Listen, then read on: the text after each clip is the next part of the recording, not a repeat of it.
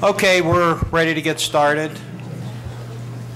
Okay, Brian. Good morning, members of the panel, ladies and gentlemen. Welcome back. Thank you. We are in the final day of six days of what I consider to have been very competent and very good presentations on both sides. So I know at the end of the day, we'll all be in a rush to get out. So before we start today's presentation, I do want to take a minute to say, again, as I started on the first day, I think that President Pinto and his executive staff have done a very nice job presenting their issues to the panel for resolution. I think that, as you can see from their presentation and from the Commonwealth's presentations to this point in time, they're all important issues. They're important issues to both sides.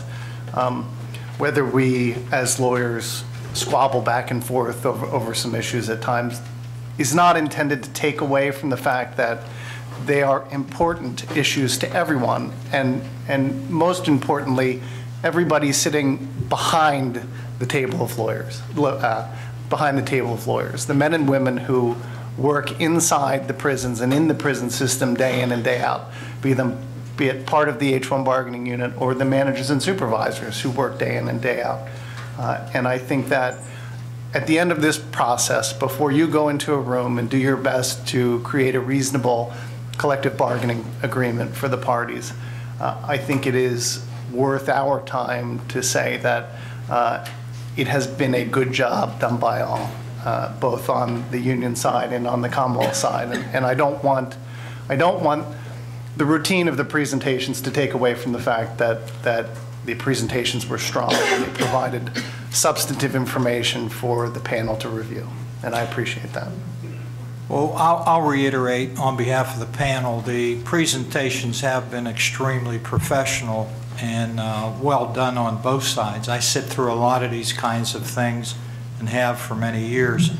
And, you know, also the advocacy on both sides is, you know, I know you spar once in a while and that's part of the process, but you're all very good advocates and you know what you're doing. So you want to continue, we can. Thank you. With that, I will introduce our healthcare presentation and a very distinguished panel, some of whom I think Mr. Einhorn has seen before in the past, and certainly the advocates on the other side have seen. Tara Long and Erica Swaney, both with the Commonwealth of Administration, with the Bureau of Employee Benefits and Services, and Pat Pihachek. You can look at the name and you will never pronounce it correctly again, so just think of it phonetically. It's Pihachek. And Josh Johnson, both of whom are with Deloitte Consulting. Our mic's not working. It is. Sorry, I thought our mic wasn't working, but it's actually just the light bulb is out. Thank you for having us here today. My name is Tara Long, and I'm the director of the Bureau of Employee Benefits in the Office of Administration.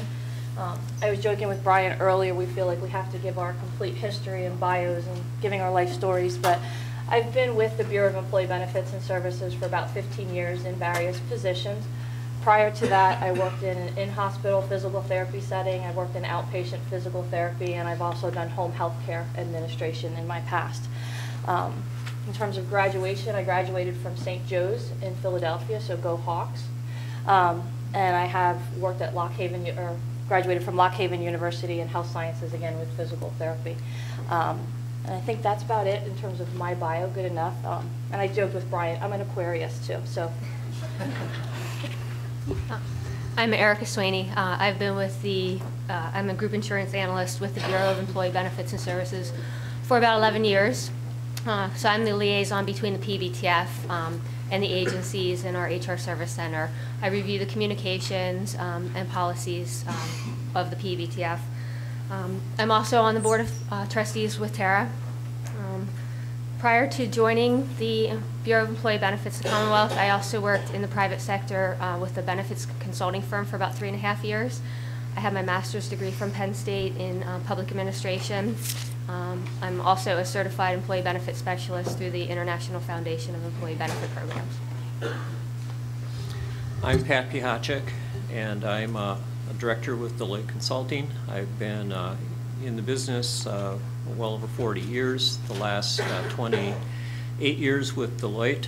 I became a director in 1998. I lead our state and local practice. And with that. And I'm Josh Johnson. I'm a manager with Deloitte Consulting. Been in the benefits industry for 17 years, 14 of which as a benefits consultant. Prior to that, 3 years as a group insurance underwriter. I just want to give a little bit of background on the PBTF, the trust fund. It was created in 1988 as a result of collective bargaining. It's a joint labor management trust fund, and it administers the health care benefits for about 138,000 employees, annuitants, and their dependents. The active plan includes both union and management employees. There's about 282,000 covered lives, and it's the largest employer-sponsored health plan in Pennsylvania. So there's tremendous bargaining power in the market. It has tremendous bargaining power. The active plan has about 181,000 lives, and the retiree plan has about 101,000 lives.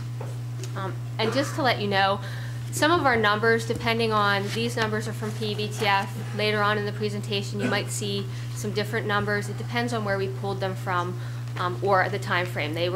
These numbers were from April 1st, but if we went back and pulled some in March, the numbers might be slightly different. The board consists of 18 trustees, 9 appointed by the Commonwealth and 9 appointed by the unions. And the board has the sole discretion to determine the extent and level of benefits within the negotiated funding level. It's operated in accordance with the trust agreement and the parties' collective bargaining agreements. And the PSCOA's collective bargaining agreement vests the trustees with the power to determine the benefits.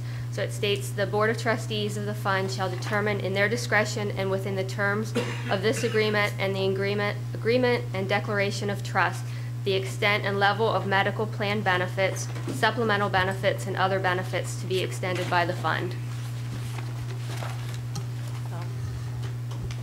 One of the strengths of the PBTF is that it represents all employees under the governor's jurisdictions except for the state police. And so we wanted to show you here the breakout and show the size of the union side of the PBTF. And it currently has 60,000 members enrolled in the program. And I do want to specify that's enrolled, not eligible. Obviously, there are employees who decline our benefits. They might be covered under a spouse or have coverage elsewhere. And when you look at that, you can see that we have units as large as the AFSCME, which does have almost 36,000 covered lives. And then PSCOA is in the right-hand column with nearly 10,000 covered lives, making them the second largest unit on the union side. And then we have groups as small as the ALES, which only has 24 represented members. So there is a large variety. Tara, you said covered lives. You meant covered employee lives? This is enrolled employees. So this is just the contracts, not belly buttons. When we look at the representation of the union side of the PBTF, again, there are 9 trustees representing various unions. And you can see that AFSCME does have 4 union trustees. It doesn't have a majority. It does have 4, though. And that's representative of the size of the unit. Again, AFSCME is about 3.5 times larger than the next closest unit, which is PSCOA. And you can see that on here. The other unions that have direct representation on the board are SEI Local 668, SEIU Healthcare, and UFCW. OPEIU has an asterisk. Remember, I talked about that there are unions as small as 24. So the OPEIU representative represents some of those smaller unions as well. So any of those unions who don't have their own personal person or their own union president on the board, they would go to the OPEIU person and work with them on any issues that they would have. The PBTF offers 3 different medical plans. They all have the same plan of benefits, but employees have the option of either a PPO, an HMO, or a consumer-driven health plan.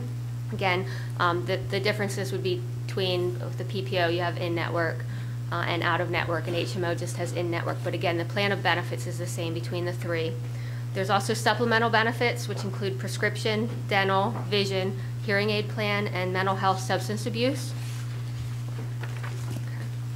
This slide shows the medical plan, and we just wanted to show on the next couple slides what the PSCOA is proposing, what the PBTF currently has.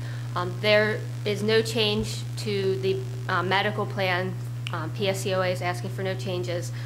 There's an in-network deductible, 0. Office visit copays are $15 for a primary care physician, $25 for a specialist. Hospitalization is covered at 100%, lab services at 100%, and there's an emergency room copayment of $50. It's waived if you're admitted. Yesterday, in the PFM presentation, they presented some data from the Kaiser survey, and they showed that an in-network deductible, the average in-network deductible for an HMO is about $729 for single and $1,743 for family. PBTF does not have an in-network deductible. Also for the PPO, it could be $799 for single on average, or $1,854 for family. Again, PBTF, if you go in-network, you do not have a deductible. Office visit copays are also higher based on the Kaiser survey. On average for an HMO, it's $22 for a PCP and $32 for a specialist. And that was for an HMO. For PPO, it's $23 and $35 for a specialist. So again, PBTF has rich your plan at $15 and $25. The prescription benefits, again, they're not asking for any changes, but just to show what the benefits are. For retail supply, it's $18 for a generic, $10 for a generic, $18 for a formulary brand, and $36 for a non-formulary brand. Then you can get a 90-day supply at retail, and those are double. And also mail order, you could get a 90-day supply for $15, $27, or $54. And the Kaiser survey that was mentioned yesterday, retail is about an average of $10 for generic, $29 for formulary brand, and $52 for non-formulary. So PBTF is still lower.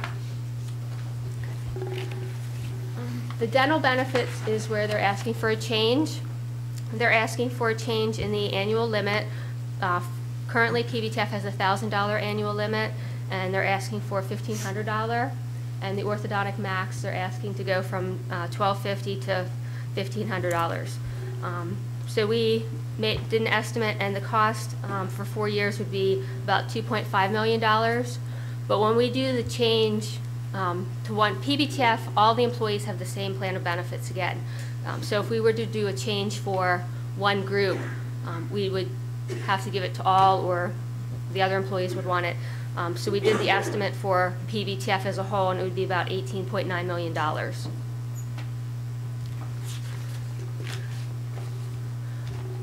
Another area they're looking for changes is with the vision benefits.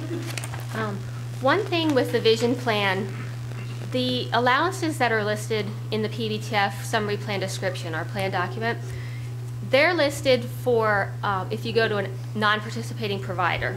So if you go to a provider that's participating in the network, your doctor is going to show you which glasses are covered. You can always buy up, but if you go to a provider that is participating, you wouldn't be aware of these allowances. So when they're asking for to change the dollar amounts, it really is not going to impact them if they go to a participating provider, because the doctor is going to show them what is covered under their plan.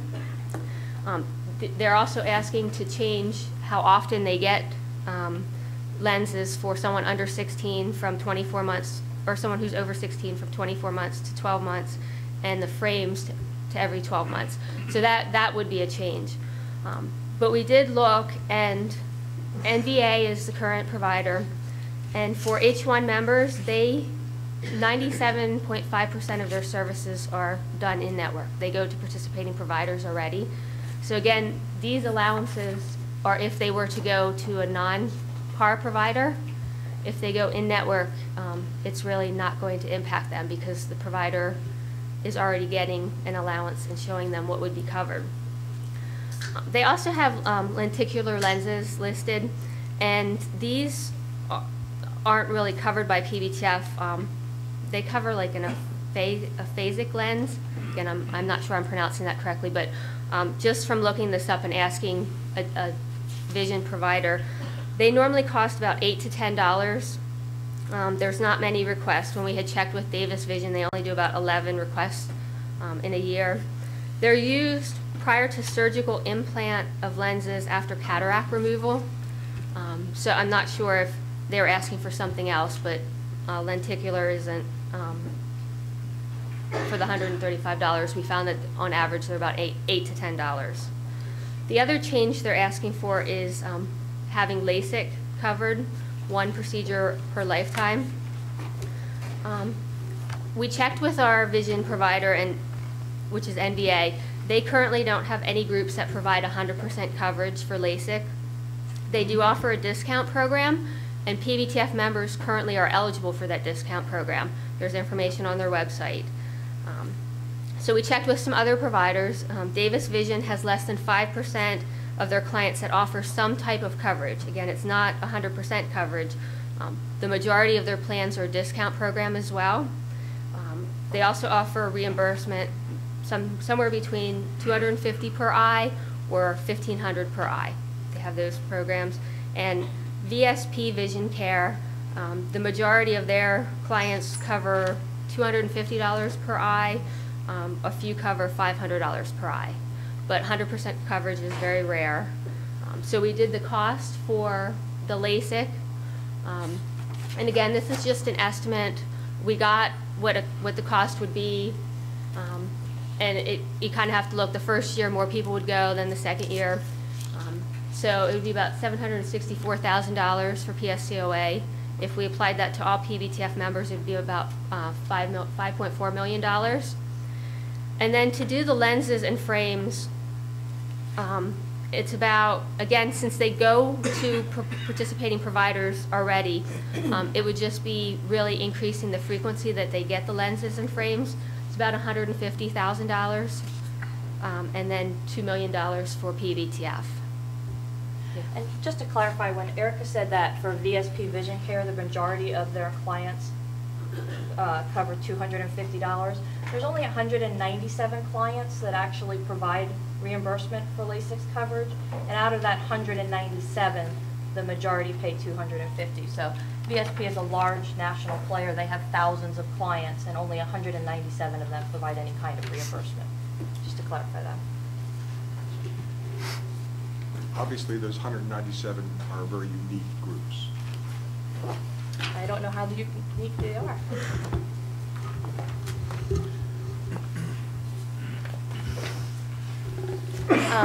We wanted to talk about the Get Healthy program as well. We heard some testimony last week about the Get Healthy program, and one of the things we wanted to do is clarify what the Get Healthy program is right now. It's an evolving program. It started back in 2002 primarily just as a disease management program. And then in 2005, it was expanded to include disease management and what you would consider a wellness program. Over those times, and we heard testimony about the Get Healthy program, and it provided information for employees who had chronic illnesses such as diabetes, asthma, congestive heart failure, the things that you typically see in disease management. But in 2013, the trustees looked at the program that we had, and we thought that it was a good program, but we thought we needed to take the next step in wellness. And we recognized that although we were really addressing only about 20% of our population, there was 80% of the population that was considered healthy. And we consider that in many cases that could be a false perception of healthy. People may not go to the doctor. We know that. I don't think anybody will disagree with that. If you're not sick, people don't go for wellness visits like they should. And so we launched what we called the Know Your Numbers program. And the reason we launched that program was so that people knew where they stood today. If they don't normally go to a doctor, they don't know that they have high blood pressure. If they don't go to a doctor, they don't know that they have high cholesterol or that their blood sugar is out of line. And believe it or not, people don't realize that they're overweight by the standards. And so we wanted to make sure that people understood those numbers. Are you overweight? Are you overweight or are you obese? There's a difference between the two, and we need to make sure that people understand that. Do you have high blood pressure, or do you have cholesterol and glucose numbers that are of concern? And so last year we launched a statewide initiative. We actually did over 270 on-site work clinics where employees could go get a blood test done. And it was a simple finger prick, and they would get the results of those numbers. And again, the reason we did that was so you knew your numbers. And then if you had numbers that were not within the norm, employees were advised to go and talk to their physician, because the purpose of the program is not to take away that relationship between a patient and their physician, but to actually encourage it. And we had employees who had numbers that were so high or so out of line with the norm that they were considered fatal, and that people were advised to go to the hospital immediately, or they were advised to contact their physician immediately. You can't force someone to go, but you can advise them that their numbers are that high that they're at risk for a stroke or something even more serious. And so we launched that program last year in order, again, to make sure that people have those numbers. And as we walk through the Get Healthy program, again, it does continue to evolve, and the Board of Trustees continues to look at things that we can do, again, to encourage employees to be proactive in the management of their health before they get sick. We don't want them to get into that sick. It's important to note with this program, with any of the PBTF's programs, only the employees received their individual results. Nobody from the Commonwealth, nobody within the unions. We had union trustees who were on site who actually participated in the clinics. None of the union trustees or the PBTF staff see the information. It's an individual. It was very well done in terms of presenting it to the employee. That information is being aggregated so that we can see as a whole where the PBTF stands in terms of wellness now. We just don't have the results of those available right now.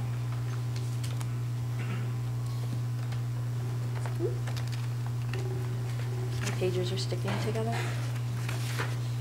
The other aspect that we have about the Get Healthy program, which still continues to be in place, is that we do have a smoking cessation program where we offer free 8-week supply of nicotine patches or gum, and there was also telephonic support.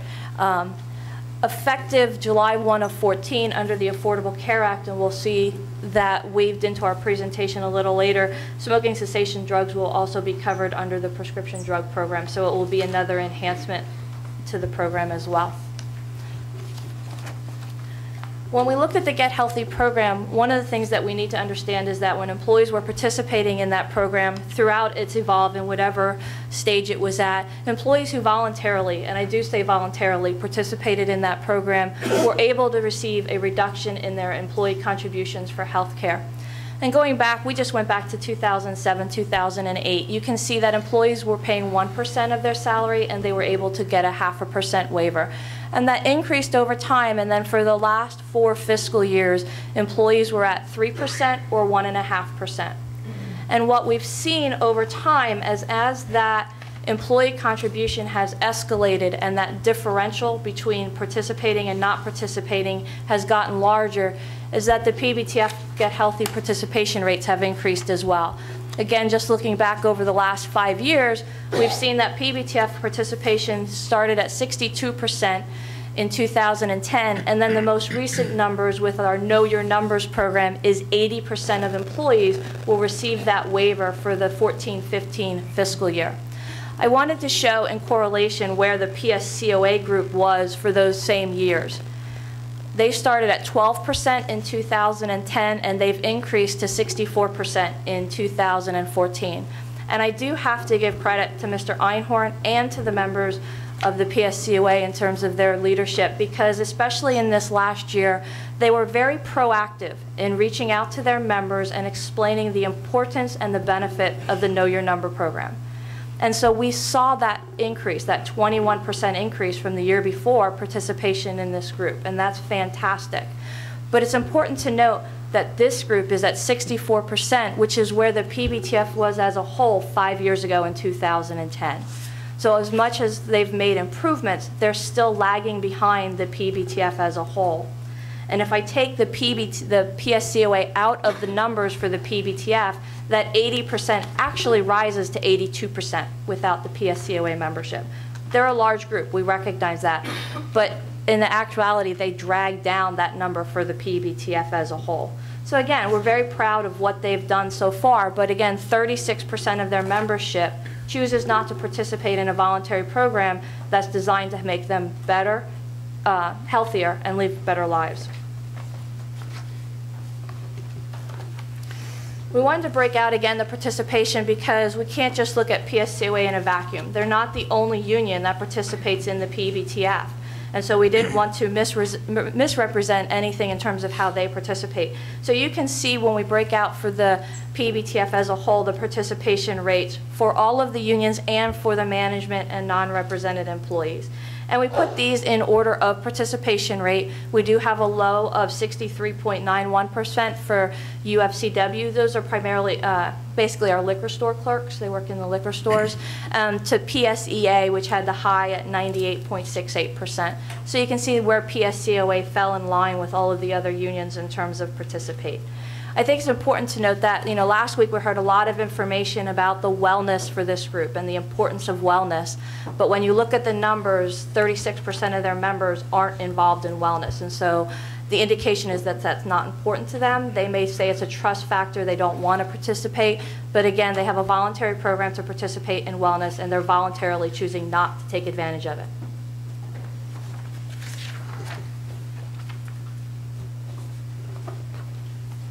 When we talk about the PBTF, and we heard a little bit about this last week, we have to talk about the size. The PBTF does cover 282,000 lives. It is the largest employer-sponsored health plan in Pennsylvania, and that brings tremendous bargaining power. And what that allows the PBTF to do is to negotiate very good administrative rates, negotiate benefits, and we can continue to provide a high level of benefits to members and their families. And I don't think we can dispute that this union agrees that there's a high level of benefits when it comes, especially when you look at their medical and their prescription coverage, because they've asked to maintain that. So obviously they like the level of benefits that they have with the PBTF. The PBTF also is able to get some terms into its contract that not all other employers groups could get. For a group of 28,000 for the PSCOA, if they were not part of the PBTF, I can't say whether or not they would be able to get the same level of contract terms in terms of this.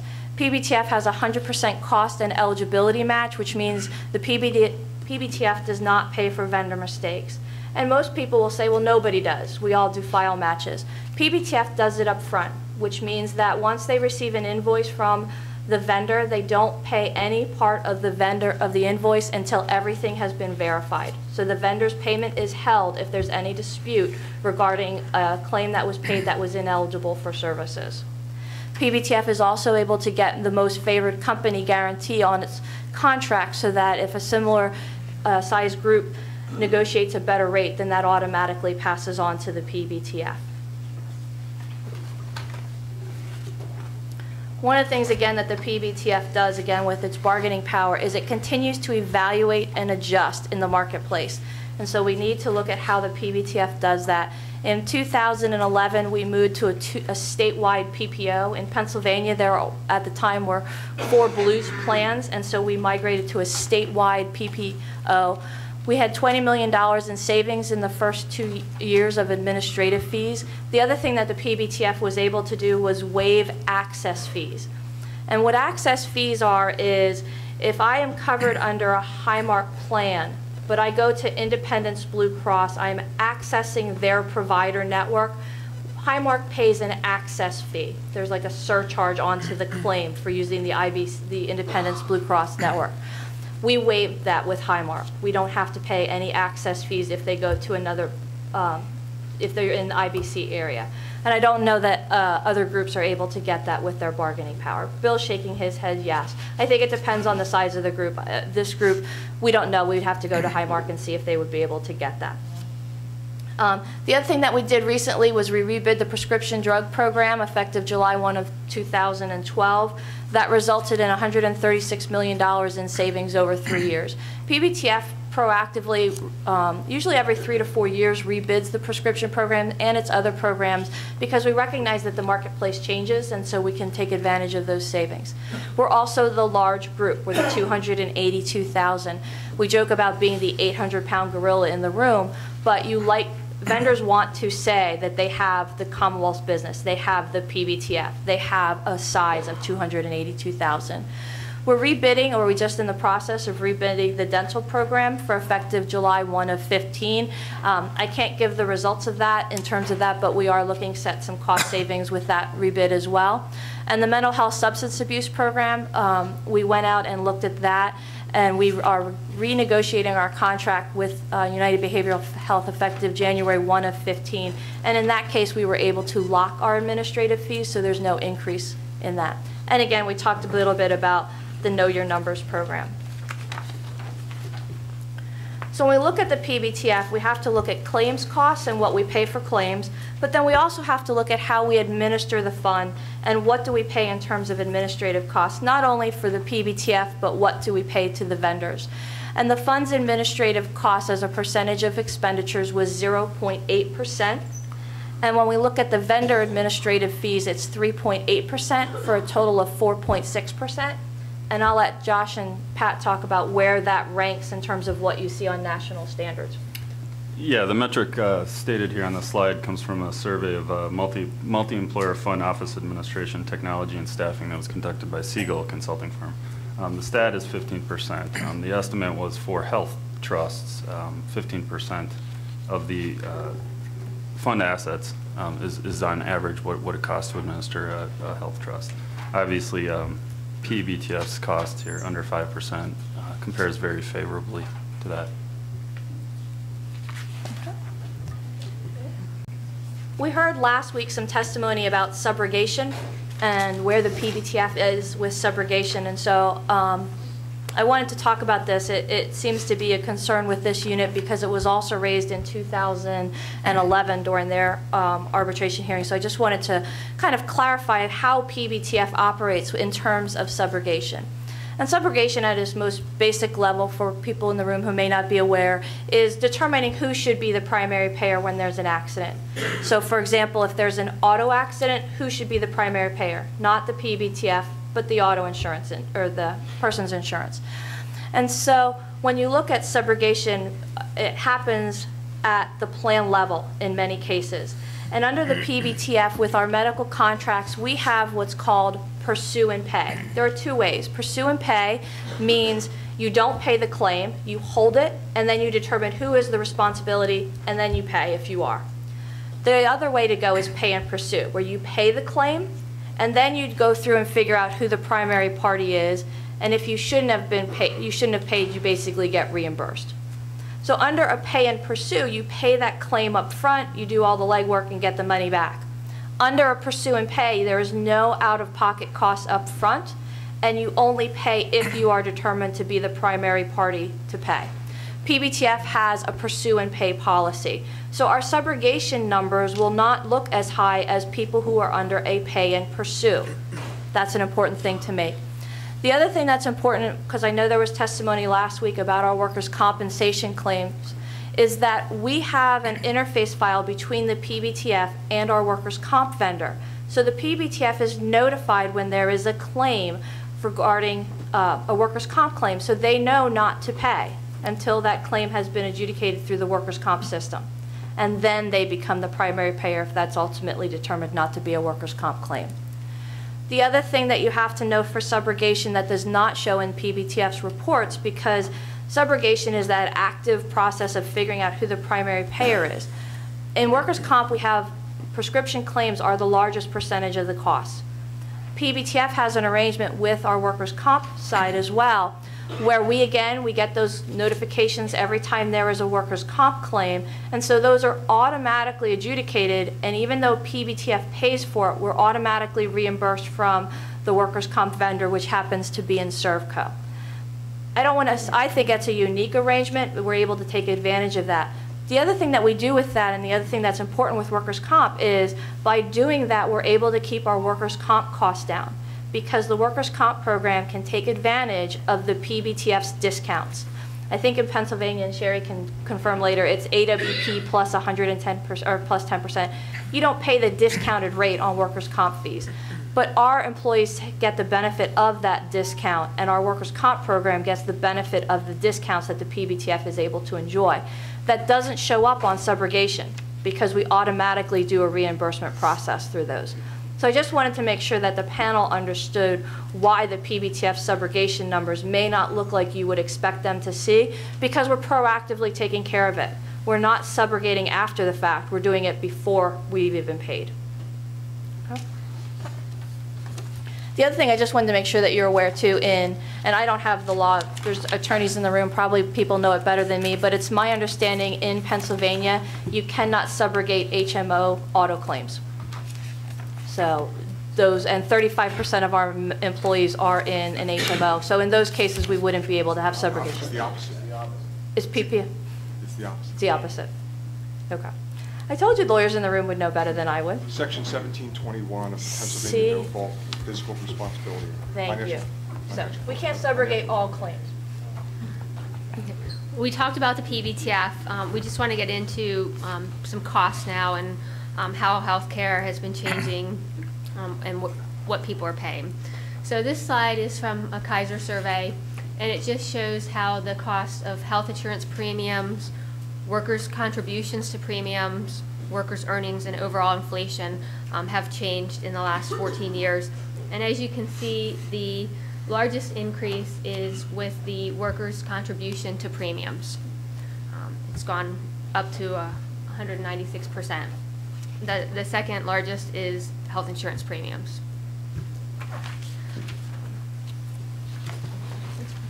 The next slide, again, we're comparing Kaiser's information to PBTF. So this shows what percent of premium is paid by covered workers. It's a national, looks at other employers. The top line is for family coverage, so they're about 29% of premium.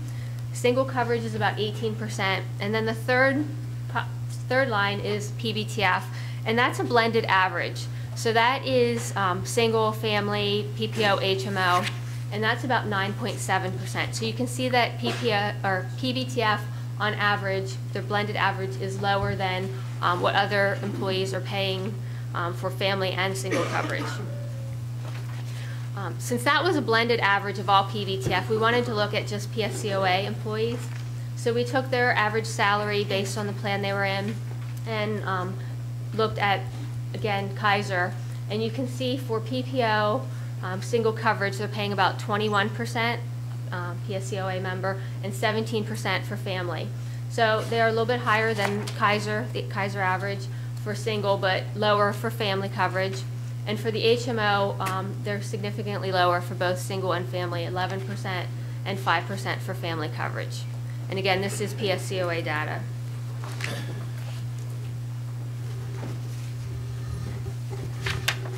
I think when we talk about healthcare, and probably any presentation that you hear from any group regarding healthcare right now has to acknowledge and talk about the Patient Protection Affordable Care Act. Some people call it PPACA, some people call it ACA, some people call it Obamacare, whatever the terminology that you want to talk about.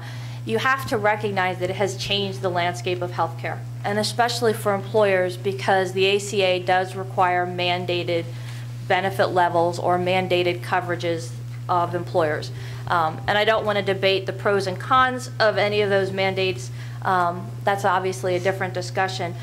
But when we look at the impact of the ACA on the PBTF, it's dramatic. In 2014, we're looking at $48.6 million in additional costs under the ACA for the various provisions. The largest one of that is Dependents 226. Prior to the ACA, PBTF provided coverage to dependents to age 23 as long as they were a full-time student.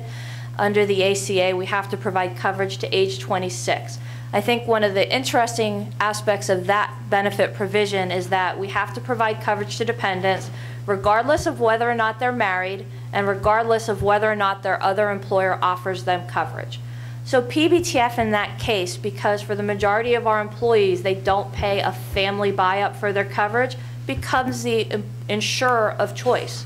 Why wouldn't you take your son who just, and I have a son, why wouldn't you take your son who just graduated from college and has to pay maybe $200–300 a month for health insurance, and he can stay on mommy's coverage till he's 26 and save that money, and it doesn't cost me as an employee anything additional to cover him. And so that's what we have seen dramatically, and that's why that is so high for the PBTF, is because of the way that our benefits are structured and the costs that are involved. Those dependents are staying on our benefits until age 26. And so that's why that number is so high. Some of the other numbers are just a function of the size of the PBTF or the level of benefits. But again, $48.6 million in 2014, and it rises and changes depending on the year because there are taxes then involved. But basically, you can say $50 million a year in additional costs just for the ACA.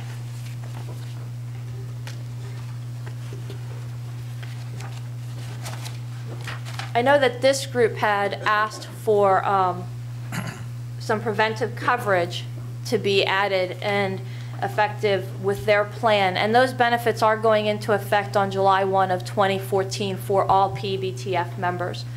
There are some additional immunizations that are going to be covered, and they're listed there.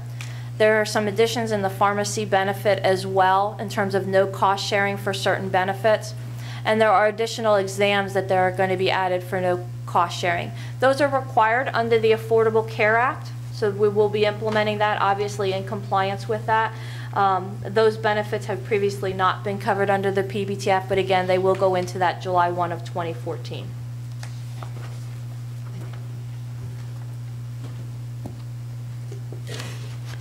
When we looked at the PSCOA's proposals, the first proposal that they have is for a defined healthcare benefit program through a separate trust for their active members that they want equal to the benefits provided to the PBTF with the following changes. No co-pays for preventive services under the ACA. I don't consider that a change because effective July 1, PBTF was going to be doing that as well. But again, they've listed that as one of their proposals. They're asking for increases in the vision benefits, which we've seen before.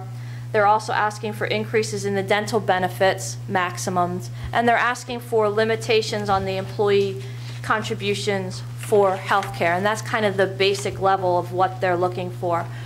When we look at creating a separate PSCOA fund, and I'm not sure what the name of that would be, we have to look again, we talked about the bargaining power of the PBTF, 280,000 covered lives. It's huge. PBTF or PSCOA would come in at 28,000. It's still huge, but it's not the 800-pound gorilla in the room. It's a large employer. It's not the largest employer in the Commonwealth at that group. Creating a separate fund creates additional duplication of administrative services that are unnecessary. And again, it dilutes the bargaining power of the PBTF and a smaller fund. Now, PBTF I don't think would be impacted as much going from 282 to 252,000 covered lives. PBTF is still going to be the largest. But we do have to recognize that there's an impact on both parties. The other thing that we have to recognize is when we look at the size of the PSCOA in terms of their membership at a regional basis, is they're a much smaller group in terms of negotiating contracts with HMOs. PBTF currently has 4 regional HMOs in the state, Western PA, Central, and then Northeast and Southeast PA. PSCOA would be a smaller group compared to the PBTF in terms of the covered lives that it could bring, and so they're not going to be able to negotiate the level of contracts that we have. So we wanted to look at what's this going to cost. What does this mean for the Commonwealth in terms of costs? We came up with our own acronym, so please don't take offense, but we called it the Corrections Officers Benefit Trust Fund, COBTF. I think there was a similar analogy used last week. So we took the PBTF expenditures and we trended them forward, and that's the top line. So you can see 166 million, and then you can see it going thereafter. In the first year, we had to build in an assumption for what it would cost to start up a fund. And we'd honestly had to wrestle with that and come up with a number. We figured you'd want some kind of number for fixed assets, buying the computer systems, hiring staff. What would you need to start a fund? And then also having some cash on hand. So the first fiscal year, that $166 million includes $20 million in startup costs. Then again, we can debate whether or not that number is accurate, but we had to put something in there that this unit would need to start their own fund. So that's why you see a dip from fiscal year 15 to fiscal year 16 in terms of the claims expenditures. Then the next line shows employer contributions. The employer contributions are based off of what the Commonwealth is proposing to put into the PBTF for the next 4 years. And we're going to have a slide so you can see what that breaks out into later. When I look at the total, or I look at the difference between those two numbers, and I have it in red to highlight it, one, because it's important for the panel to see, and one, because it's a deficit, because there's funding that has to be made up based off of what the COBTF would need to operate versus what the Commonwealth would be putting in. And the only way that you can make up that difference is either employee contributions or plan design changes. This unit has asked for no change in plan design. And so falling in line with that, we had to assume that the difference would be made up in employee contributions. Its first year, it's a $47 million deficit. When we look at the average employee contribution per employee per year, that comes out to about $4,800. When we look at the employee contributions as a percent of pay, that's 8.8% of their pay that they would have to pay in order to keep this new trust fund solvent. Again, if you don't want the employees to pay that much, then you would have to change your benefit design in order to make up that money. And then you can see in each of the years what that difference would be. One thing I want to point out, in fiscal year 18, it rises to 9.2%. Under the Affordable Care Act, the maximum that we can charge is 9.5% of a household income. We don't know the household income. We know if they're single, we can assume that that's the only income that they have. But if there's a family contract, we don't know what their household income is. So for an employer to be in a compliance with the ACA, we can't charge above 9.5%. So this group coming into fiscal year 18 would be bumping up against the maximum under the ACA.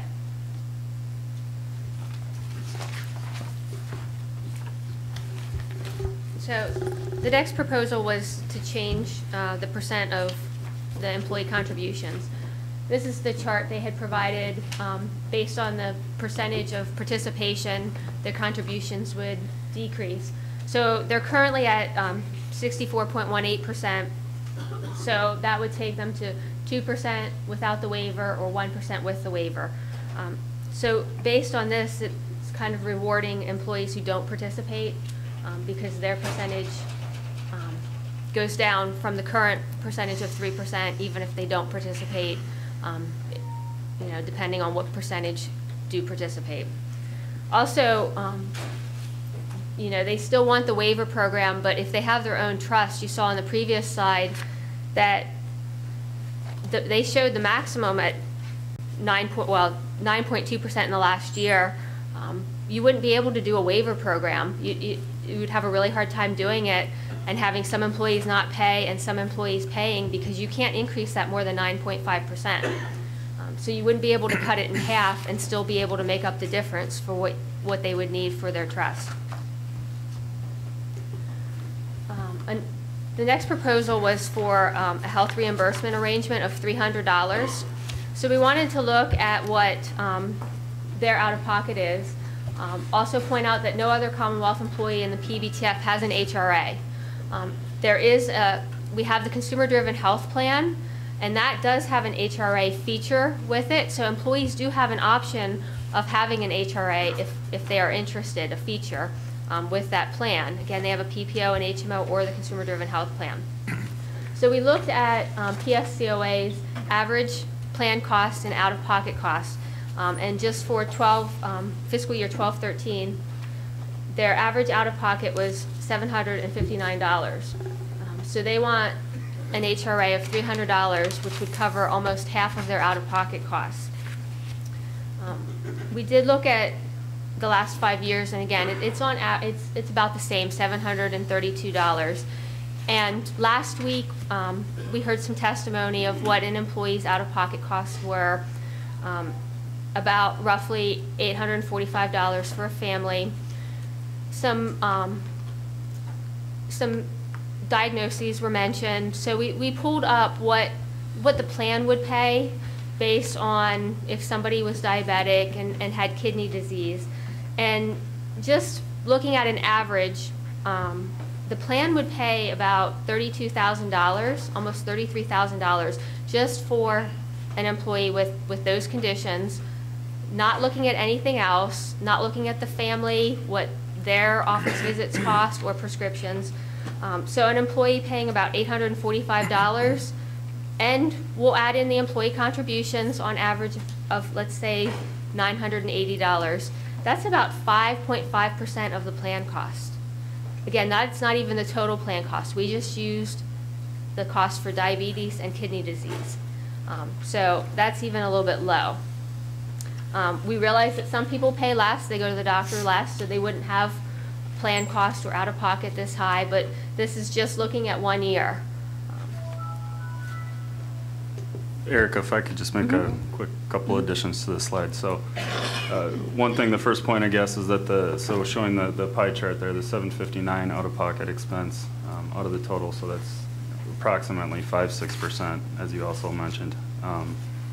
National averages are closer to 20% for out-of-pocket, 19 to 20% currently. So just illustrating that this is a very nice, rich plan. The second point would be for the the HRA that's requested at $300. Most commonly, HRAs are offered with higher deductible plans. So it's very uncommon in this request to have a partially funded or a funded HRA account that's associated with more of an HMO type, very rich benefit plan design. And if I could add to that, when I have seen an HRA offered in a setting like this, it's usually because the employer has asked for a change in the plan. So maybe they ask for a larger out-of-pocket, increase co-pays, introduce a deductible, do something, and they offer a one-time HRA like this being proposed, something like would be proposed here, as an enticement to help bridge the gap so that the employees can get used to the next year of having higher out-of-pocket costs. But as Josh has mentioned, having it added on to a PPO plan without a deductible is very unusual in our experience.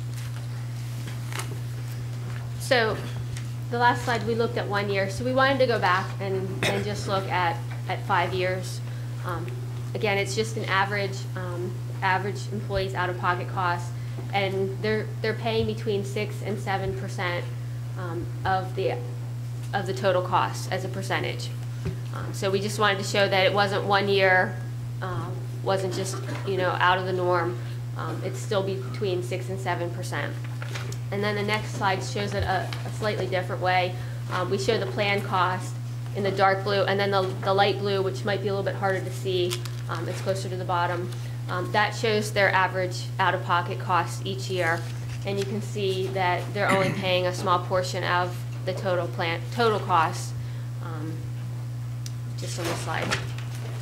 So we looked at what it would cost to have the $300 HRA, and for PSCOA members for 4 years, it's about $26.7 million. And again, if we were to add it to the PBTF as a whole, it'd be $202 million for 4 years. I just wanted to give an overview because there are proposals regarding the Retired Employees Health Program.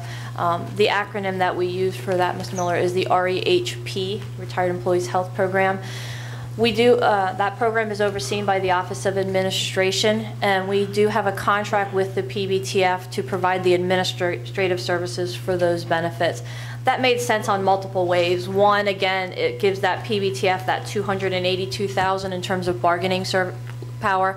Also for employees who are migrating to retirees, they've been used to dealing with the PBTF, dealing with those vendors, and so it makes for a smoother transition for the retiree to go from the PBTF active program to the REHP with the PBTF administering those programs. And again, we take advantage of using the same eligibility systems, using the same staff. Some of the employees who become frequent callers of the PBTF, they like to call every day and check. They get to know the PBTF staff members, and so it's a nice transition for them as well. Non-Medicare retirees receive the same medical and prescription benefits in place for active employees. And the retiree contributions for non-Medicare retirees is 3% of the final average salary used for pension purposes. We'll talk about that later. And then when they become eligible for Medicare, that number reduces to 1.5% of the final average salary. And our Medicare retirees do have medical and prescription benefits as well. One of the PSCOA's proposals is to reduce the years of service that are required to qualify for retiree health care. Currently, it is 20 years of service at superannuation age, which for this group is age 50. And they're proposing to move it to 15 years of service at superannuation age. And that was a change. We did go from 15 to 20, and we heard testimony about that last week. I think it went into effect July 1 of 2008. And we did have some employees who were on the cusp, and I want to make sure that we understand that we took care of them. Anybody who had 15 years of service as of that date was protected. So if you were sitting there with 17 years of service on July 1 of 2008, you didn't go to the 20-year limit. You were able to retire at 18 or 19 years. So as long as you had 15 years of service, you were basically grandfathered into that group. There was another group that we grandfathered who we also considered on the cusp. They were anybody who was 49 years old, and I think they had 13 years of service. That group was also grandfathered in. So it wasn't an across-the-board change. It wasn't someone who was sitting there at 16 years of service saying, I can either retire now or I have to work another 4 years. Those people were protected in terms of being able to finish out and retire either at 15 or 20 years, or they could work 25 or 30 years, whatever they decided to do. So I do want to make sure that we clarify that that was in that provision. When we look at the cost of this, we have to recognize that reducing from 20 to 15 years is going to incent some people to leave early. And when we look at historical numbers and we look at our retirements, and we worked with our consultants on this, if we assume that 40% of the people who are eligible would retire in each of the years, and it's kind of a migration, you can see that in the first 4 years, there's a $33.6 million additional cost to the Commonwealth to provide these benefits. The other thing that you have to recognize is putting these additional bodies or changing this program also impacts GASB, and that's the Government Accounting Standard Board. And it's a requirement that the Commonwealth has to account and note what our projected expenditures are going to be for the Retired Employees Health Program. And the GASB liability for this proposal would increase $150 million just for this group. So that's a liability that we have to, as the Commonwealth, as the employer, put on our financial statements, and there is pressure for the Commonwealth to begin to fund that liability and to put that money aside. So for the corrections officers, it's $150 million. And just because of timing, we weren't able to do a full GASB valuation. But when we looked at the PBTF as a whole, or the REHP as a whole, the estimates are as conservative as $500 million to $1 billion a year in additional GASB liability for this proposal. When you looked at, and I went back and said, what is our GASB liability right now? It's about $1.1 billion. So when you put that in perspective, this is a huge change for the Commonwealth in terms of their GASB liability. And again, the expectation for the Government Accounting Standards Board is that you start to fund that. And it has to do with bond ratings, and I'm not a budget person, but you basically have to start setting that money aside and show that you're proactively ready for that liability when it comes across. Again, the PSCOA has proposed and I apologize, I didn't realize the top would come up, but the first column is the percentage of participating units and the participation. I think the panel and the lawyers can read their slides, it's better. The first column is the employee contribution without the waiver, and then the second column, the lower amount, is the employee contribution with the waiver. This is mirroring what they proposed on the active side, and it looks like they're proposing it to be the same levels on the retirees. They've also requested some limitations on what you use to calculate the employee contribution. On the next slide, what we did is we went back and we said, what is the final average salary for this group who have members who are paying the final average salary? We heard testimony last week about the change, but when we look at this group, the final average salary, on average, is $61,000. Those employees are paying, and I'm just rounding the numbers, $1,800 right now for their contributions if they're non-Medicare. Remember, once they become eligible for Medicare, that rate will drop to $900 per year. That's an annual basis, not a monthly basis. One of the proposals that they have is that instead of it being based off of final average salary, it's going to be based off of your pension. And so you have to understand the difference between final average salary and pension. And pension is a function of your years of service and your final salary. So we need to look at that. I don't want to use age, even though age can be a factor. For these purposes, we assume that the person would reach age 50, which means there's no reduction in their pension for retiring prior to superannuation age. So we wanted to put everybody on a level playing field. So somebody retiring now, their final average salary is $61,000. They're paying $1,800 per year. Under the proposal, that same person, if we reduce it and we look at only their pension check is $38,000 a year. And if we base the retiree contribution on that, the employee's contribution would be $1,100, so $700 less.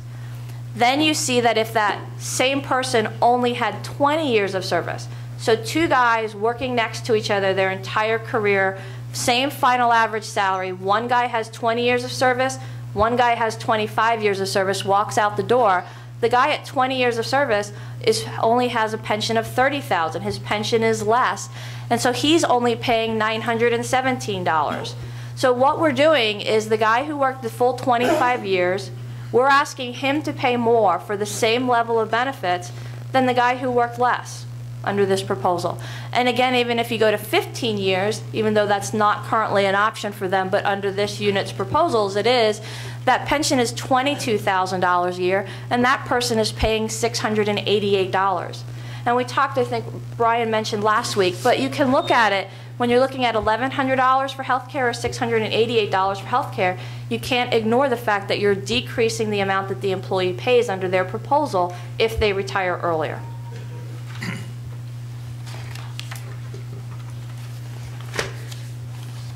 So we look at the Commonwealth's proposals. The first proposals that we have is the employer contributions. We're looking at $455 for the first fiscal year. That mirrors what the Commonwealth is paying for other employees. Remember, those other unions and the management employees, our rate is already locked for the 14-15 year. So we're looking to match that for this group at $455. And then it's about a 3% increase thereafter, $469, $483, and $497. Employer contributions are only one way of paying for the PBTF. When we looked at this group especially, we looked at the fact that there are single employees and there are family employees. And we've heard from employees that they feel that that's not fair, that single employees and family employees are paying the same for health care when they're not having the same level of benefits. A single person is paying the same as somebody who has 5 or 6 children. They don't think that that's fair. So what this proposal does is what we want to do is have the singles at 2% and 5% for 4 years. So we're going to bring them up to what other PBTF employees are paying, 2% with the waiver, 5% without, and then we're going to lock it for the 4 years. But we have to recognize that family contracts cost more.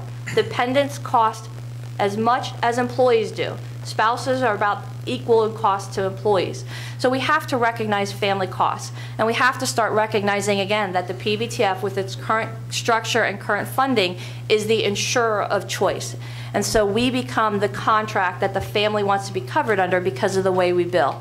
So our proposal is to put families at 2% and 5% in that first year. Again, that mirrors what all the employees are paying, other employees are paying under the PBTF, or I should say the majority. I think we heard testimony yesterday that PSRA is slightly different. So we're going to the 2% and 5%. And then in the years after that, we're recognizing again that families cost more. And so we're proposing to increase the family contribution cost to 4%, 4.5%, and then 5%. And then the 9.5% is the maximum that they would be charged. And again, those maximum numbers, that 9.5%, it looks like a bad number, but that's choosing not to participate in the PBTF's Get Healthy program. So that's voluntarily choosing to pay a larger number. And again, I don't mean to say that the increase from 1.5% to 2 to 4 to 4.5 isn't large. I recognize that, but again, it's family coverage. We need to start recognizing that families cost more, and that's what this proposal does. I wanted to give background on why we're looking at making this shift. And we heard information yesterday, and I apologize, I wasn't in the room for all of VJ's testimony about contributions and a percentage of premium and what does the employee pay. So when we look right now, For single coverage, we're averaging about 15% of premium in terms of what employees are paying. And under our proposal, there's a slight increase in 14-15, and then you can see it's at 18-17-16. So we want to stabilize that single. But family coverage for PPO is at 10%. And that's much lower than what we think it should be, and it's much lower than what we're seeing in Kaiser and any other survey in terms of a percent of premium. So what this proposal does is bring that family PPO percentage up to where, not even where we see at the national levels, but again, bringing it more in line so that as a percentage of premium over the years, employees and families are paying the appropriate level. On the HMO side, again, we see the numbers. Again, the HMO is slightly lower as a percentage of premium.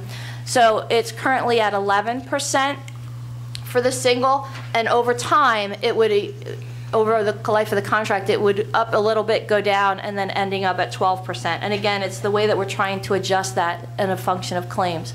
On the family HMO, you do see that increase. Family HMO is currently only paying about 5% of the premium. We think that's low. I think when you look at any of the national studies, you're going to agree that that's a low number. And so that, again, does rise to about 14% by the end of the year. On the REHP side, we think that it's in the parties' mutual interest to ensure that retirees under the successor program make sufficient contributions to maintain the financial solvency of the REHP. And so the Commonwealth is asking the panel to establish the contribution rates for the retirees under the successor agreement that will achieve this objective. And I just want to end with a summary of the slides, and I think that you need to understand what they're proposing and the costs that this will have over 4 years. Creating the CO Corrections Officers Benefit Trust Fund, and I even had it backwards, so I apologize, there's a typo. With the dental changes, the vision changes, and the addition of the HRA, over 4 years, the proposals on the active side alone are $206 million for 4 years. On the retiree side, that change from 20 to 15 is an additional $33 million. So the union's proposals in total are about $230 million in actual costs in terms of what we would see. And then again, I don't want to discount or forget that additional GASB liability of that $150 million that the Commonwealth would have to put on its books and determine how it was going to fund as well. And with that, we're done. Thank you. Any questions?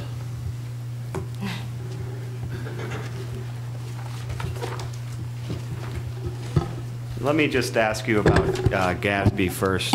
How long has the GASB standards been in place? I honestly, I don't know. It's been a couple of years. I would say probably 6 or 7 years at least. Okay. But I don't know the exact date.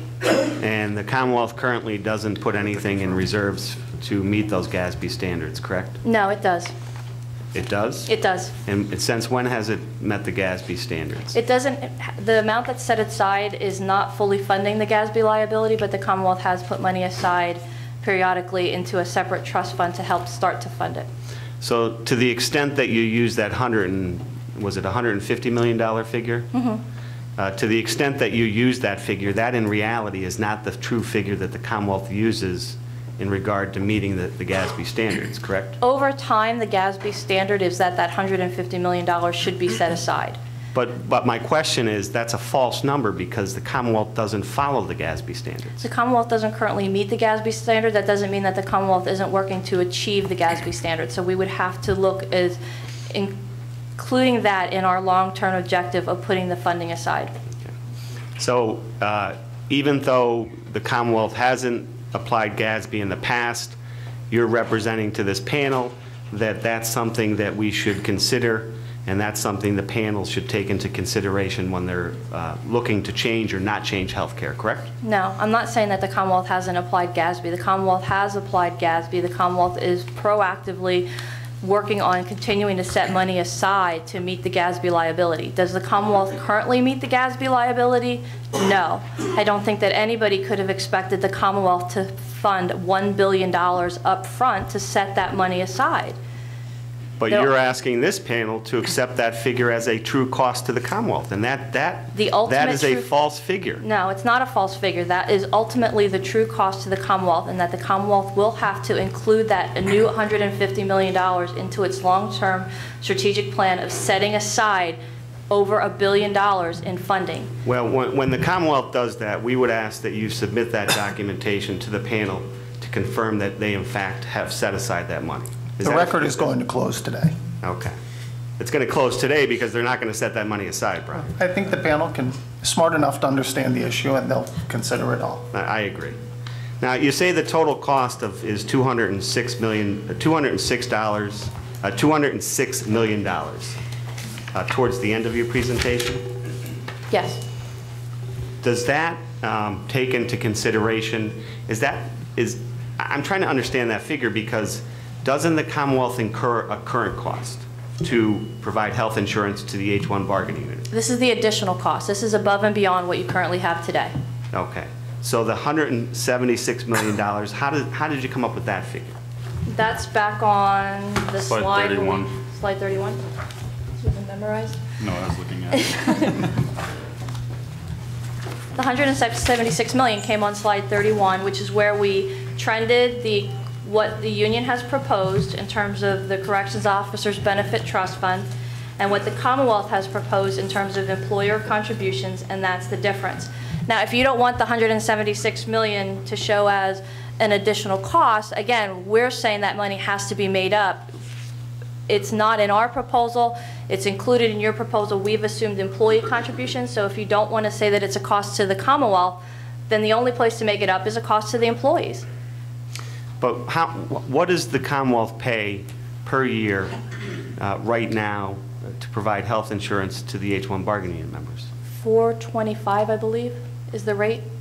And That's right. $425. That's the per employee per paycheck amount, $425. Right. What I'm asking you is, if you take that figure and times it by 26 pay periods and the 10,000 H-1 bargaining unit members, how much does the Commonwealth pay total for the year?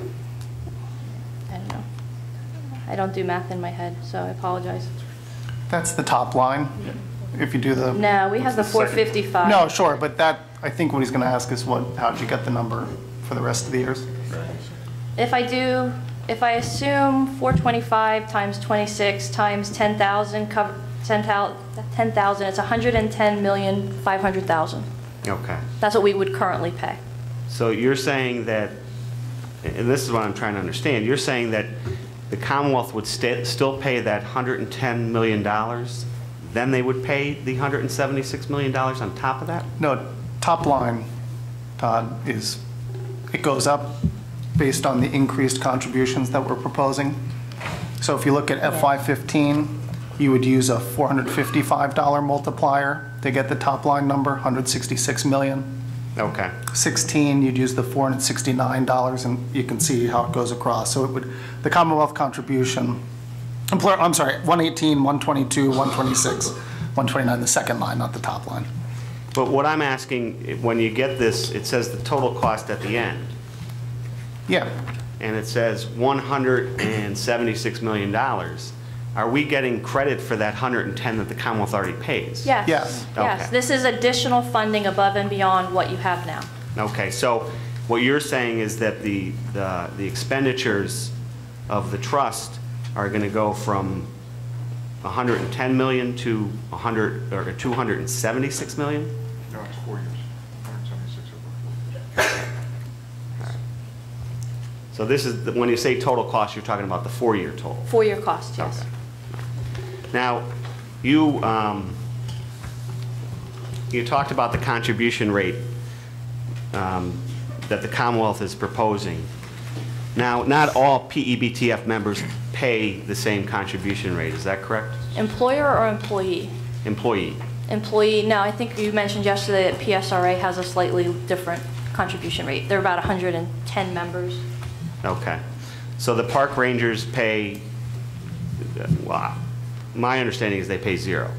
Is that I don't have their contract in front of me. They Okay. probably, if you say that the contract says 0, I can't dispute it. I don't have it in front of me, but I don't know that that applies to everybody because that might be for those that participate in the wellness program and not all of their unit does. So I believe that there would be a contribution without the waiver, and I don't know what that number is. Okay. I'd have to pull up their contract. I think if they're above 85%, Do they still have that provision? they have 86% now. Yeah, I think they still have that provision. Okay. I don't know. I don't have their contract in front of me. And does the judicial branch of the legislative branch participate in the trust fund? No, they don't. Okay. The contribution rate that you're proposing to add an additional layer in year 2 of the contract for family coverage, correct? Yes. And you're proposing that to go to, with the Get Healthy waiver and the last year, up to 5%, and without the waiver, up to 9.5%, correct? Correct. And I assume in addition, you're proposing a 3% increase for the Commonwealth contribution rate, correct? Yes. And that is in part, I take it, to address escalating healthcare costs? Correct. Costs associated with the Affordable Care Act? Yes. Okay. And medical trend. I mean, the Affordable Care Act and medical trend. It's not just the Affordable Care Act. Well, let's talk about the medical trend, because the medical trend hasn't really changed much, has it? According to your slide, if we go to slide 27,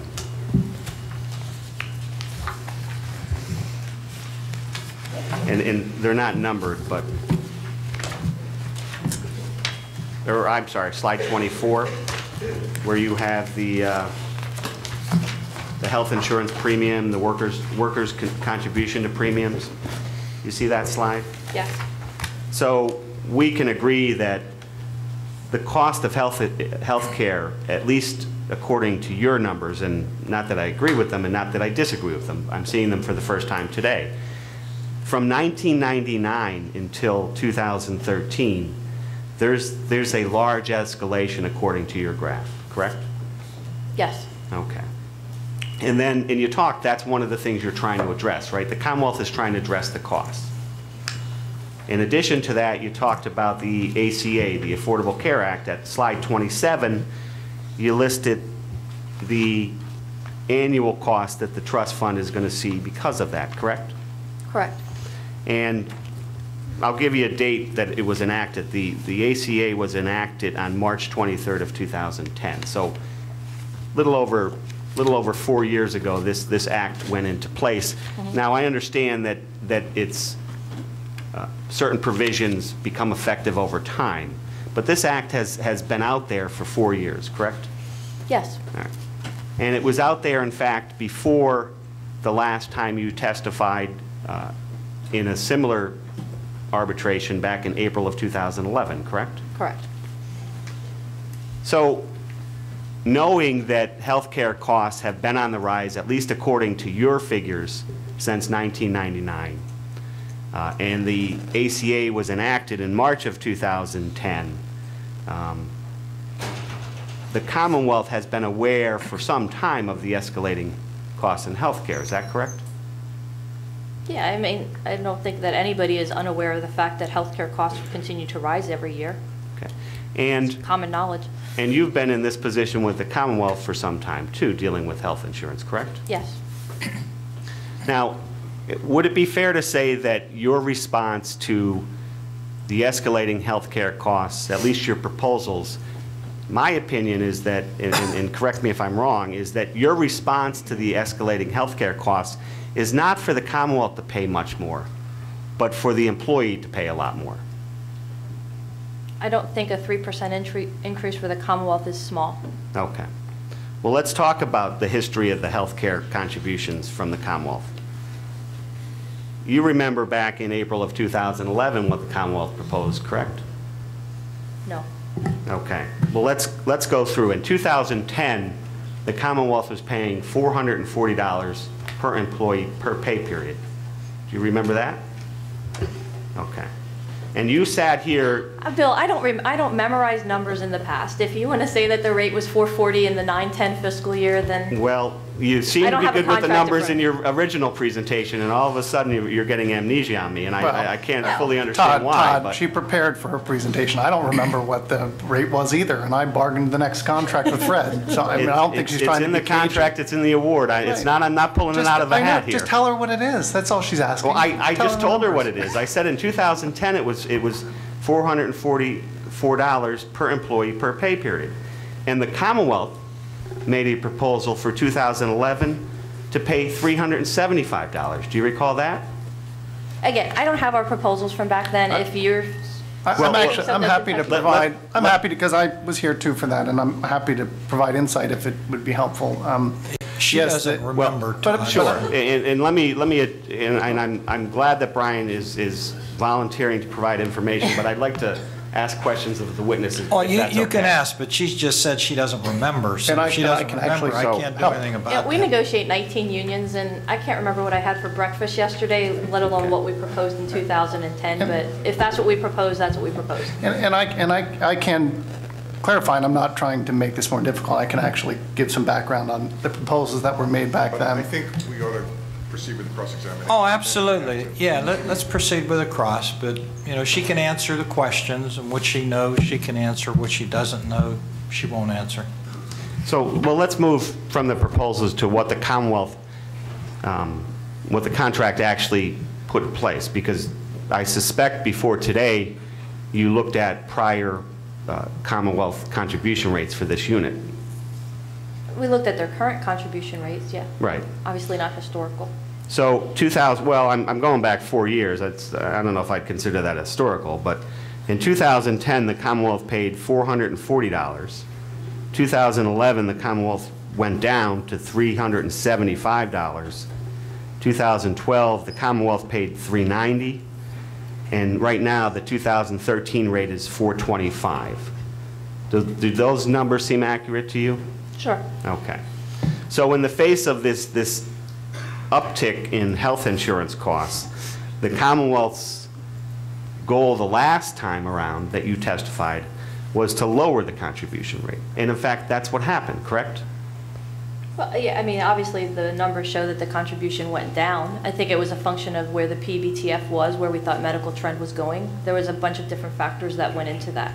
And you can't look at contribution rates in a vacuum. You have to look at the whole collective bargaining agreement. There was not only the employer contributions into the PBTF, there were the employee contributions. What were the changes in salary? There was a lot of things that went into that contract. And ultimately, it was the panel to decide the final numbers, not what we proposed. That was their determination. But you can't look at those numbers in a vacuum in terms of the Commonwealth's cost for that contract. But now the trends have changed now that the Commonwealth needs to pay more? Is that what you're saying? The Commonwealth is proposing to increase 3%, well, going from 425 to 455 in the first year. So obviously that's larger than 3%. But the Commonwealth is proposing to put an additional 3% funding into the PBTF in each of the following 3 years. So we are proposing not to decrease our contributions, but to increase them, 3%. Well, let's talk about your proposal. You're proposing that the rate in 2013 go from $425 to $455, an increase of $20, correct? Correct. And what percentage increase is that? I don't know. I don't do math in my head, so. Approximately 7%. Okay. So we're going, the contribution rate for the Commonwealth for the first year of the contract goes up 7%. Now let's look at what the contribution rate for the employees is going to go up. The proposal for the first year of the contract for employees is going to go from, with the waiver, you go from 1.5% to 2%. Correct. So that's 30% roughly, 33% increase? Okay. All right. And the family coverage is going to go up from 3, or without the waiver, you're going to go from 3% to 5%. That, in my estimation, is about a 66% increase. In the first year of the contract, the family would go from 1.5% to 2%, just like the single. Let me Are you talking rephrase the it. term of the The single coverage the first year, without the waiver, is going to go up 66%. It's going to go from 1.5% to 2% single in the first year. Okay. And then family contract would also go from 1.5% to 2% in the first year. Single without the waiver is going to go from 3 to 5%, up Correct. 66%. But again, that's a voluntary choice. Yes, it's a 3 to 5. It is a larger amount, but an employee voluntarily chooses to pay 5%. They have a program in place that they can choose to pay 2%. If an employee chooses on their own discretion for whatever reason, personal reasons, to pay 5%, then they would pay a higher amount, yes. But my question is this, and we've already established that you clearly believe the trend is in these increases in health care costs. And you're asking, at least the first year proposal is to ask the people, single coverage, with the waiver, they get a 33% increase. And without the waiver, they get a 66% increase. Yet the Commonwealth is only willing to pay 7% increase. Is that adequately addressing the healthcare trends? My opinion is no. Would you disagree with that opinion? I think that it's hard to put a percentage when you look at 1.5% to 2% and you say it's a 33% increase. And I don't disagree with the math. The math is the numbers. But the Commonwealth is not looking to put in a small amount. Going from 425 to 455 is 7%. But when you look at, and I'll do the math, but when you look at the total dollars that the Commonwealth is proposing to put in, you're talking about $30 times 10,000 employees times 26 pay periods. The Commonwealth is proposing to put $7.8 million in additional funding in the first year into the PBTF for this unit alone. I can't compare a 7% and a 33% because you're comparing apples and oranges. It's not flat dollar amounts in terms of what the Commonwealth is putting in.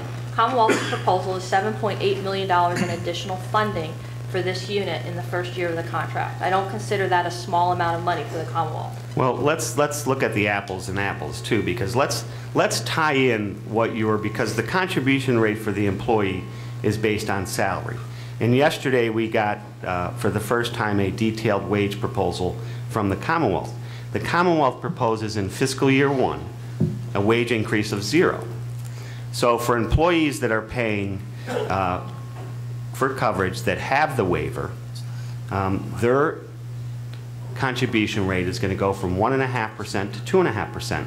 So employees that have the waiver are actually taking a pay decrease of 0.5%. Is that correct?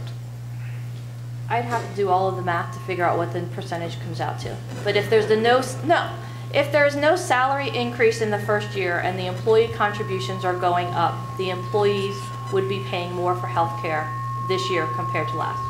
So if we... Oh, my cell phone, sorry, that does that. So I can't disagree with that, but I don't want to put it into what is the percentage of salary and the percentage of all of that stuff. Well, and let's look at somebody without the waiver.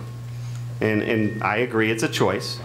But if you look at where their salary is with a 0% increase, their contribution goes from 3% to 5%. They're taking a 2% wage decrease in the first fiscal year of the contract. Is that correct? Again, that's a voluntary choice for them to pay the additional amount. But yes, their salary is staying flat and the contribution is going up. I'm not going to dispute that. Okay. Now, let's talk about where the Commonwealth sits at the end of this contract. The Commonwealth proposes a contribution rate of $497 in the 4th year of the contract. Have you determined what percentage increase that is from $440? From 440? No. The current rate? No. Well, it's a total increase, you would agree, of 440 to 497 would be a $57 increase? Am I doing the math right? It's a 13% increase. Okay. Over 4 years.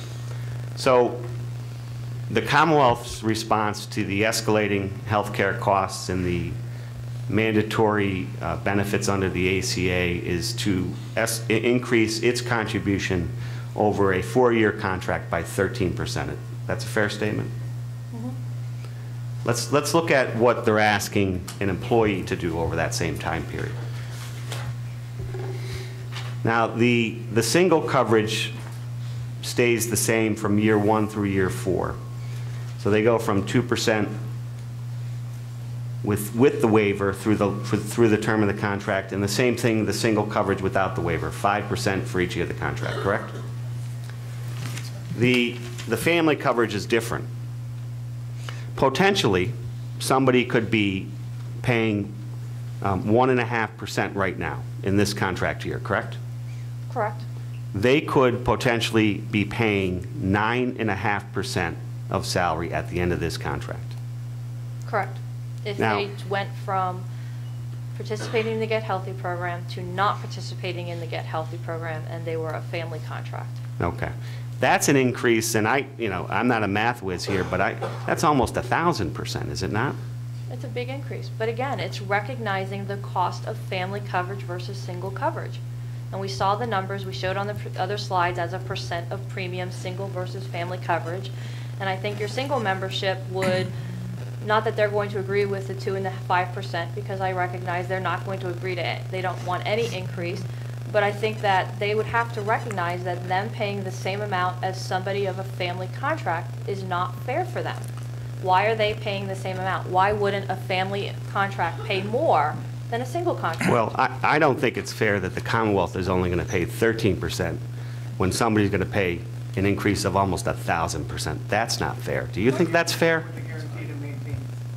With a guarantee to maintain 3 months of Well, reserve to protect. Brian, level with all due benefits. respect, unless you have an objection, I would ask the panel to tell the other side, if they have an objection, make the objection. Please strike that But from the record. the commentary is not necessary. That's fair. Let's go. So my question is, do you think it's fair for the Commonwealth to pay 13% more over the life of this contract versus somebody paying almost 1,000% more? Again, I think you can't put those two numbers into perspective. You have to look at the dollars that the Commonwealth is willing to put into this contract over the next 4 years. And when you're talking about large numbers, $7.8 million just for this group in the first year is not comparable. And again, the Commonwealth is proposing to increase funding in each of the 4 years for the PBTF to maintain the benefits that they have. And so we want to make sure that we do the funding. But we have to recognize that there is so much money in the Commonwealth. It is a fixed income, a fixed revenue. And I wasn't here for Mr. Tartline's testimony, so I can't provide numbers.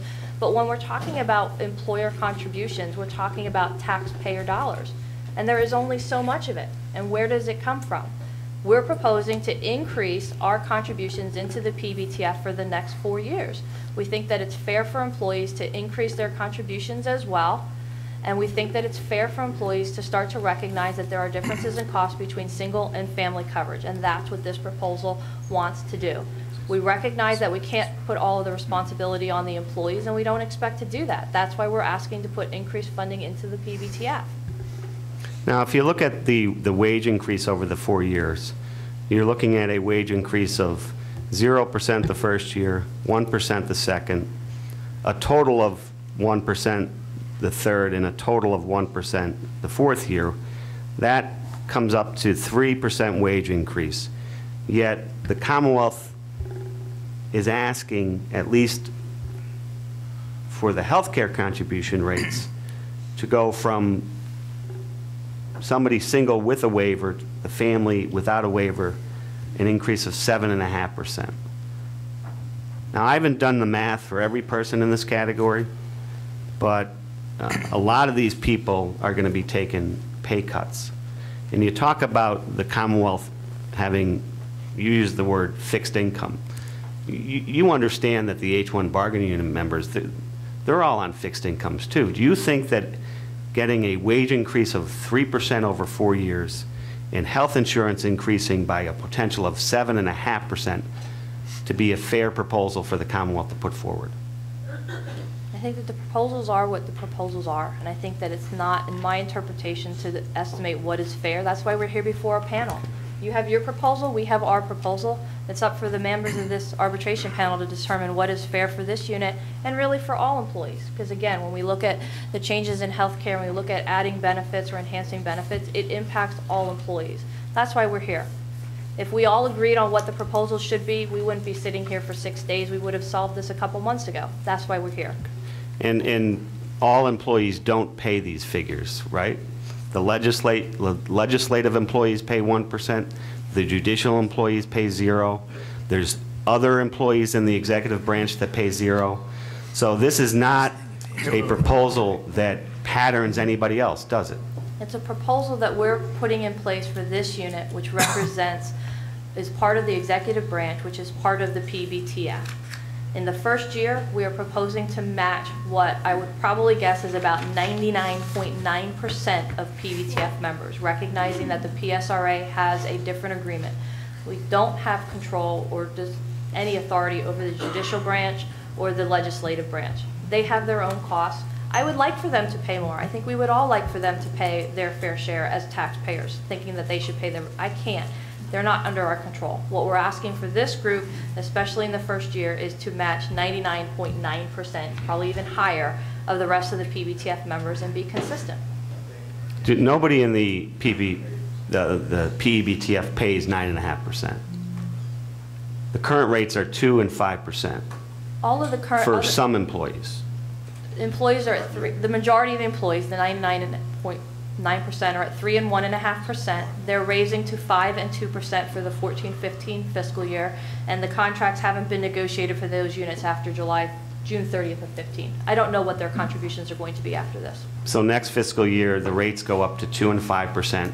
After that, there's nobody that's locked into these rates that you're proposing, the 9.5% and the other rates, correct? No, we'll be negotiating with them next year. That's all I have. Any redirect? Nothing further, thank you. Anything from the panel? I just have a few questions. Really? Disappointer. Really? Come on, Bill. You don't let me go? No, okay. First, I think it's your slide 7. You show PSCOA at 16.5% of the enrollees. When you consider all of PEBTF and the managerial and the non-represented employees of the Commonwealth, it's about 76,000, and the PSCOA would be about 14% of that. Would you agree with that? I'll agree it's about 77,000. I don't do math in my head. I'm not as good as you. I have to use the calculator, which affects the microphone, but if you did the math, then I'll accept your number. Around 14%. Now, Erica, on your dental benefit cost slide, you show an increased cost of $2.5 million for the PSCOA dental proposal. And if I did the math right, you're assuming that approximately 1,260 people within the PSCOA family would be hitting that dental maximum of $1,500 per year. Do I have that right? We'd have to pull it, Bill. So you don't know at this point. If you want to, if we have some of the numbers with us, we can check and see if we have it with.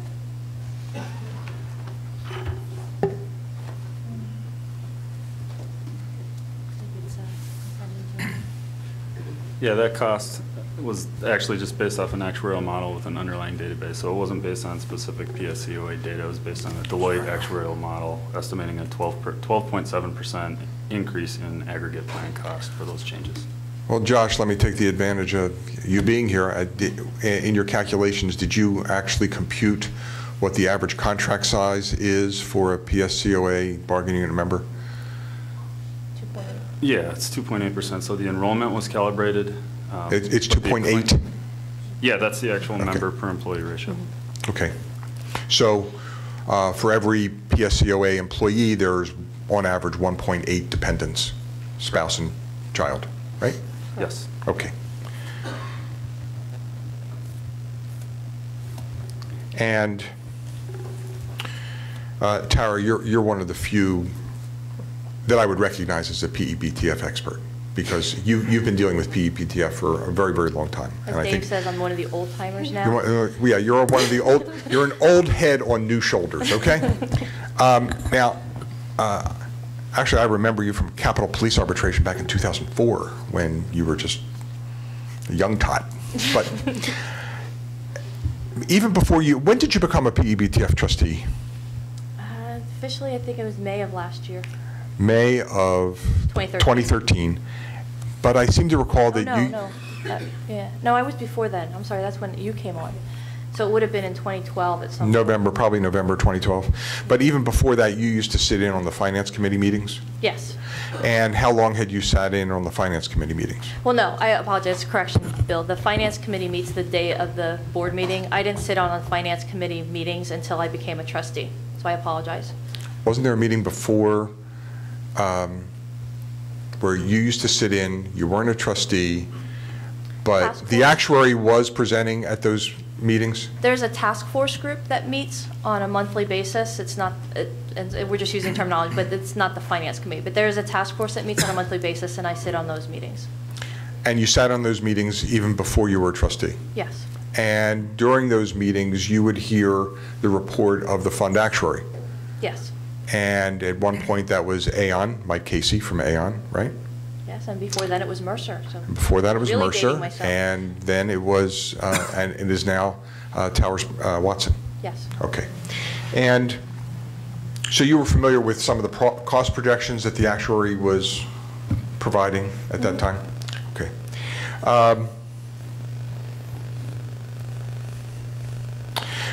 And in sitting in those meetings, you do recall at one point there was a deferral, contribution deferral arrangement? I'm going to object at this point, Mr. Arbitrator. There is actually current litigation of which Ms. Long is a named defendant and Ms. Sweeney is a trustee. To the extent that the union anticipates asking questions that implicate issues in that litigation, I've instructed them not to answer.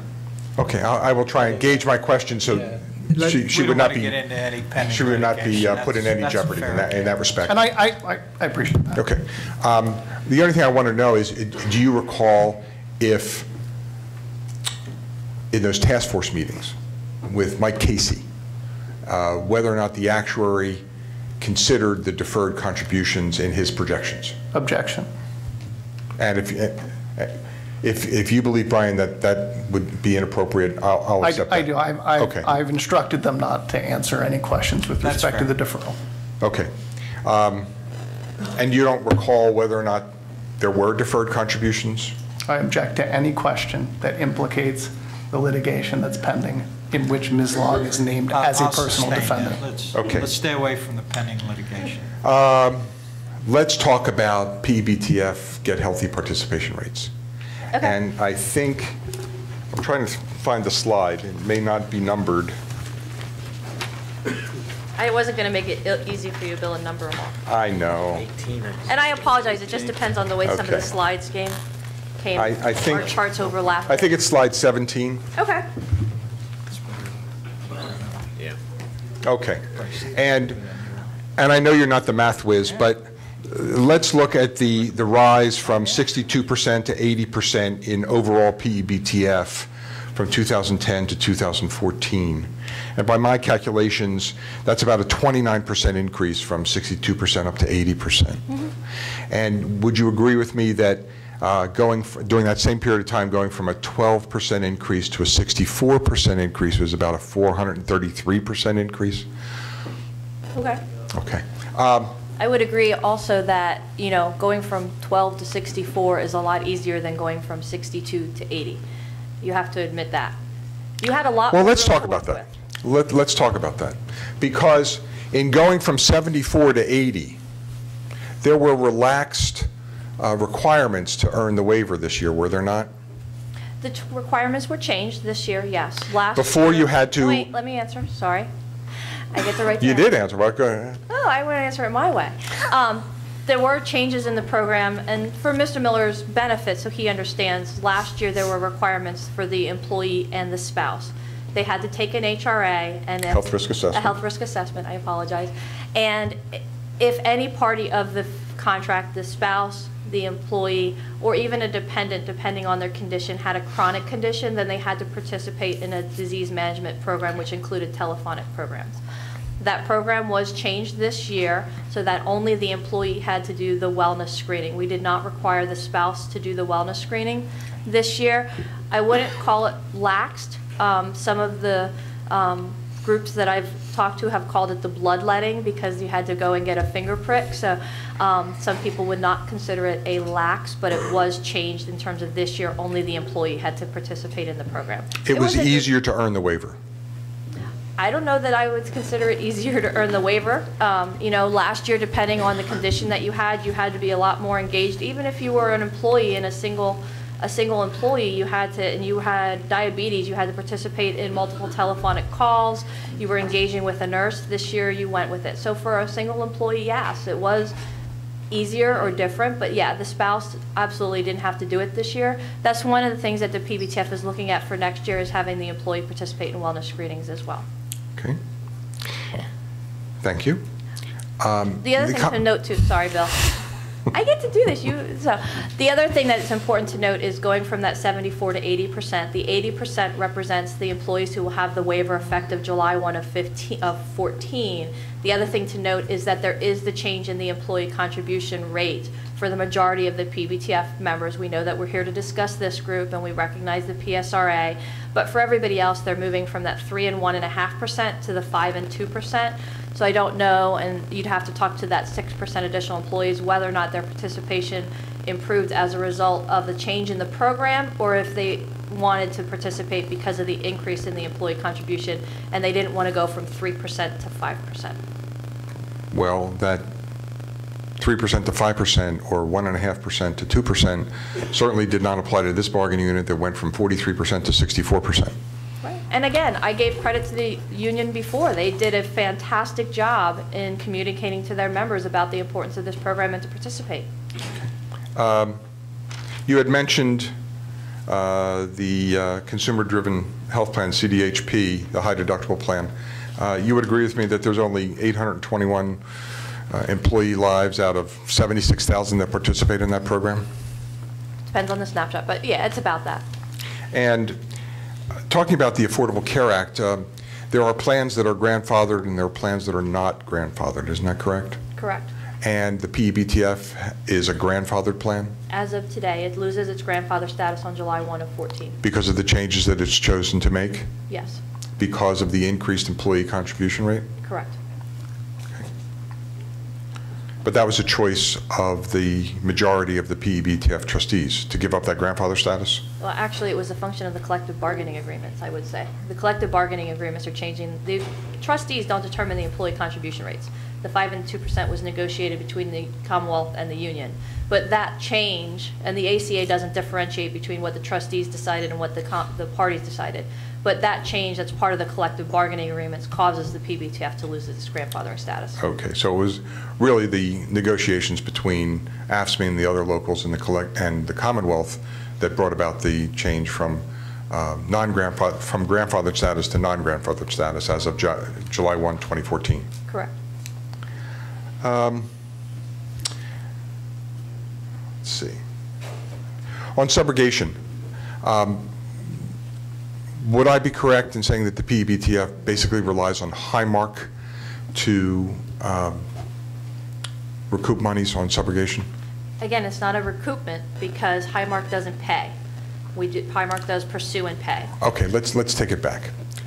What would happen in a situation where an H-1 bargaining unit member is hurt at work and files a heart and lung claim, and the Commonwealth denies that heart and lung claim, and the employee needs treatment while he's appealing the denial of the heart and lung claim? Who is providing those benefits? It's my understanding that if the claim is denied, and Sherry Kiter-Reed, who I believe will be testifying later, and I hate to push it off on her, but she knows workers' comp better than I do, that the claims would be paid, and in that case, when the claim would be paid by Highmark, and then at the end, if it's determined to be a heart and lung claim, then the PBTF and the Commonwealth would rectify, and they go back and look at what claims were paid, and the Commonwealth would reimburse the PBTF at that point. And have you seen any documents that substantiate that position? That's through conversations with the PBTF and through conversations with the workers' comp folks in terms of reimbursing those programs. So they have that. They have those interface files in place. So I know that they do that with the workers' comp claims.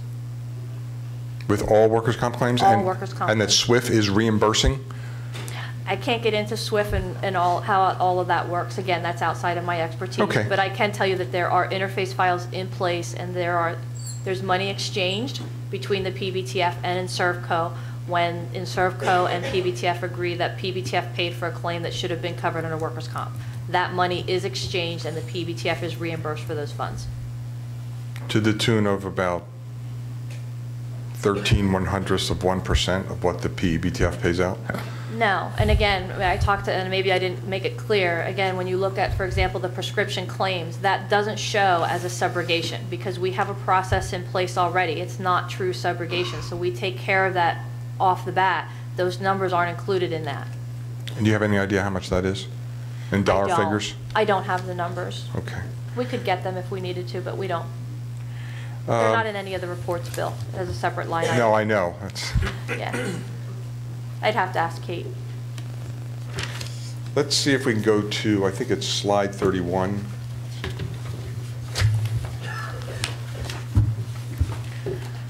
Am I correct that from fiscal year 16 to fiscal year 17 and from 17 to 18, you're assuming a 7.5% increase in trend? That's correct. And the PEBTF trends have not been that? Is that true? I'd have to go back and look at the numbers. I mean, that's not we didn't do I didn't do, or our actuaries didn't do a historical study on the actual historical trend for PEBTF. This is more underwriting trend based on market assumptions going forward. Because it's my information, in my experience, it's been on average, cumulative average over a period of years of about 6.1, 6.2%. For medical? Yeah. Yeah, I think the 7% is what Towers has been using in their trends, even though the historical numbers are lower in terms of being conservative in terms of projections. Towers is using the 7%. And we haven't even hit the 7%. It's actually been lower than budget. It has been lower than budget for this year. But again, in terms of trending, we don't want to trend at the exact. We always want to be a little conservative in terms of that. So. And the amounts you put in red are based upon the Commonwealth fixing its contribution rate of 3% increase. Correct. It's based off of our proposal. And with respect to the HRA and, sorry, I forgot your name. Pat. Pat's comment. So Pat, let me ask you. You say it's very unusual and it's usually used to bridge a change in the deductible or the out-of-pocket, if I recall your testimony. Yeah, what I was saying is it's most usually used in conjunction with a higher deductible health plan. But I have seen occasions where, in order to get to a settlement, you might introduce a one-time health reimbursement account like this $300 because the employer has proposed, higher co-pays, higher out-of-pockets, or whatever. So there's more cost sharing being passed on to the employee, and so they'll say, well, to help you with this 1 year, we'll throw $300 into this account, and it's a one-time deal. I've seen that on maybe 2 or 3 settlements over my career, but 28 years? yes. All right. Well, 28 years with Deloitte. Yes. With Deloitte, but neither of those 2 scenarios you just described apply with respect to the Pennsylvania State Police, do they? I'm not familiar with. You're not familiar with that. They have a plan, much like PEBTF, and as Tara I think she testified before, is even richer than PEBTF, and they have an HRA on top of that. Are you aware of that? Nope.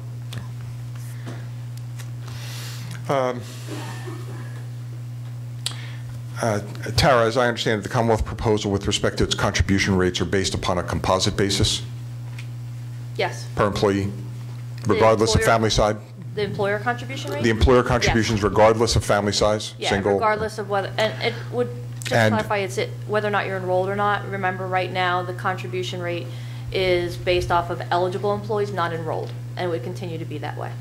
And you and I receive cost figures from PEBTF based on a composite basis, do we not, per employee per month? Yes. Not broken out by single, husband, wife, not tiered at all? No. Not tiered at all. But your proposal with respect to this bargaining unit is that the rates be tiered? Yes. Okay. And it's single or not single? Correct. Okay. So if it is someone married with 15 kids, it would be the same as just a husband and wife? Yes. If you want to charge the person with 15 kids more than, go ahead. I'm just trying to understand your But proposal. we're limited at 9.5%, so. I'm just trying to understand your proposal. one thing that I do want to thank you for is that there was something lacking in VJ's proposal yesterday that I didn't get a chance to, his testimony, that I didn't get a chance to ask him, because he, and I don't know if you were here, and I don't believe you were, but there was one slide that VJ presented that said the quit rate was 1.45 or 1.5 for this bargaining unit, compared to a national average of 15%. And one thing that was missing was, well, how does it compare to public employees in Pennsylvania? And I thank you for one of your last slides. We're going to go over that in a minute. I didn't go over that. See, you can't do that. This is healthcare. It was all in the same package. I don't know. You know what, I apologize, I didn't clarify. There are some additional slides after slide 49, which is the total cost, and we're going to provide testimony on those next. Okay. I apologize for the confusion. And finally, I just want to talk about REHP for a moment. Now, REHP is a separate plan from PEBTF, is it not? Correct. And it has separate benefits, does it not? The non-Medicare benefits, the medical and the prescription matches the active plan in terms of co-payments and structure. But there are many variations within REHP that are not in the active PEBTF plan, correct? I'm not sure what you're referring to. Well, if you look at REHP as a whole, there are different benefit scenarios in there depending upon whether you're on Medicare or you're under Medicare, correct? Well, yeah, there's a non-Medicare and a Medicare group, yes. And some of the employee contributions might be different, yes. Even on the actives? Even on the under age 65 people in yes. REHP? Yes, depending on when they retired, there's anywhere from the 0 to the 3%. And that plan is separately accounted on the Commonwealth's books and records than, let's say, PEBTF on its records? Yes. And there's a third-party administration agreement between OA and PEBTF to run and administer the REHP program? Yes. And the PEBTF uses the REHP numbers in its negotiations yes. as part of the 800-pound gorilla? Yes. Even though it's a separate plan? Yes. And even though it's administered on a third-party basis by PEBTF? Yes. I don't think I have any further questions of this witness at this point. Thanks. You have any questions? After the next. Just one question. We heard testimony about the increased GASB liability of the union proposals, and we had some debate about whether the Commonwealth is actually paying off that liability. Putting aside paying off the liability, what is the effect, if anybody on the panel can speak to this, what is the effect of the increased GASB liability on the state's bond rating? To be honest, you'd have to talk to a budget person to do that. It's not that the increase, it's whether or not we're funding it, is how it affects the bond rating. And so the assumption would be from the bond rating agencies that if there is an increase in our liability, that we would be taking proactive steps to increase the funding of that liability. And if we failed to fund that liability, then it could have a negative impact on our bond rating. Okay. I'm sorry. One other question. Here's one other one. Can't go back, Bill, you gave it up. Slide 35. You show an out-of-pocket percentage there, I think of about 6%, my notes indicate. Yeah, I think it's on the slide before then. Bill, on the line chart, it shows it broken out that way as well, as a percentage. I'm looking at the one that says average PSCOA out-of-pocket cost as a percent of total costs. Yes. Okay, anywhere from 6 to 7%. That's in addition to the 1.5 or 3% of salary, correct? Correct. Thank you. Okay, thank you very much. Sure. Thank you. I think instead of breaking, unless you want to break, the next presentation will take all of maybe 10 or 15 minutes. So we could just swap out real quick, bring Dawn up, and Tara can introduce her. Okay? Okay, let's just proceed. Get it over with. Got my eye on you.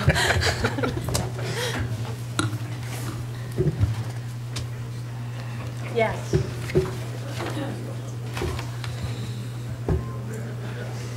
Oh, you're going to sit right there? We're going to continue with the testimony. Yes.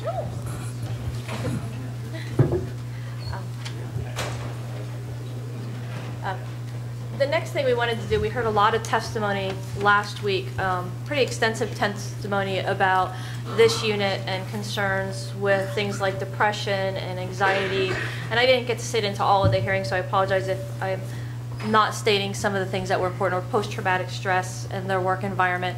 So I want to introduce Donna Hoskins-Helms, who is the division chief who oversees the State Employee Assistance Program, and she can provide some of her background, and she really is what I consider our mental health expert. Thank you, Tara. Again, my name is Donna Hoskins-Helm. I have nearly 34 years of Commonwealth experience, and I have been in the Office of Administration for nearly 15 years and have worked with the State Employee Assistance Program for that entire period of time.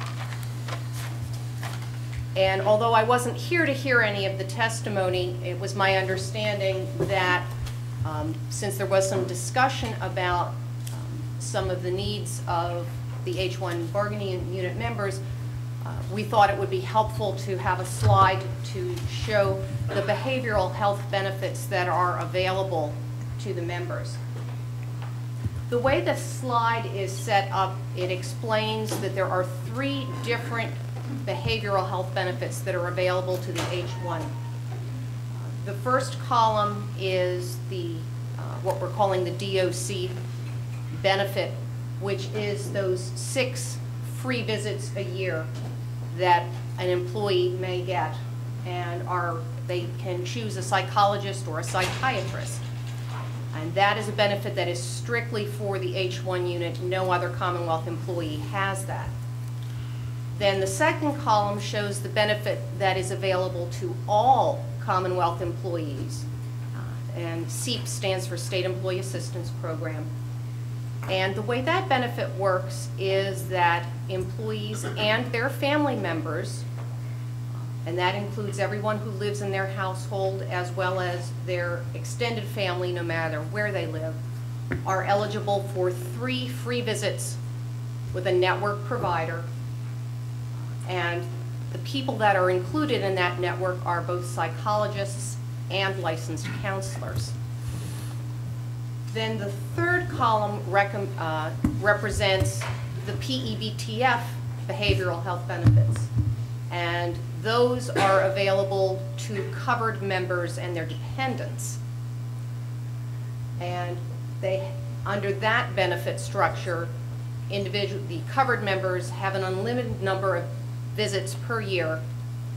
They have a copay of $15. If it's inpatient, that's covered at 100%. So we're looking at outpatient visits here. And the network that is available to them includes psychiatrists, psychologists, and licensed counselors. One of the great things about the way our behavioral health benefits are structured is there's a continuum of care available. The State Employee Assistance Network is part of United Behavioral Health, who are also the folks that provide the PEBTF behavioral health benefits. So that there's a seamless transition for folks who enter treatment, that they can start off with those free visits, and then they can stay in treatment with the same provider, and they never have to switch. If you're an H-1 member, you have the additional benefit in that first column of the DOC benefits. So an H-1 member actually can get a total of 9 free visits with a provider before they ever have to start paying a copayment. So if an H-1 member isn't interested in moving from one provider to another provider, what they can do is they can actually choose to see a psychologist that is in the SEAP network. So they get their 3 free SEAP visits, then they get their 6 free DOC visits, and then if they still are interested in remaining in treatment, only then do they have to start paying that $15 copay. We recognize that all of our employees are under stress. We We all have private lives, and none of us drop our private baggage at the door when we come in. It's the whole reason the State Employee Assistance Program is there. We want to be providing support to our employees and their family members. For our H-1 folks, they have that additional free benefit. One of the great things about our benefit is that it will be a seamless transition if that's the way the member wants it to be.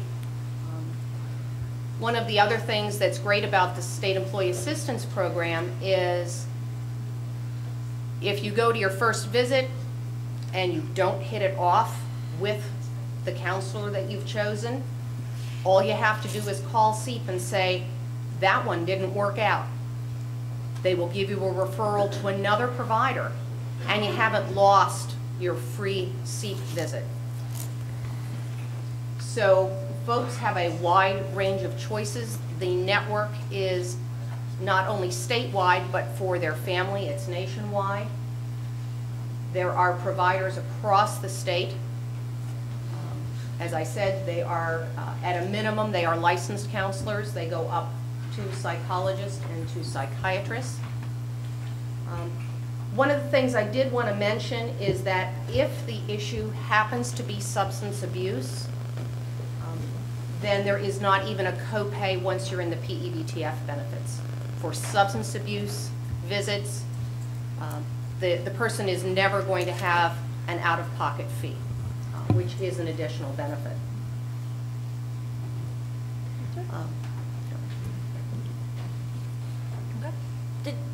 Before we move on to the others, if there's any questions for Donna before she... Gentlemen, have any questions? Sure. Your background, you said you're with OA, is that the department? Okay. And you're with SEEP even further, or what? I am the division chief for Workplace Support Services Division. One of the programs that we administer is SEEP. Okay. And we went over the medical benefits that are available to H-1 members. Are you aware of any training that the Department of Corrections does to assist its members, supervisors, frontline workers in assessing or evaluating whether or not they or their fellow members have behavioral issues such as PTSD and things like that? There is required training on SEEP. There is a course for all employees that they take. It can either be done in the classroom or it can be done online on a computer. There is also supervisory training that is required to teach supervisors how to make a referral to SEEP, how to recognize that an employee may need that additional push to reach out. That is done in corrections through their supervisory training academy. There's information that is added to the training academy.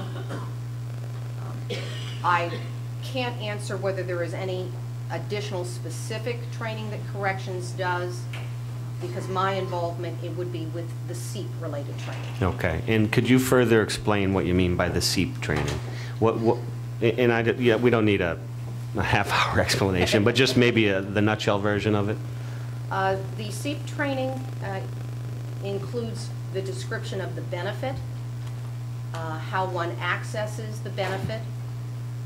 The training for supervisors not only includes that, but it talks about what's called performance-based intervention, helping a supervisor recognize as part of their role in terms of managing performance, when should they be making a referral to SEEP, what should they be looking for that might indicate an employee should be referred to SEEP, and especially how to make that referral in a manner that is helpful and encouraging without being accusatory or making any sort of judgment or applying names to a condition. Is there, so in regard to non-supervisory employees, the training that's done is you just want to make sure the employees know that the SEEP benefits are out there and that's an option for them. Would that be a fair statement? I think that would be fair. And then for the supervisors, there's that layer of training, but then there's an additional layer for them to help them recognize certain issues that employees may face? It's designed to help them identify an employee who is not performing at an optimum level and how to deal with that and how SEEP can be a resource in dealing with that. Okay. Is there any training that specifically helps, and this would be H-1 bargaining unit members, Department of Corrections, that specifically addresses the unique aspect of a employee's job function in a state correctional institution and the stress that goes with it? Anything that's specific in your training modules? In my training modules? Or no. any that you're aware of? I don't know what additional training is given to them outside of my SEEP-related training. Okay. And you would agree that your SEEP-related training is generally applied to all Commonwealth employees, correct? That is correct. Yeah. That's all I have. Any redirect? Any questions? A couple questions. Let's talk about that first column, DOC. How does a H-1 bargaining unit member activate that benefit? I'm going to preface my response with that I'm not a Department of Corrections Is it done? employee. It's done through the Department of Corrections and not through you? That is correct. Okay. So that means the employee would have to go on record saying to someone in DOC, I have a problem and I want to activate that benefit? I don't know. All right. Well, if somebody activates the SEEP benefit of the 3 visits, they contact somebody from OA? No. Who do they contact? They contact SEEP. There is a 1-800 hotline, 1-800-692-7459. And does OA receive any records of referrals from SEEP? The only information we receive is de-identified statistical information. The SEEP program has always been confidential, even before HIPAA went in. And an employee's utilization of SEEP is never released without the employee's written authorization, except in a duty-to-warn situation where the employee is either in immediate danger to themselves or to someone else. So you don't keep any records in OA that somebody used 2 visits or 3 visits. That's purely within SEEP. Yeah, and Bill, when she says SEEP, she means United Behavioral Health. Okay. They're the SEEP provider. So they would be the only ones to have those detailed records. Thank you. Thank you very much. Thanks. You gonna abandon me too? Now, I'll stay with you. Moral support. Moral support. I do. I have to be nice to her. She's my boss. Now, I was asked, there was some testimony last week and I think earlier this week regarding information for this unit regarding length of service and turnover. So Bill, I'm finally getting to your slides. And I think I was asked to do it by default, so they didn't know where else to put it, so they stuck it with me. What we did is we simply went back and we pulled the governor's annual workforce report, which is the annual report that's put out by the governor's office on turnover statistics and various other data. And if somebody wants to see a real detailed one, we can always certainly provide it. They're available online. So the first one that shows the average length of service, the dark blue line that's at the top is the Commonwealth average, and it starts back in 2001. And I do apologize, if you look along the bottom, you'll see that 9, 10, and 10, 11 are missing. That is not intentional. I'm not trying to hide anything. The governor's annual workforce report in those 2 years was changed and did not capture length of service by bargaining unit. So the information was unavailable, and we weren't able to go back and recreate it. So I apologize, but I did want to point that out. So you can see for the Commonwealth, over the time, and again, there was that increase from 01 to 0203, but then it really averages between 14 and 12 for that time period. And then for the Pscoa, and I apologize for the people in the room, that light blue line that's underneath, you can see that it was 8 and then it hovered really around 9 for a lengthy period of time, spiked up to 12 in 11-12 fiscal year, and then came back to 10. So again, both numbers, Commonwealth-wide and PSCOA specific, have been consistent. I can't tell you why there was that spike in the 11-12 data. I mean, the data is what it is. I don't know what the spike was. Could it have anything to do with a hiring freeze in DOC? I don't know. I don't get into, again, that's not my area, so I don't know that they had a hiring freeze, but so again, this was in the governor's annual workforce report, so those are the numbers that are available, so you can see that consistency.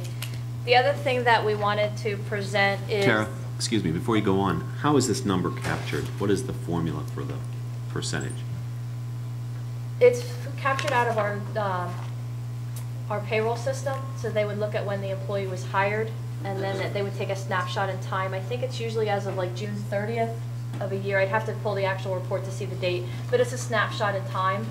So they would pull everybody who was active as of that time and calculate their length of service based off of the years that they were hired. Okay. And it's length of service. I want to make sure it's not credited service. We've heard like for pension. This is just based off of your hire date. So this doesn't include things like military leave and all of those extra things. So. The other thing that was a question, I believe, was returns of turnover rate for this unit. And again, I think Bill was asking, this is PSCOA versus the Commonwealth. Just so you know, on the scale, it's at 1% versus 2.4%. But for the Commonwealth, you can see it kind of looks like a huge fluctuation. It went from 1.8 to 2.2, stayed pretty steady, dropped to 1.6 in 11-12, and then came up to 1.8. So, you know, when you're looking at the Commonwealth blue line, you're looking at a swing between 1.6 and 2.2%. Kind of looks larger in terms of the scale on here, but that's where the swing is in that group. And again, because of the way the workforce report was done in 9-10 and 10-11, the data is not available for those 2 fiscal years. And then for the PSCOA, you can see that it's, you know, started at 1.6, went up to 1.2, dropped to 1.3 in 11-12, and then came up to about 1.5%. These are voluntary separations, so this does not include resignations. People who retire for pension purposes are not included in either of these numbers. It doesn't include things like deaths, furloughs, or terminations is the other thing that it doesn't include. So this is just an employee voluntarily separating for whatever reason. So we just wanted to put that on record to see the historical numbers of PSCOA versus the Commonwealth as a whole. Any questions? Tara, the first slide, which was length of service. So just generally speaking, this slide shows that the PSCOA members' length of service is less than Commonwealth employees, right? It does, but I think what it shows on both is that it's fairly consistent over time. So just looking at that, let's deal with 2002 through 08-09, all right? So it shows a fairly flat number there, somewhere between 8 and 10, around 9 years of service. Around 9. Now, are you aware that in order to qualify to vest your retirement, you have to have 10 years of service? Well, it depends on when you were hired because there was a change. There was employees who were at 10 years, and then there was a change in the Pension Act, I believe in 2001, that decreased it to 5 years. And then I believe in people hired after, I'm not sure for this unit if it's January 1 of 2011 or a different date, it went to 10 years. So it depends on your hire date, if it's 10, 5, or back to 10. So there were changes. Okay. So that for a good portion of your slide here, you know, in terms of the post, I think Act 120 was around 2010. Yeah, Does I that sound don't remember if about it was right? January 1 of 10 or January 1 of 11. Okay. So on average, we know that the PSCOA members are, in terms of their length of service, are going to be less than, you know, the majority of folks that are working for the Commonwealth. So voluntary separations, let's deal with that for a second. Just looking at the way this is set up on a percentage basis.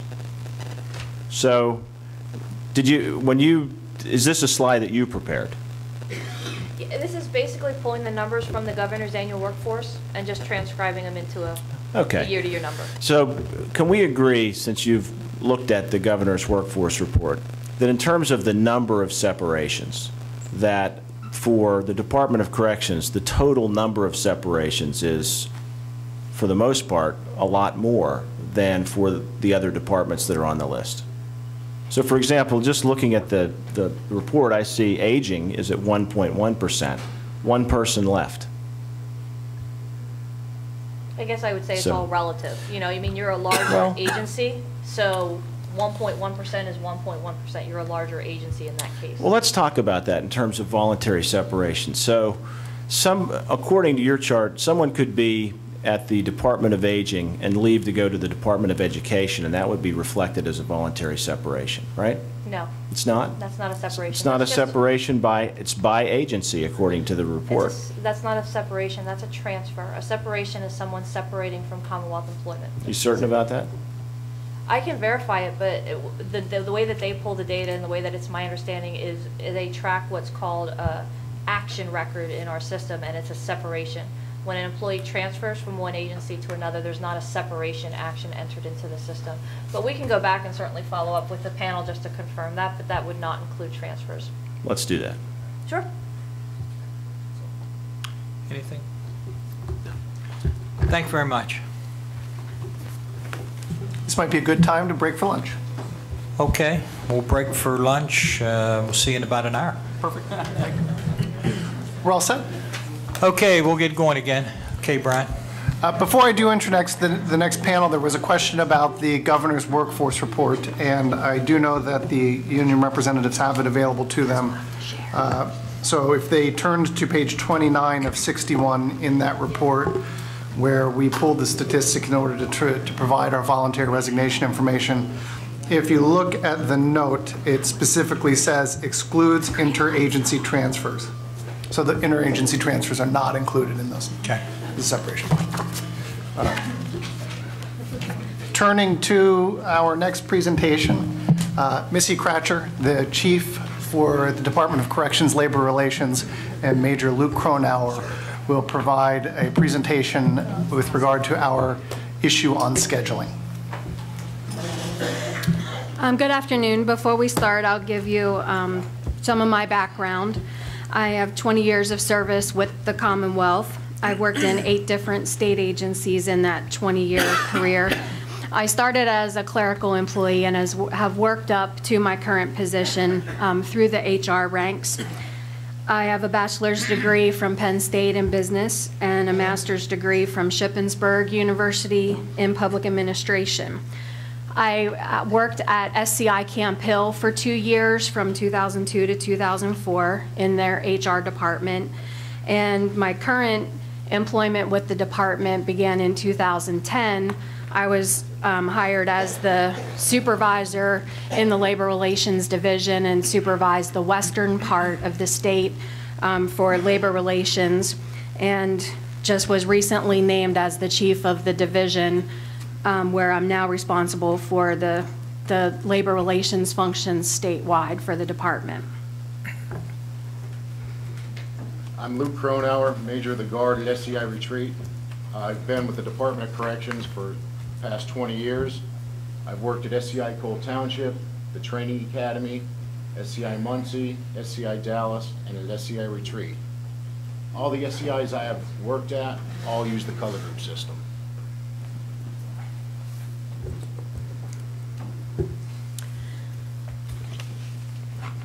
So to start with our topic today on scheduling issues, the Commonwealth has the ability to establish schedules as a basic managerial right as provided for in Article 2 and Article 6 of the Collective Bargaining Agreement. Our first proposal under scheduling is consistent with the provisions of Article 6 and the employer's discretion to change work schedules, provide for language that clarifies that the employer has the ability to create work schedules or a single schedule for all facilities. We are seeking to clarify that this right exists at all facilities. We're not asking to clarify the language in the CBA, but to clarify that it applies at all facilities.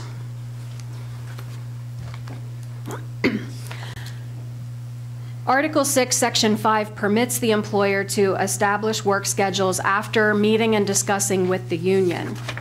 And the department employs this approach to establish work schedules at all of our institutions except for SCI and SCI Pittsburgh and SCI Fayette. And we'll talk about why that is a problem shortly. But first, we want to explain why this, the ability to have consistent schedules at all facilities is an issue for us. We rely on advancements in technology to address security and other core functions of the correctional institution. And you heard from Deputy Ringler on Monday some of the advantages that we use technology for, such as enhancing security, safety, communications, and other aspects of running a prison to optimize resources and efficiencies. And some of those things you heard about on Monday were things like escape deterrent systems and drug detection systems. There are now technological tools available that can bring these same advantages to the scheduling of our staff. However, as I said, we're limited in doing that at these two institutions.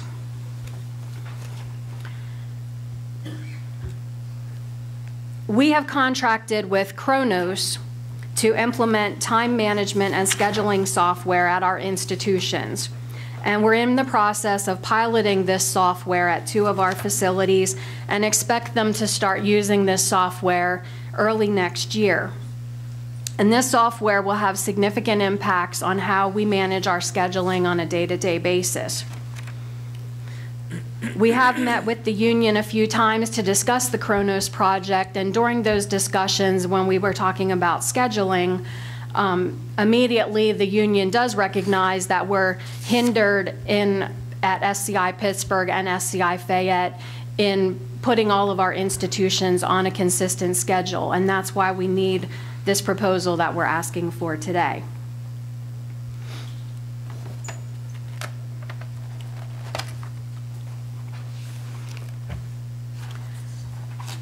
So first, we want to give you some history on what arbitrators have ruled and recognized regarding management's right to schedule. This first arbitration was issued in 1997 through SCI Graterford by arbitrator Stoltenberg, and the issue that was decided was whether the employer had the right to change the existing work schedule from a color group schedule to an alpha group schedule. And the arbitrator did determine that management does have the right to change work schedules as set forth in Article 6, Section 5. And additionally, he noted that the employer has the unfettered right under the agreement to change work schedules. And I would like to point out that the language in Article 6, Section 5 that was at issue during this arbitration award still remains in effect today. The next award that we would like to talk about is from 2002 at SCI Camp Hill. Arbitrator Tallarico decided the issue of whether or not the employer had the right under the collective bargaining agreement to change work schedule of a grievance bid post. And in his findings, he pointed out 2 things: that Article 2, Section 1 does give the unilateral right to management to determine employee work schedules, and also in reading Article 2 and Article 6 together leaves no doubt that management has the unilateral right to establish and or change work schedules.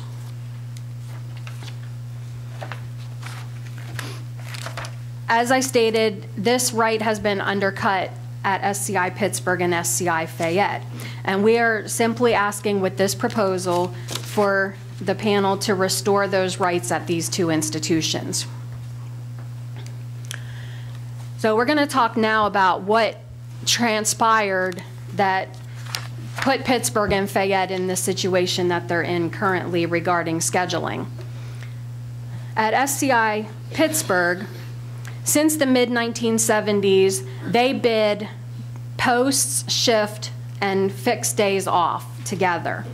And this has been a long-standing practice that has existed for over 40 years now. And the fixed day off schedule is both what Fayette and Pittsburgh have in place today. And this means that the days off are determined based on an employee's seniority. So they use their seniority to get premium days off, for example, Saturdays and Sundays. In 2003, SCI Pittsburgh was closed. And when they reopened in 2006, management exercised their rights to implement a different schedule, a rotating days off schedule. And the union grieved this decision and the case went to arbitration.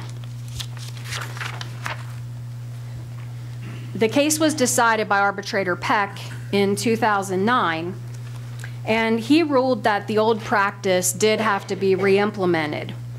And he did footnote on page 6 of the arbitration award, which is in your exhibits, that this supposed SHAP agreement was never reduced to writing, and it was recognized as a practice that was based on an incident that occurred at SCI Pittsburgh over 40 years ago. And this incident should have no bearing on how scheduling is done today.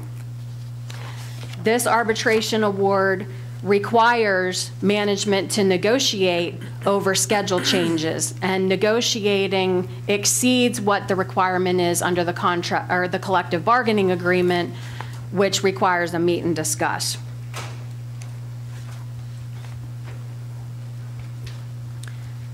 At SCI Fayette, they have been locked into a 2004 settlement. Again, it required them to negotiate all schedule changes with the union, and this caused significant operational issues. Attempts had been made to make schedule changes consistent with operational needs, and that led to an unfair labor practice being filed with the labor board. Management believed that they were following the language of Article 6 and addressing schedule changes through a meet and discuss, and believed that a local grievance settlement could not trump the language in the contract. However, the labor board ruled that the settlement did in fact trump the contract, and they dismissed the Commonwealth's exceptions to the hearing examiner's proposed decision and order and made that decision final. So based on the labor board's decision, SCI Fayette needed to get some relief from the requirement to negotiate. So as they were discussing and attempting to negotiate schedule changes with the union had been asking for a fixed pass day system and some other non-schedule related things. So Fayette ended up entering into a settlement in 2011 where they agreed to a fixed day off schedule, also referred to as a 5-2 schedule, and this was effective in January of 2012. This settlement does return some rights to management regarding their ability to implement schedule changes, but it's confined to changes within that 5-2 schedule. So for anything other than a 5-2 schedule, management still is required to negotiate with the union, again, which exceeds the requirement in the collective bargaining agreement of meet and discuss. So Fayette still is significantly constrained by their ability to schedule. So to summarize this first proposal, we have these two sites that are not subject to the terms of Article 6, Section 5. And as we mentioned, technology now gives us the ability to implement a centralized approach to scheduling, but we can't accomplish this without this proposal.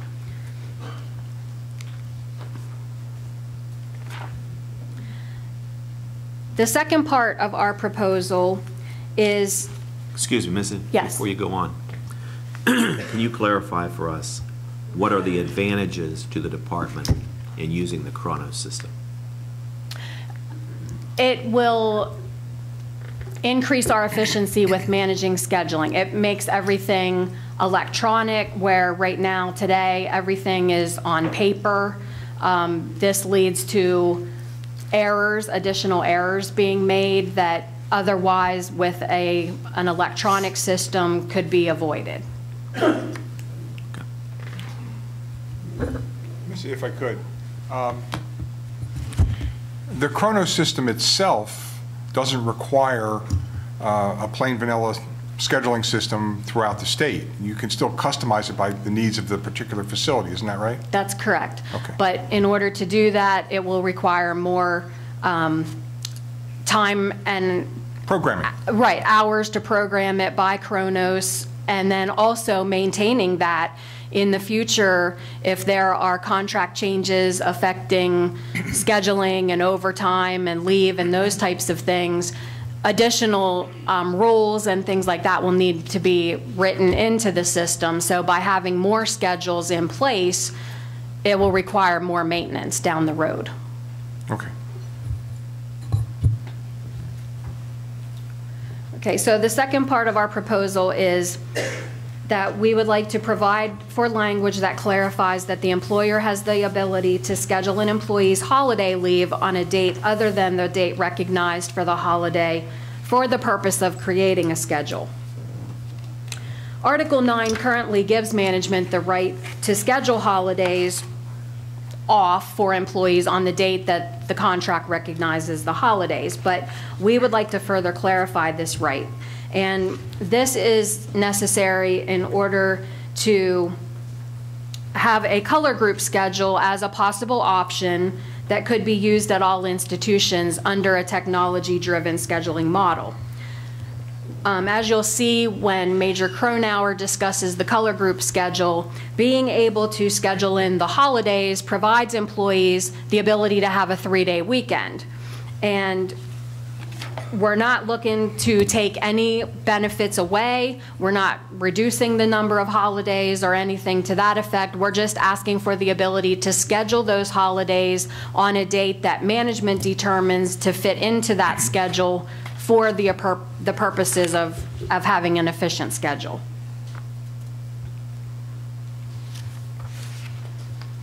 So before we demonstrate the color group schedule, just to give the panel an idea of the types of schedules that we use, there are basically two types of schedules: a set past day schedule, which we already discussed, related to Pittsburgh and Fayette, and then there's a rotating days off schedule. And within that type of schedule, the department utilizes two, an alpha group and a color group. But we're going to talk about the color group schedule, and Major Cronauer will talk about that. Before you begin, Major Cronauer, what section of the contract is this referring to? This would be related to Article 9 regarding 9. holidays. The color group is the second most used schedule. 7 institutions currently use this schedule. This schedule consists of 3 color groups: blue, red, and green, with rotating days off over a 42-day complete cycle. Then the schedule repeats. There are 28 days of work and 14 days off during this complete cycle. With this schedule, approximately 33% of the workforce is off on any given day. The schedule follows: 6 days on, 2 days off, Tuesday and Wednesday. 6 days on, 2 days off, Wednesday and Thursday. 6 days on, 3 days off, Thursday through Saturday. 5 days on, 4 days off, Friday through Monday. 5 days on, 3 days off, Sunday through Tuesday. With this schedule, the officers really like their 4-day weekends. It allows them to use less vacation time and actually take a longer vacation. They could use 5 days of their vacation time, and actually, if it's scheduled between a 3-dayer and a 4-dayer, or a 4 and a 3, they get 12 consecutive days off, which is really nice. Now let me explain the holiday or give-back days. They always occur on the 3-day off cycle. The give-back day or holidays occur twice during this cycle. Employees are either scheduled off on holiday leave, or they're given the opportunity to either work or submit a leave slip to cover one give-back day of the 3-day weekend where holidays are not scheduled. If you go and look at exhibit number 6, which is SCI Retreat's color group schedule, and we'll focus on the green color group. Each color group has 11 holidays. The holidays are scheduled when that specific color group has 3 days off, which is the Thursday or Tuesday of the 3-day off period. Now, if you look at slide 20 here and focus on the green color group, green being your days off, the pay period starts on 5/25 and ends on 6/7 for a total of 14 days. Focus on the red and blue days. There's a total of 9 work days. Therefore, June 5th must be a holiday or a give-back day in order to have 10 work days in the pay period with 4 regular days off. In this pay period, June 5th is designated as Memorial Day, which is listed at the bottom of the exhibit number 6 on the 2014 retreat schedule. Another brief example explaining this. With the green color group, there are 17 3-day weekends in a year. 11 days are covered by holidays, with the other 6, which are considered give-back days, and they're either covered by a work day, where you utilize leave not to come in, or mandatory training could actually be conducted on that day.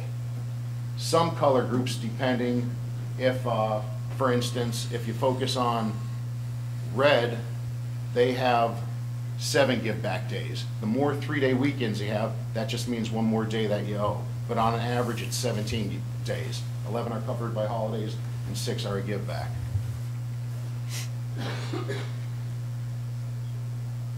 Following the green color group, starting with May 11th, I'll explain how that works again. The new cycle actually begins on 5/14. You work 6 days, which would be May 14th through the 19th, have 2 days off, May 20th and 21st. Work 6 days, May 22nd through May 27th, have 2 days off, May 28th and May 29th. You work 6 days, May 30th through June 4th, have 3 days off, June 5th through the 7th with an open weekend. That's where you'd either have a holiday or a give back or training. You'd work 5 days, June 8th through June 12th, have 4 days off, which would be June 13th through the 16th. Work 5 days, June 17th through June 21st, and have 3 days off, June 22nd through June 24th, with another open weekend where you would have a give-back day, a holiday, or mandatory training could get scheduled. In this schedule, the institution has designated the give-back days for June 5th as Memorial Day holiday and June 24th as July 4th holiday for the 2014 green color group, and that actually shows on exhibit number 6 at the bottom for the green color group. Training also covers some give-back days as well. By training on a give-back day, it allows mandatory training to be conducted and no loss of time. As a reminder, the open weekend, OW, will be the option of the employee to work. If they choose to have off, the employee must use holiday, CP leave to cover the day, which will result in the employee having 10 work days and 4 days off in a 14-day pay period.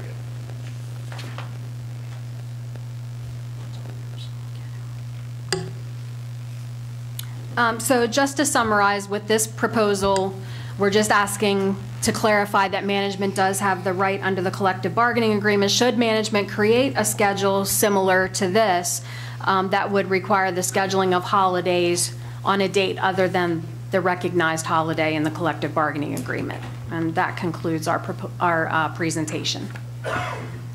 Any questions?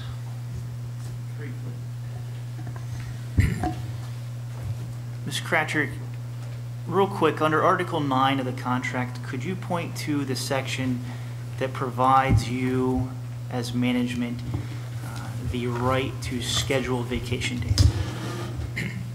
The right to schedule vacation days? Or holidays?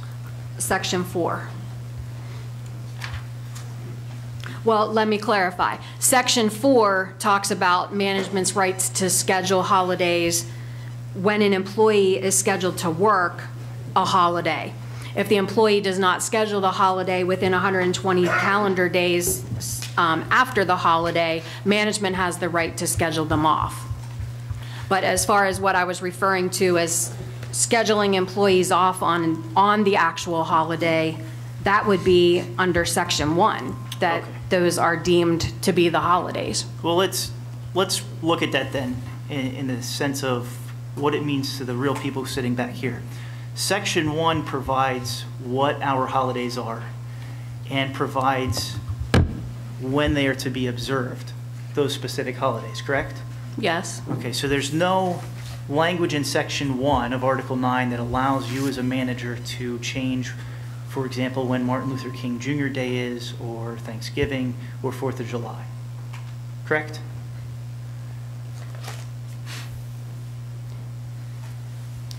It sets forth when the holidays are, correct? Right. Okay, so then we move to Section 4, and for my officers who might have to work on those holidays and are given an extra day to take some other time, it's a term or condition of their employment that they are permitted to schedule their holidays, and if they don't, then you can just pay it out, correct?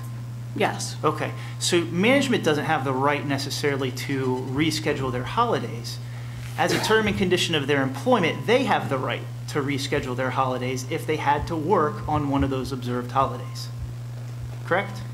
But management does have the right to schedule them off if they do not schedule themselves to use that holiday. Okay, and we'll give you that. Now,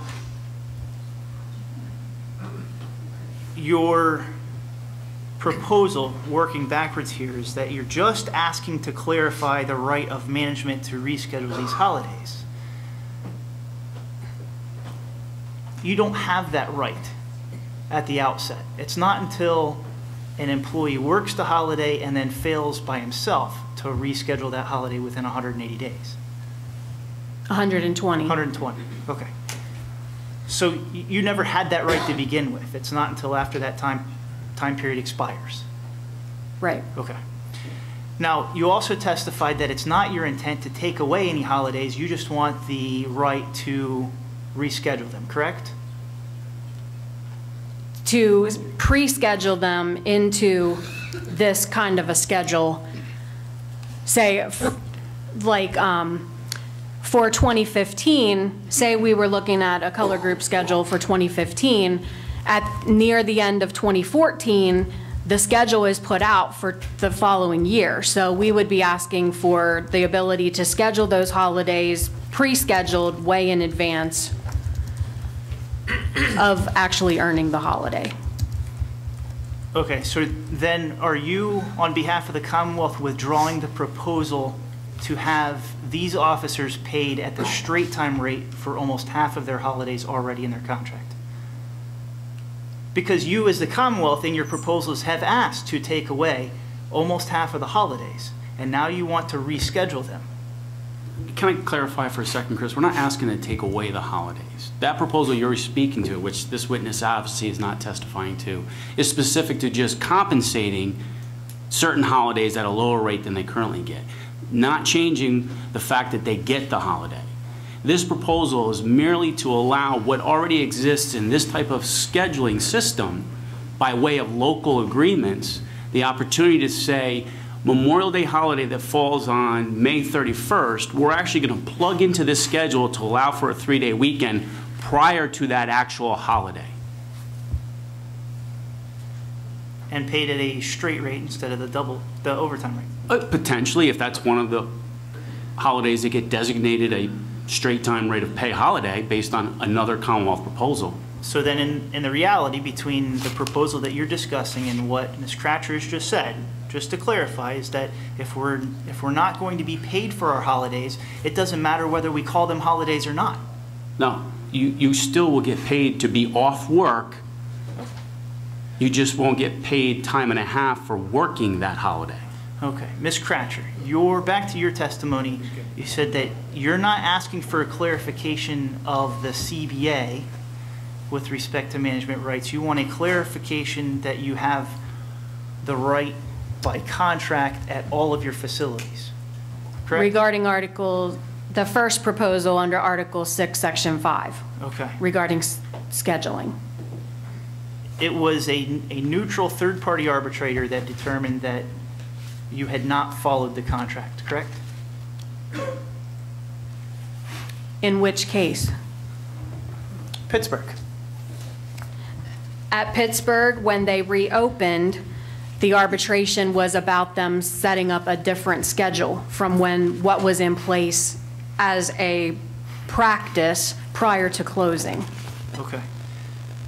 But the question, Ms. Cratcher, is that a neutral third-party arbitrator determined that at Pittsburgh, the Commonwealth didn't have the unfettered access, this broad sweeping right with respect to all aspects of that schedule change, correct? At SCI Pittsburgh, that's correct, And based then- on a practice. Moving forward, our Pennsylvania Labor Relations Board, the people who essentially enforce Act 195 for this bargaining unit, also determined that the Commonwealth did not have that same right with respect to Fayette, correct? Correct. Okay. So a neutral third-party arbitrator and our Pennsylvania Labor Relations Board said, no, there isn't something to be clarified here. The Commonwealth is wrong, correct? To the extent that they have to negotiate changes rather than just meeting and discussing. And let me ask this of either one of you. When it comes down to making these decisions and these side letter of agreements at each one of these local institutions, we're not just talking about a schedule. We're talking about how potentially overtime is going to be affected, how vacation selections are going to be made, how holidays ultimately are going to be scheduled, all of that, correct? Potentially. And all of those areas are terms and conditions of employment, correct?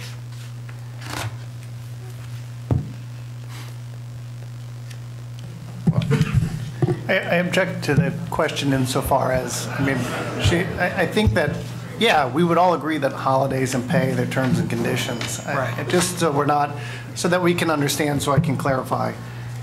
We did use the word clarify, and we use that because we want to make sure that the panel understands we're not asking you to change any of the language. We will concede that there is an arbitration award and an unfair labor practice determination that at those two facilities, for specific reasons, whether you agree or disagree with the analysis, the union is absolutely correct that an arbitrator and the Pennsylvania Labor Relations Board did determine that the meet and discuss language no longer did apply and that a higher bargaining obligation applied. We use the word clarify because the contract language is still the same and references a meet and discuss. And so I think what the thrust of our proposal is, and I apologize if it was a little unclear, is to try and get that meet and discuss language incorporated back in across the board. It's not intended to hide the ball. With respect to the holiday issue, to clarify, the union is right. There is a proposal that would ask that the holiday be paid at a straight time pay for certain days, but they would still be considered holidays in the contract. So if you didn't work, you'd get paid and things of that nature. But to clarify those two issues, but I don't want to confuse people with clarify. We're not trying to hide the ball. The union is absolutely correct that in those cases that there was a determination that the Commonwealth no longer had a managerial meet and discuss obligation, that it had a bargaining obligation. Declare that for you, Chris?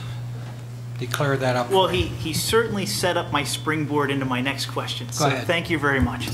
Okay, so we want to clarify your managerial right with respect to the schedule, which is clearly articulated in the contract. But the idea here is that when you go in to any one of these institutions and you look at these side letter of agreements about scheduling, they touch upon other areas that are terms and conditions of employment that require bargaining, correct? Holidays, vacation selection, correct? Correct.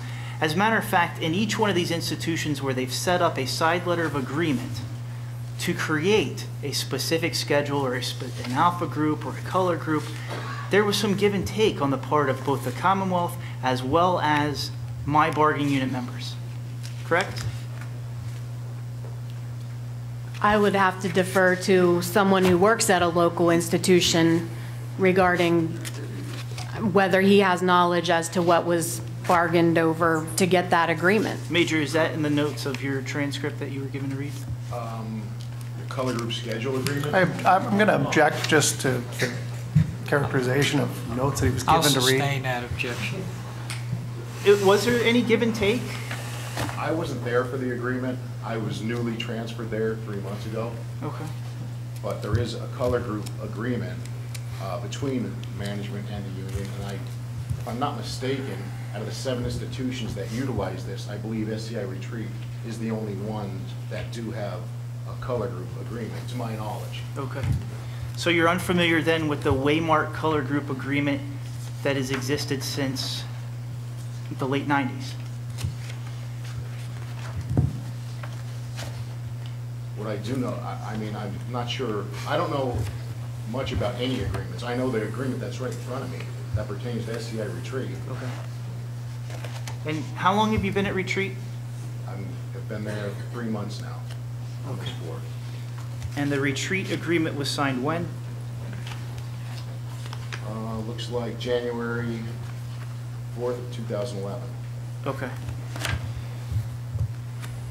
Are you familiar then with the Muncie color group agreement? No, not the agreement. I've worked at Muncie, but I don't know anything about the agreements. Okay. Would it surprise you that at Muncie, instead of pulling from their CP bank for their give back days, they I will actually... object in that he's already qualified, he's not familiar with the agreement. Chris, he doesn't know about Muncie, he knows about Retreat, I think. Okay, let me ask you this. At Muncie, do officers work to accrue compensatory time to use in lieu of a CP give back day? I do not know if they're allowed to earn CL time there or not. Some institutions do, some do not. Okay. And if I represented to you that that's exactly how they do it at Muncie, would you have any reason to disbelieve me? No, absolutely not. I've worked in facilities when I was at Cole Township. A training day, you would earn, basically on a give back day, 12 hours of comp time. 8 hours would go back towards the give back day and you come out 4 ahead. Okay. So there's that give and take, and we're touching upon areas that are terms and conditions and otherwise bargainable. Correct? Correct. Okay. So in the crux of your proposal then is that you want to take back Pittsburgh and Fayette, and that you want to plug in the Retreat color group into the Chrono system and apply it to the entire state. No, that's not. The second part of your assumption's incorrect. If a schedule, a statewide schedule was put into place similar to the color group schedule, we're asking for the ability to pre-schedule those holidays into the schedule. Okay. Ms. Cratcher, are you familiar with the phrase garbage in, garbage out when it comes to computers? I'm not sure. Go ahead. Are you familiar with that Yes. phrase? Okay. And right now, your problems with scheduling, not just scheduling, but then determining time off, the whole gambit, all of that is in the hands of your managers, correct? Currently today, you're talking? Yes. Yes. And so it's your managers who are essentially failing to be able to do that on paper, which is why you're going to an electronic system, correct? An electronic system will make things run more efficiently. Okay, but it's those same managers who are then going to plug in this schedule and operate the electronic system, correct? No, I mean, it will be built from a centralized location. The rules are being built into the system. The system will, it will be able to make decisions based on the rules that are plugged into the system, where today a person makes those decisions. Okay. So I would disagree with you in the fact that it's the same what you characterize as garbage decisions that are made today would be made still in the future with a Chronos system. I disagree with that. Is it the intent of the Commonwealth then to go back and renegotiate and make whole my members for the things that they may have given up in signing side letters of agreement at every one of these institutions for scheduling?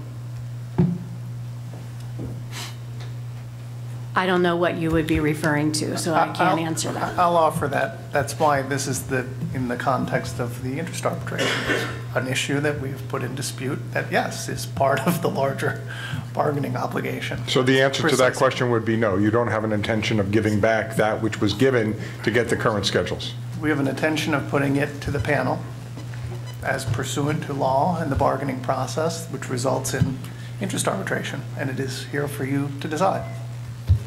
Thank you. We understand.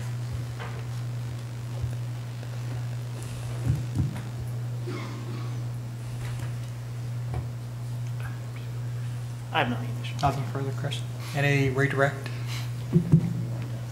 Yeah, just a few follow-up questions. To the manager, the side agreement that Mr. Cook spoke about at retreat regarding the schedule. Are there other issues in that agreement that talk about overtime and leave selection?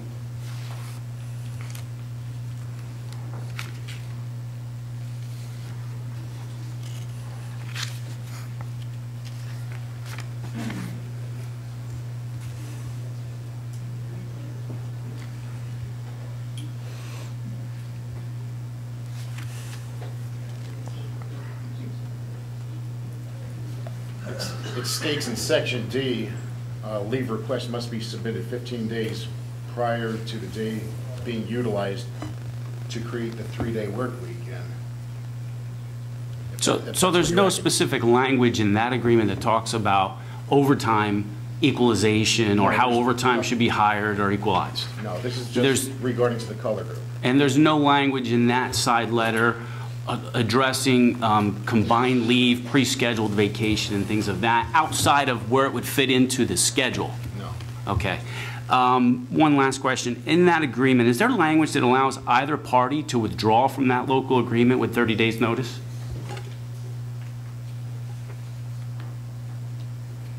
Yes. Okay.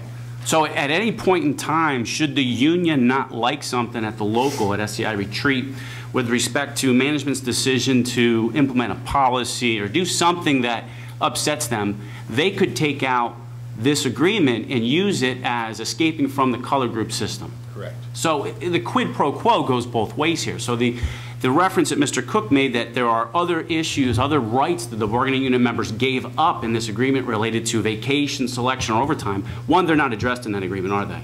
No. And two, either party can get out of that agreement with 30 days notice. Correct. Thank you. Any questions, Chris? These agreements exist all over our Commonwealth at every one of our institutions, correct? I don't know at every institution. I only work at retreat right now. In general, local agreements you're talking? With respect to scheduling? Alpha groups, color groups? There are not any alpha group local agreements that I'm aware of. I am aware of a few of the color group side agreements. Okay. And they have all existed for various number of years, including Correct. Waymart, pre-PSCOA, to retreat that was just signed in 2011, correct? Yes. Muncie's that addresses compensatory time or that ability to accrue that time? I'm not familiar with the Muncie agreement. Okay. And there was a question too about, do these agreements address overtime equalization? You're familiar with the new way in which overtime is called for, correct? And the voucher system? Yes. And that voucher system was the Commonwealth's idea, correct? Largely? I believe so. How long did it take the Commonwealth to implement its own voucher system?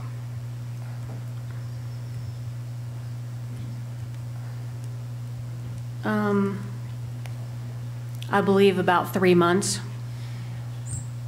Have you considered the domino effect of applying one schedule to all 10,000 members across the state? I withdraw that question. Sorry. Anything further? Missy, with respect to the local agreements side letter at Fayette and the arbitration award from Pittsburgh, do both of those documents tell management what they can do with respect to scheduling and how to change schedules in the future? That they can negotiate a new schedule. So to get out of the quote-unquote shop agreement at Pittsburgh, the arbitrator said that management needs to negotiate with the union. Right. And to the extent that the Fayette agreement that was reached after the unfair labor practice charge, what does that say with respect to schedules?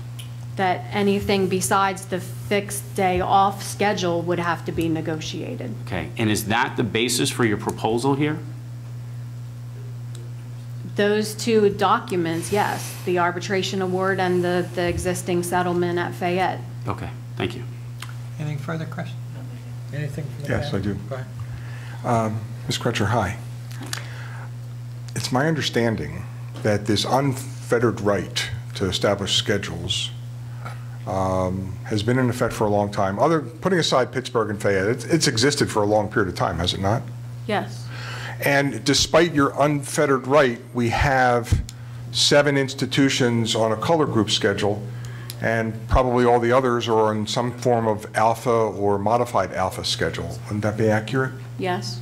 So Camp Hill, Graterford, Huntington, Smithfield, Albion, Cambridge, Hudsdale, Pine Grove, Mercer, Forest, Rockview, Benner, they're all on an alpha system, are they not? In one way or the other? I believe all of the ones you named are alpha.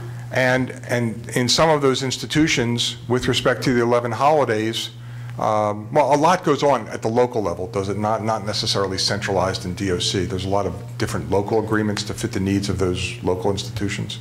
Yes. And the parties negotiated some side letters. For example, in one institution or a lot of institutions in the western part of the state, the 11 holidays are bid as part of their vacation. Some do, yes. And that evolved through the process of give and take of collective bargaining. I would agree. Yeah. And finally, this question, because earlier you said, well, if we have all these customized applications with Kronos, it's got to, first there's the programming cost, and then there's the maintenance cost because they have to be maintained. You remember that testimony? Yes. And, well, if this panel decides that certain holidays will be observed here or certain other conditions apply here, there, wouldn't that have to be programmed into Kronos? Something to deal with vacation or overtime or scheduling. If this panel makes a decision on any one of those issues and it affects scheduling, that would have to be factored into the Kronos system, would it not? Right. And that would have to be programmed, right. And that would also have under your testimony, a maintenance charge, would it not? Not that we would necessarily have to go back to Kronos and pay them to configure those changes. We would likely have staff within the department that would have that ability, but it will require the time and the energy of someone to go in and program those changes. So if you had an alpha schedule with some little tweaks, that could be handled by internal staff. Much like if you had a color group schedule and you needed a few tweaks to meet the needs of that particular institution, that could be done internally as well. You wouldn't have to go back to Kronos. Right, but again, if you have multiple schedules, each of those schedules will require its own configuration for each of the changes that are made. It's not like you can just plug in one change that will affect every schedule. Each Understood. schedule will require its own reconfiguration. And as I understand the Kronos system, it's computer-based, and it would require the employee to input in the computer. Would it not? For some things. For some things. Okay. All right, thanks. Any questions, Joe? No. Thank you very much.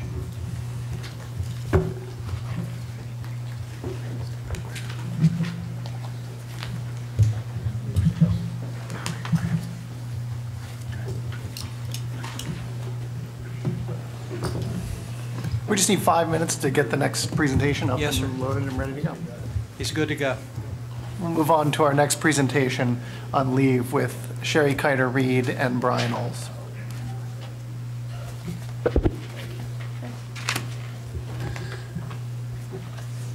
Good afternoon, panel. How you doing, Brian?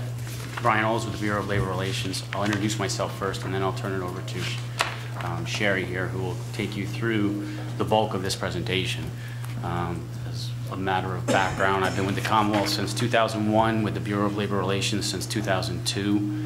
I would say probably more than 80% of the time I've spent in the Bureau of Labor Relations has been focused on H-1 Pscoa issues, from administering the grievance committees, doing labor arbitrations, contract negotiations from beginning back in 2004, 2005, and every interest arbitration since then, preparing, presenting, you name it. So unfortunately, I've lived Pscoa and the H-1 collective bargaining agreement for the last 12 plus years.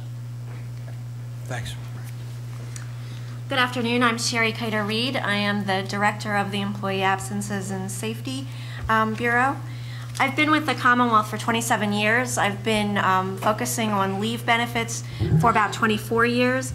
In an agency, configuring the software for SAP, and then doing policy, of course, at the Office of Administration, which is where I'm currently employed.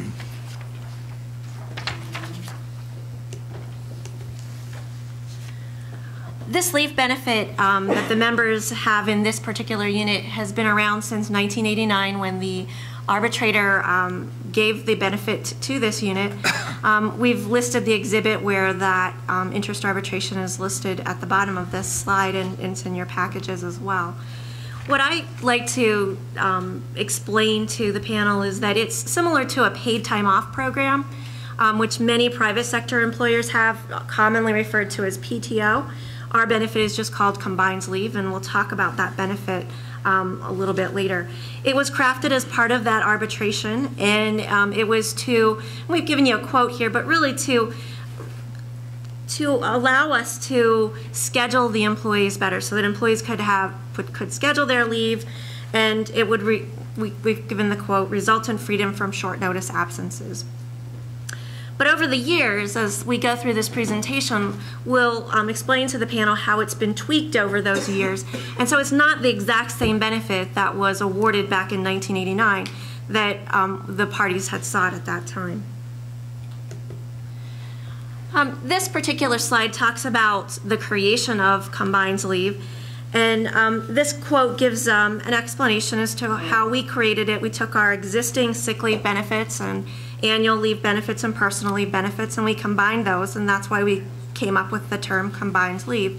Now, combined leave is what we also consider, there's a sick leave component of that, and I'll explain it, but refer to the collective benefit as a combined leave benefit, but it does include combined leave and sick leave.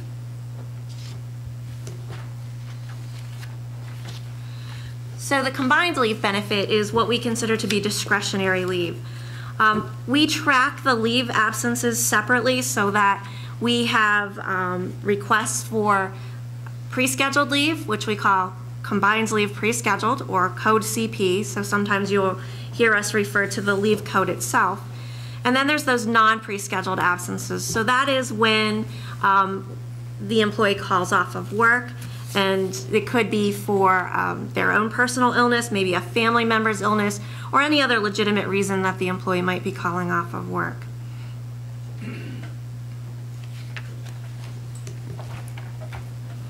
And sick leave is the other component. When this was first created, it was considered to be a long-term sick leave benefit. Sometimes the paid time off programs that private sector employers have, where they have a short-term disability, this is a little different than short-term disability because we do pay 100%.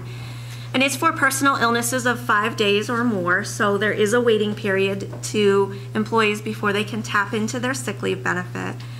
But we do allow the retroactive charge of sick leave after that 5-day waiting period, depending on the employee's years of service. And we've shown as an exhibit or a note that it's listed in Article 10, that retroactivity, and how, based on your years of service, how many days you can go backwards. So you could go back to day number 1 and charge it to sick leave, or if you have very little service, you might only get 1 day charged to combined leave and sick leave. And so it's explained better in the contract. Bereavement leave is the other component, And this is something that's very unique to this unit. There aren't any other units in the Commonwealth that have this benefit. It is 3 days of free leave. We consider it to be free leave because it's not charged against any other leave benefit. And because there is no charge to the leave, we do have a requirement that employees must document the bereavement leave, so a newspaper clipping or something from the funeral home stating that the employee was there for a funeral. If the employee needs additional days beyond those 3 days, which sometimes might happen, you might want 5 days, and that's provided for if you have the death of a parent, you can use the extra 2 days and you can use your sick leave benefit for those days. So you can use more than 3 days, but the 3 days are the free days.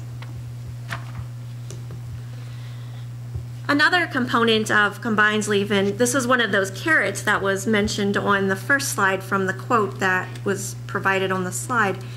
This is the sellback provision. It's available to any employee with 5 or more years of service, and the employee can sell back leave if they had 3 or fewer occasions of non-pre-scheduled leave.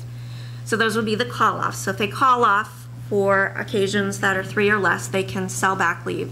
And they may sell back up to 8 days of their earned combined leave to get a cash payout for that.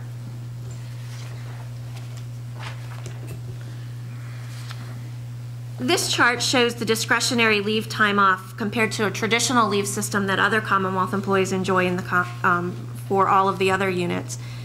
And this is most of our employees have the schedule that's listed on the left. So this is the discretionary leave. So this is your annual leave, which is vacation, and your personal leave benefits. But corrections officers enjoy, and members of the Pscoa unit enjoy combined leave. And they also have a stress day. I didn't mention stress days before, but what that is it's an additional call-off day that they can use at any time, assuming it's approved when they call off. And the next slide compares the entire leave package, so it includes the sick leave in both units as well. And you can see from both of those slides how much more leave days that the employees in this unit will receive compared to other employees in the Commonwealth.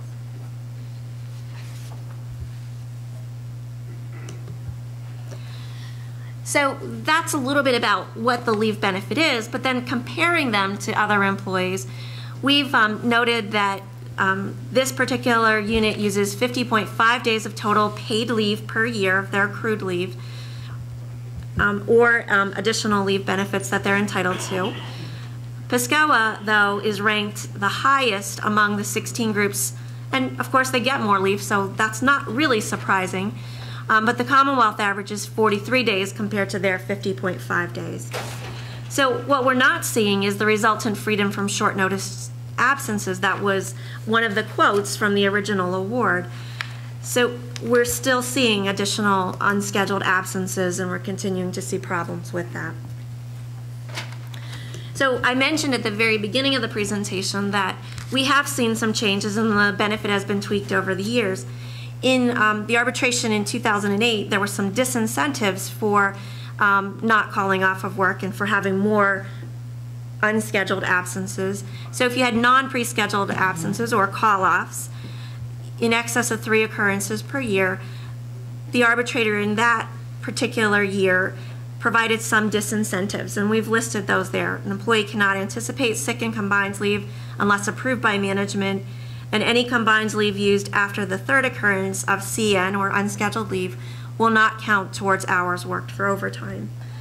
And that we could also request documentation for any unscheduled absences. So we could ask for medical documentation for sick absences, or if your furnace broke and you needed an unscheduled absence, we could ask to see some documentation to show that your furnace actually broke.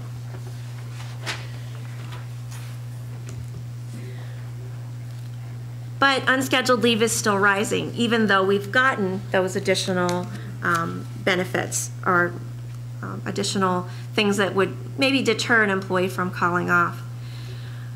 We also see that very few employees are selling back their leave. This is a statistic for just the Department of Corrections. I don't have a statistic for the Department of Public Welfare, but only 3% of the employees are selling back their leave, which is 354 employees.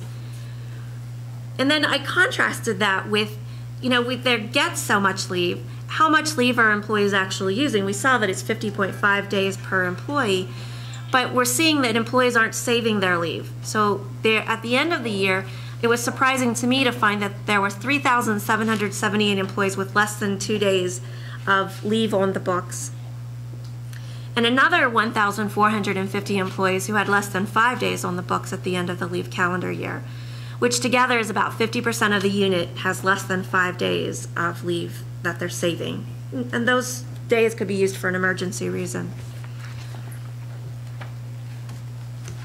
I'm going to let Brian talk to the next slide about what has happened with the arbitration awards. To follow up with what Sherry spoke about, the one theme that we've heard from Pscoa since they came in to represent the H-1 bargaining unit going back to 2001, or how unsatisfied this unit was with AFSCME's representation. And right or wrong or indifferent, not to get into that, but there's been a lot of things that they've challenged since they've been in place that all occurred and happened under the reign of AFSCME.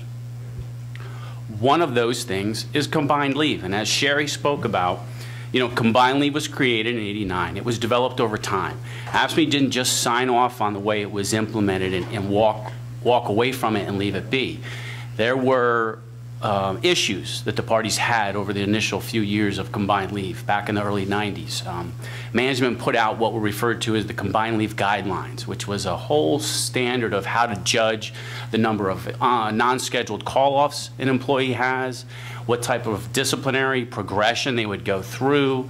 And when those guidelines were first issued by management, AFSCME filed an unfair labor practice charge, and the parties went back and forth over that until ultimately management put out a set of guidelines that AFSCME didn't sign off and agree with, but they no longer held on to their unfair labor practice charge. And for years, from the mid-90s until the early 2000s, combined leave under the Department of Corrections and Welfare was managed by these combined leave guidelines.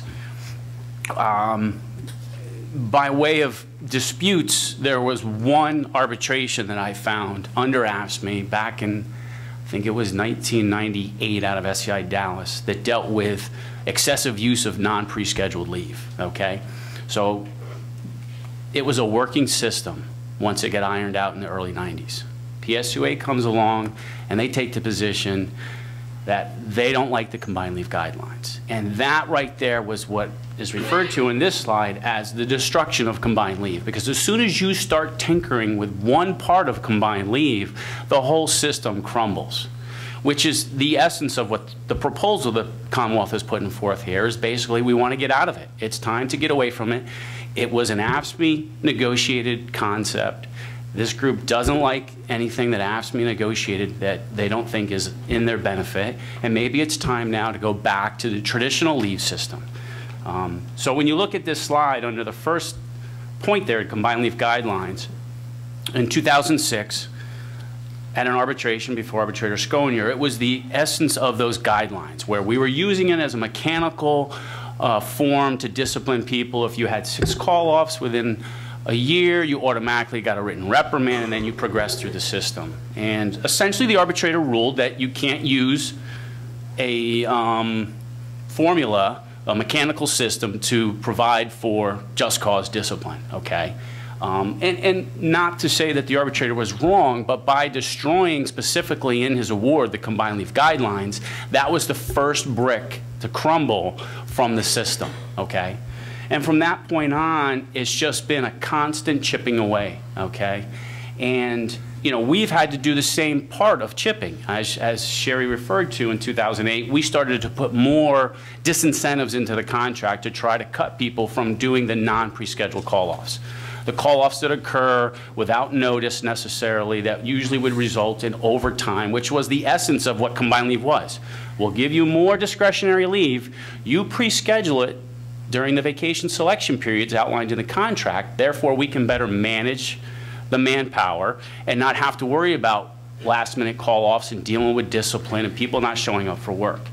So over the 2000s into recent years, that whole system is basically starting to crumble. So Pscoa got rid of the combined leave guidelines, so now discipline for people who were excessively calling off became increasingly harder and harder. And again, these are the people that are calling off, not coming to work when they were scheduled to work, not the people that are just using a lot of leave through vacation selection period. If you could schedule all 45 days you earn, that's great. So after that, we had a few more arbitration awards that still chipped away at it. Under this system, the contract gives a lot of discretion to the local parties about how to pre-schedule. The contract essentially provides for 2 vacation selection periods. There's I think it's late October, early November is the first period where you schedule January, February, and March, okay? And the local parties develop all kinds of local agreements on how they do that. Then in January, there should be another selection period where you schedule the rest of the year. Well, there's a side letter, again, dates back to the 80s, where the Commonwealth committed that we will provide enough opportunities for leave selection during the selection period so that everybody in the bargaining unit can select the leave that they would earn in that leave calendar year. So let's just take, for example, let's say I'm a 10-year member of the bargaining unit and I earn 25 days of combined leave this year. When I go to schedule my vacation in either one of those 2 selection periods, I should be able to put 25 days of leave into the calendar. So if I want 25 vacation days, if I want 5 weeks of 5-day vacations, I can do that, okay? That's my discretion. What's happened over time is we've had grievance after grievance where we dispute over, well, how many days should be allowed? Are those slots, you know, guaranteed if they're set during the selection period? Are they guaranteed for the rest of the year? And there's been disputes back and forth at the locals over something like this. And for example, January, February, and March, you'd look at the leave selection for those months and they'd be minimal. People aren't selecting vacation January, February, and March unless they're the absolute bottom barrel seniority people, okay? What you have is people wanting to schedule vacation in the summer months, in the fall. We got probably a bunch of hunters in this bargaining unit. So the leave slots that we guarantee are broken down by shift, okay? To efficiently operate a 24/7 operation with 3 different shifts, we have to figure out how many people can we allow off on pre-scheduled leave each shift, okay? Contract doesn't say specifically by shift. Contract says that you'll provide those number of slots by way of the agreement, and then you can limit the number of people off based on the operation, okay? Well, what you'll see when you have the opportunity panel, I won't read it for you now, these 3 arbitration awards from 03, 10, and 11 have really pinned the Commonwealth down to not being able to manage the operation. These awards are so ridiculous that they say the contract only requires your limit on vacation selection to seniority. Last round, 2011, we got language added that said we could go by seniority and by classification. The way we were doing things prior to these days is that you would take correctional officer 1s, and all the correctional officer 1s on the 6 to 2 shift would bid their vacation by their bargaining unit seniority. Makes sense, doesn't it? Why would you have people in bargaining unit seniority bid against each other on different shifts? Okay? Well, what these awards tell us, okay, is that the Commonwealth, the contract doesn't require you to separate by shift, and even in these awards it says you don't even have the right to separate by classification, so that's why we got that in the last round of bargaining. So we'd have to determine, based on the calculation on slots, how many people can be off on July 1st. Okay, spread across 3 or 4 shifts, we can allow 15 people off in a 24-hour period. If all 15 people are the most senior and they all are on the 6 to 2 shift and work in food service, that means a correction officer working the blocks on 6 to 2 shift, 2 to 10 shift, or 10 to 6 shift would not be able to exercise their seniority to take leave. So we would be under these awards, we were bidding against different classifications and we were bidding against different shifts. Again, when this process was put together and that we would guarantee leave slots, we always did it by shift and classification. This union challenged every little section of the contract in their early days, and this is where the system, again, continues to crumble. With a system like combined leave, where we're giving them a ton of discretionary leave, we have to account for that leave based on that side letter. So we have to come up with a number of slots. Going back to a traditional leave system where the number of quote-unquote vacation days would be less than what you get in combined leave, which Sherry showed in these charts, we won't have to give that many people off each day, okay? The numbers of people off would be less on pre-scheduled vacation. So there are some advantages to going back to the old way, in addition to just lowering the number of leave, but also as far as efficiently operating the facilities efficiently. So those are some of the destructions of combined leave. There are 3 other leave benefits that we want to talk about with proposals that we'll have, and we'll give you those proposals in a few minutes. But the next one is the bereavement leave proposal, and employees use more bereavement leave than other Commonwealth employees. I mentioned that they have the 3 free days, so even if I count the days that they can use their sick leave, the employees in this unit have an average of 4 hours of bereavement leave per year, and that's the bereavement leave plus the sick bereavement leave. In comparison, and comparing only those who use bereavement leave, 5 hours more were used. So in contrast, other Commonwealth employees use only 3 hours of bereavement leave. So there's a lot more bereavement leave used because they have the 3 days. Sick parental and family care absence benefit is more generous than the FMLA benefits. The Family and Medical Leave Act, FMLA for short, provides the 12 weeks of leave. And there are certain criteria related to whether or not you're eligible for that. And we have most of those built into our SPF leave benefit. SPF is sick parental and family care. We provide 6 months of benefits compared to the FMLA at 12 weeks. Intermittent leave, especially when call-offs occur, is problematic for our operations.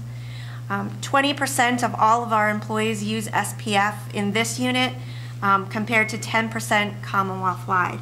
So this particular unit is using more SPF leave than any other Commonwealth employee group.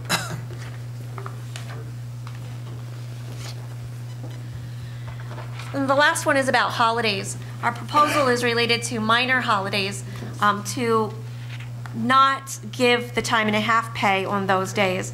So what we consider to be minor holidays are those that are listed there: Martin Luther King Jr. Day, President's Day, Columbus Day, Veterans Day, and the day after Thanksgiving. And this would be only for time worked, so it wouldn't be like we were talking about in the prior presentation. It wouldn't be part of the vacation selection, and you'd get, part of the scheduling system, where you get time and a half when you use that holiday absence. This is only if you're working the holidays. So our proposal is that you would only get straight time for working on the minor holidays. There's no other unit that gets time and a half pay at least on one of those days, and that's the day after Thanksgiving. And there are 2 units that are both Act 111 and a Act 195 unit that receive straight time pay on Martin Luther King Jr. Day and Veterans Day.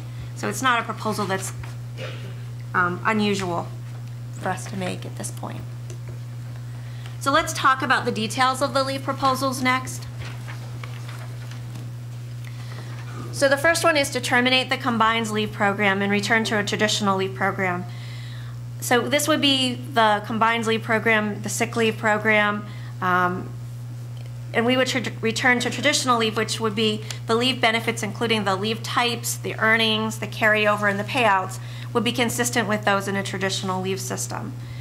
What we heard from the union in their testimony last week is that it would be better if they had more staff. So one of the things that we look at when we go back to a change a leave benefit or go back to a traditional leave benefit is that we would be saving leave days. So there would be more employees available to work. And that the number of employees available to work with returning to traditional leave would be 305 full-time equivalent employees in the unit. There would be some overtime savings as well related to this, but we didn't do a calculation for that. The next series of slides provide what the benefit actually would look like. Because this benefit has been in place since 1989, many members of this unit might not be familiar with the benefits. So we've listed those on the next few slides. So there is a personal leave component. These are call-offs that can be done, or you can pre-schedule your personal leave day. In the first year, the employee can earn 1 day. Second year, they earn 2 days, and it's broken out by half of the year. And then the third and subsequent year, they get 4 days, 1 per quarter. There is no carryover, and the payout, it says none, but there would be a payout upon separation, but there's no payouts like there is for combined leave sellback, for example, if it's not used. Annual leave is the other benefit. This is also considered to be vacation leave, and the earnings are 7 days for employees with 0 to 3. If you have more than 3 days to 15 days, or 15 years, you do get 15 days, and 15 plus years, 20 days is what the other units earn. You can carry over this leave up to 45 days, and upon separation, the payout is 100%. And finally, sick leave is the traditional sick leave. We provide 11 days to employees. They can carry over up to 300 days. So we encourage employees to save their leave so that if they do have some surgery that might be scheduled in the future, that they have enough days to cover that. It is also paid out upon qualifying retirement, and that's listed on the schedule below. So upon that qualifying retirement, it's not just any retirement, but you have to be superannuation age and you have to have so many years of service as listed there.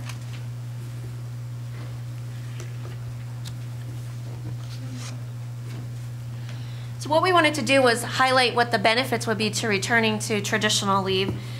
There would be more flexibility with staffing, less vacation time to schedule, and annual leave earnings are less than the combined leave earnings. As Brian was explaining, the vacation selection by classification and shift would be helpful in making sure that we have enough employees on all of the shifts. There would be no confusion with sick leave restrictions, because with the sick leave program that's in place now, an employee can only tap into their sick leave benefit after 5 days, or if they have an intermittent absence that qualifies for sick leave, and there's certain criteria that they have to meet to use that. So any short-term absence for a sick leave purpose, doctor's appointments included, could be used as sick leave. So it would be a lot less confusion over when you can and cannot use sick leave. All sick absences would come from the sick bank. They wouldn't be coming from your vacation bank, as they are today with combined leave. And bereavement leave would come from the sick leave bank as well. For bereavement leave, our proposal is to eliminate the free bereavement leave, not to reduce the entitlement that an employee has. So they could still use 5 days of sick bereavement leave, but it would come out of their sick leave account if it was for a parent, for example. It's 3 days for other relatives that are described in the contract. We estimate the savings for this would be $1 million for eliminating the free leave. The savings for overtime replacement could be as much as $600,000. An elimination of free leave would gain about 15 full-time equivalent employees. And these are all annual figures that I'm quoting for you.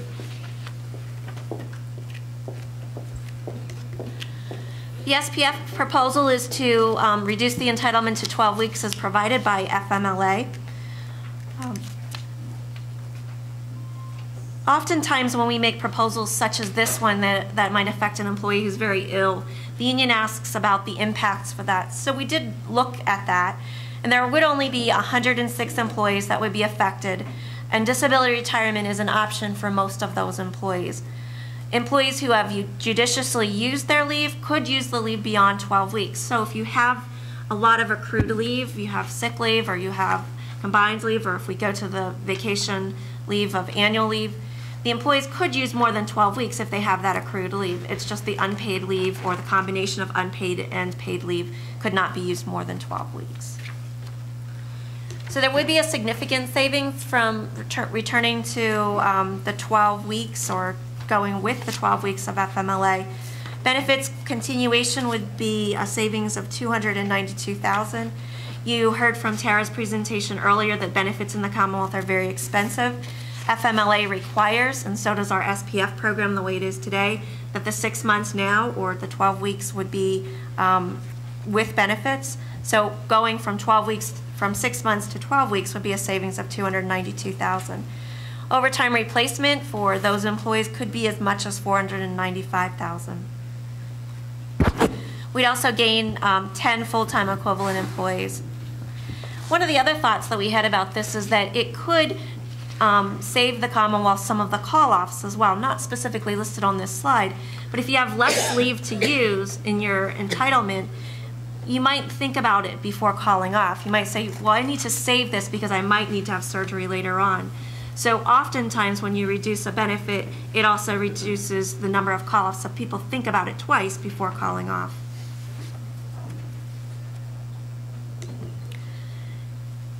And then our final proposal is related to the time and a half pay for the minor holidays. We listed those on the prior slide, but this savings would be $2.2 million per year if we were to go to straight time for those holidays listed. So to wrap up what I've been saying throughout the presentation, certainly combined leave was created with the intent to reduce the call-offs. It's been changed, it's been chipped away over the years, and so it's at the point where it's not working. Employees are calling off more and more each year. Over the years, the original benefit has been expanded through the arbitrations, and the Commonwealth's leave proposals will enhance staffing flexibility by providing more full-time equivalent employees available for work, provide a measure for economic relief in these times of budgetary pressures, because we saw the savings that we could also get from these, and it will continue to afford a generous leave benefit to the employees of this unit. Thank you. Any questions? Yes. Good afternoon, Ms. Reed. The combined leave program that was instituted 24 years ago was a Commonwealth proposal, correct? I don't recall, sir. If I represented to you that it was indeed a Commonwealth proposal, you'd have no reason to disbelieve. I would have no reason to not believe you. And you had testified that there may not be very many people in this bargaining unit that would even be familiar with this other program. I will represent to you that Mr. Kapoor stated that there are approximately 242 members of this unit that have 25 or more years of service. So it would only be those members that would even know the other type of system, correct? Yes, that's correct. That's why I wanted to review what the system was so that the members were familiar with what we were proposing. Okay, so 98% of my bargaining unit is familiar with this system and have lived under this system for their entire career. I agree with you. Okay. Mr. Olds, you have been part of the arbitration process every time the PSCOA has come under the auspices of PSCOA, correct? Correct. Okay, the PSCOA actually made a proposal to come out of this system, and the Commonwealth opposed it. Correct. So you asked for this system as the Commonwealth. The PSCOA asked to come out of this system. You opposed it. Now you want out of your own system, correct? Correct. Okay. And you asked for more teeth in terms of a C4 provision, and you got it, correct? Correct. And then you asked for a provision that addressed seniority, and you got it. In terms of bidding Classification. Classification, correct? Correct. Okay, so you asked for this provision, you asked for the teeth, and you asked for an additional set of teeth. You got it all. You got everything that you have asked for with respect to this system at arbitration, correct? Correct. And it still hasn't cut the number of short-term absences that it was intended to curb. Now, what you've put in your presentation here at Exhibits 1 and 2 was an explanation of what Arbitrator Buckheit understood this to be, as well as Ms. Scott's testimony as to what her belief of what the Commonwealth thought the system would be, correct? Well, yeah, I mean, Exhibit 1 is the Buckheit Award. Okay. Not his explanation. But once it became part of the award and practiced, it then became essentially a living system that the two of us, the Commonwealth and the H-1 bargaining unit, have had to live under and understand and abide by and muddle through together, correct? Correct. Okay. You talked a little bit about this erosion. I apologize.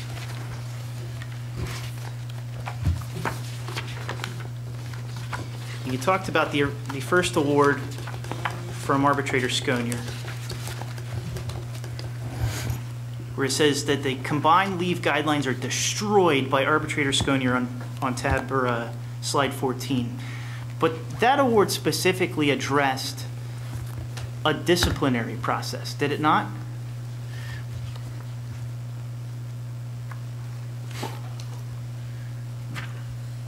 Yes, but that's part of what the combined leave guidelines were. And were a progressive discipline process for excessive use of non-prescheduled leave. And under your disciplinary process for the combined leave program, it was strictly, we will use a number-based system. If you have X number of non-prescheduled call-offs, you will immediately be presumed to be abusing this system, correct? Correct. Okay. And arbitrator Pscoa said that doesn't comport with our notions of just cause. You can't just look at numbers in a vacuum. You have to take into consideration what these people are actually having to deal with, correct? Correct. Okay. So that arbitration award really had more to do with just cause than it did in the erosion or even the destruction of your combined leave guidelines, correct? No, I disagree with that. I mean, he specifically says that we're to cease and desist from enforcing the combined leave guidelines. Now, in that same slide, you indicate grievances. There are grievances every year about vacation slots, correct? I don't think I said every year, but that's what over your my slide time. Says. 14. Okay. Okay, grievances every year about vacation slots. I'm sure I could find them. The only grievance that has gone to arbitration, however, and this is something within your knowledge and purview, the only grievance about vacation slots that has actually gone to arbitration is this low arbitration award in 2003, correct? Well, no, the Schick and the Wolf one are as well. Vacation slots or just generalized combined leave program? The Schick and Wolf specifically address management's ability to not select vacation by way of shift and classification. Okay. All three awards basically say, management, you're to select vacation by bargaining unit seniority. Nowhere in the contract does it say you can carve out classification, and nowhere in the contract does it say you can carve out and just allow them to select against each shift. So the scenario that I gave you, if on a given day, based on a 24-hour operation, if the calculation came out to be 15 leave slots spread out between the 24 hours under those three awards, under the language that existed at that time, if all 15 most senior people in the bargaining unit came out of food service, all 15 food service people, based on those awards, would get their vacation selection, and the CO1s and the foremen and the tradesmen and the canteen clerks and all the other classifications that work inside the jail that work different shifts would not be able to get that day off.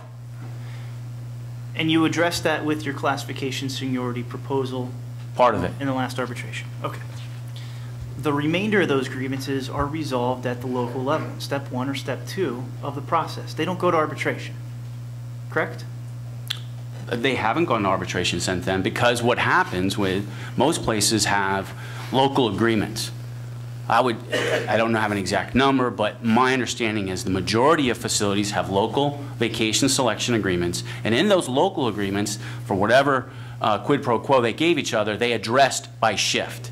And what happens, and what I have personally seen over the years, dating back 8 years plus, is whenever there's a disagreement, the locals will use the low award to say, if we can't get an agreement here, you're going to follow the low award. Okay. So that hinders our ability then to allow individuals to select vacation by shift now. Let's talk about our various types of leaves then. And I want to address right now the characterization of 3 days free bereavement leave. You'll both agree with me that that is a contractual provision that is earned by every one of these members. 3 days. Correct? We don't. Is we it look earned at or not? It's not an earned day. It's No, not that we give you quota or an entitlement at the beginning of the year and says everybody gets 3 days.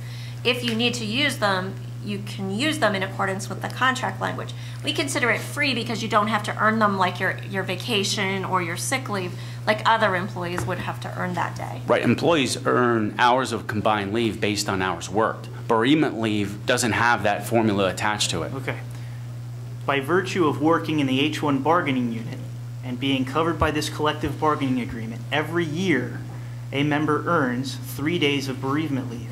Whether they use that or not, by virtue of somebody in their family dying, is regardless.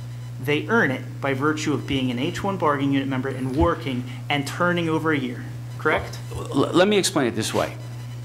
They're going to get their 3 to 5 days of bereavement leave for the death of a family member, however much they're entitled to by way of the language in the contract that says, based on these family members, you get 3 days of bereavement leave. Based on these family member relationships, you get 5 days. And for the unfortunate circumstance that somebody loses a family member, we're not taking any of that away. But in line with our proposal to get out of combined leave and go back to an annual leave system, like all other annual leave systems in the Commonwealth, there is no separate bank of leave to take from when you have to use bereavement leave, like this group. So, if I am an H-1 bargaining member and I am thrown into this proposal, this proposal is granted and it combines with the annual leave proposal as well, and I have a death of a family member, I'm still going to get my 3 or 5 days of bereavement leave. It's just going to, the paid time off will come out of my sick leave bank like all other traditional leave system employees, and it won't come from these 3 separate days that have no earnings. Let me ask it a little simpler. 3 days of bereavement not taken from your sick leave or your annual leave is a benefit afforded by the contract, correct? Correct. Okay, thanks. That's why we have it here as a proposal. So it's not free, it's not being given away. It's a benefit of this collective the bargaining. free word was used to describe the fact that it's not coming out of any other leave bank like every other Commonwealth employee has. Well, the Therefore, Commonwealth is it used. combines with the Commonwealth's proposal to get away from the combined leave concept and go back to traditional leave. And the Commonwealth has used, though, the word free in the context of arbitration when you were referring to overtime equalization money. For example, being paid for something that you didn't work for or earned. Correct. Okay. But these aren't free in that sense. They've earned them. Correct? They were given them through collective bargaining. Okay. Ms. Reed, could I have you turn to slide 11, but then I'll also refer you to tab 3.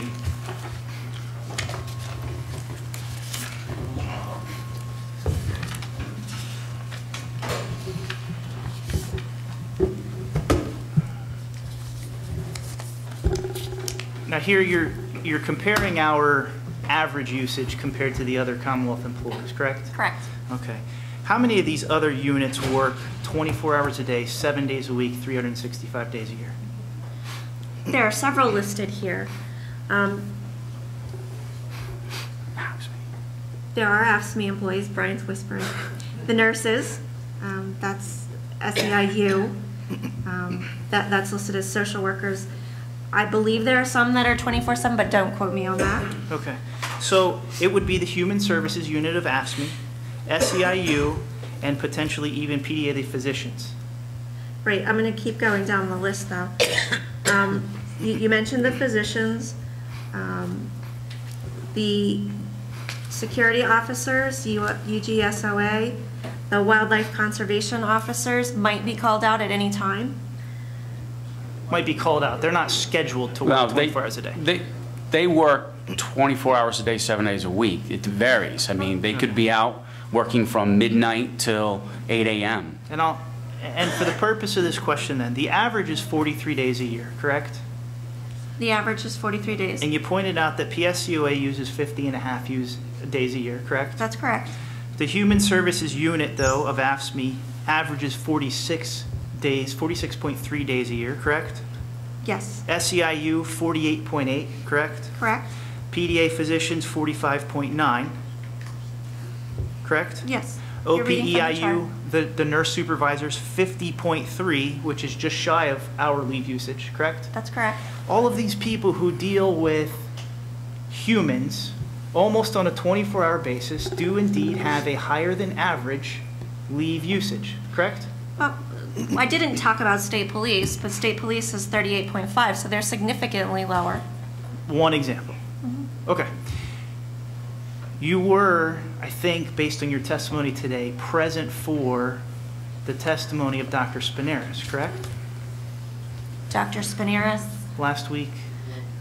Yes, I was here for parts of it. I can't say who was testifying at any point in time. And she explained why these bargaining unit members would tend to use more leave time as a result of the job. Did you hear that? No, I wasn't here on that day. Okay. And I'll represent to you that it's her testimony, her expert testimony, that due to the nature and extent of this line of work, and these people were locked up with prisoners, are going to have a higher rate of leave usage due to that stress of that job. Would you have any reason to disbelieve that that's a good opinion? Again, I wasn't here for the testimony, and I'm not an expert on the issues that you're talking about to say that that's reasonable or not. Okay, fair enough.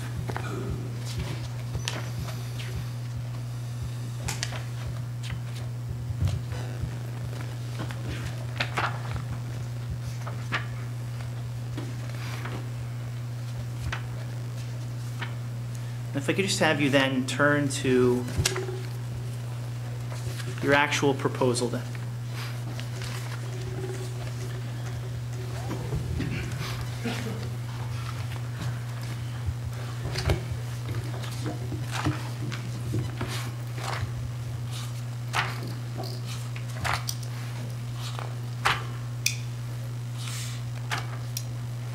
Okay, slide 19.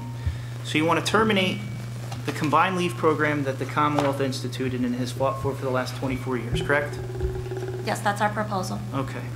And the savings here, when we talk about as compared to the average, if we compare ourselves to the average of the people who actually work 24 hours a day with humans on a regular basis, we're using approximately 3 more days, not 7 more days, correct?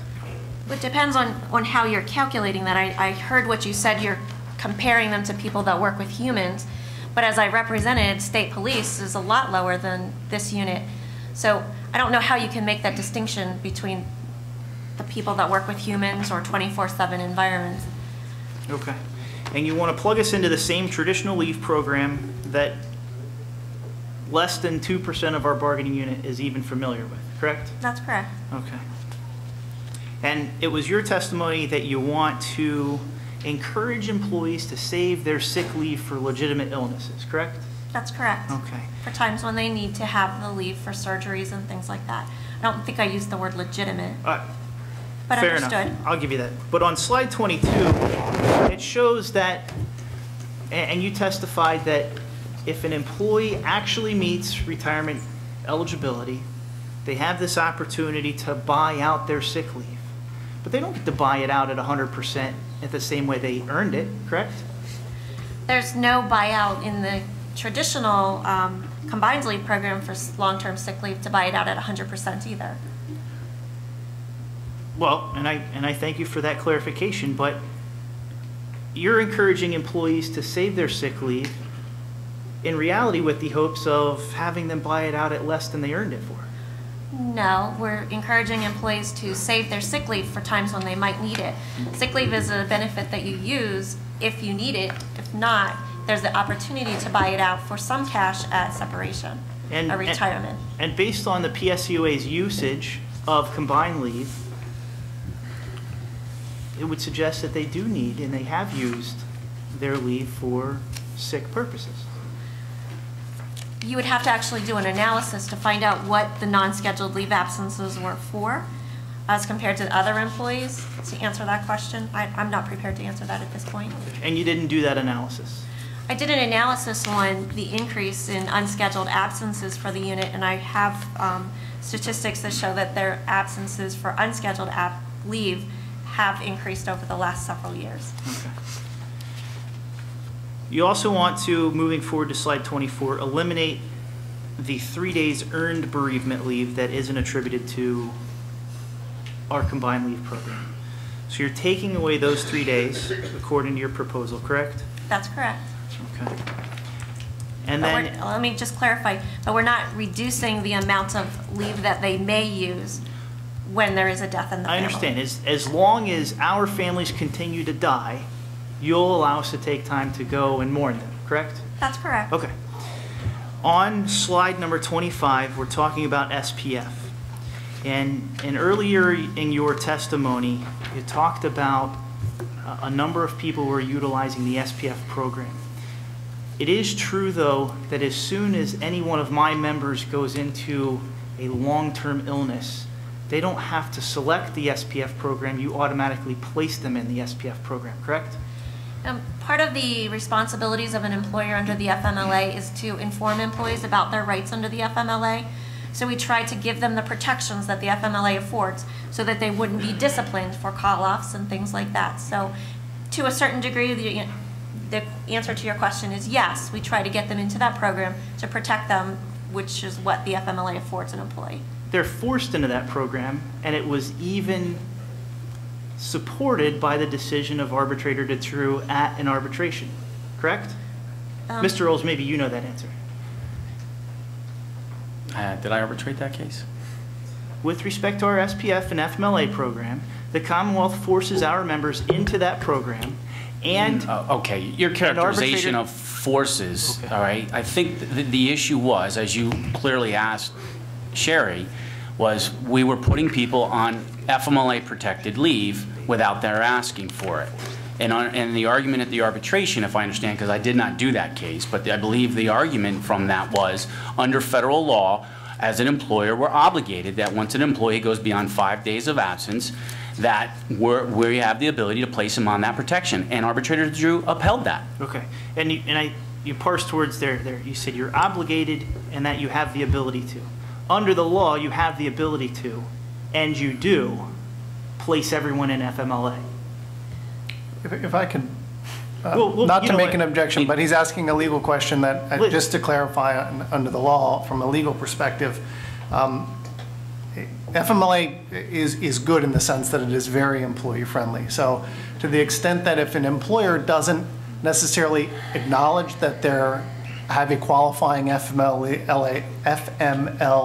event, and they don't, let's say the employee never comes and asks specifically for FMLA, and the employer never specifically designates it an FMLA, if an adverse employment action is taken against the individual, they still have a right to sue for a denial of an FMLA benefit. So, I'll agree with you wholeheartedly, Mr. It's a little bit more difficult. It's a little bit more. It's not that we're forcing them into it. I think all employees, and as a labor and employment attorney, I'll tell you that our practice is that all employers, if it is perceived to be an FMLA qualifying event, you treat them and afford them the benefits of FMLA protection. And I understand that. And I think the import of my question is better served by just having us provide you with the award from arbitrator Dutroux here, because their contract allows them to get into a long-term sickness that would qualify them for FMLA, but they don't actually have to have that. But now they're forcing them into that, or placing them into that automatically, and it creates this SPF number. Okay, why don't you provide the panel with the award? Thank you. When you talk about, though, on slide 25, that 106 employees would be affected by this, is that 106 employees that are on SPF in general, or 106 employees that have exceeded the 12 weeks of FMLA and are into the additional time period up to 6 months? Sure, that's a fair question. We looked at usage for SPF FMLA leave in 2013. And out of the employees that used it in 2013, there would be 106 employees that didn't have paid leave to cover them beyond 12 weeks. So of those 106 employees, there might be 10 of those employees that had just one more day more than the 12 weeks that had to be unpaid, that was unpaid, and we covered under our SPF benefit, that they now would not have had that additional day.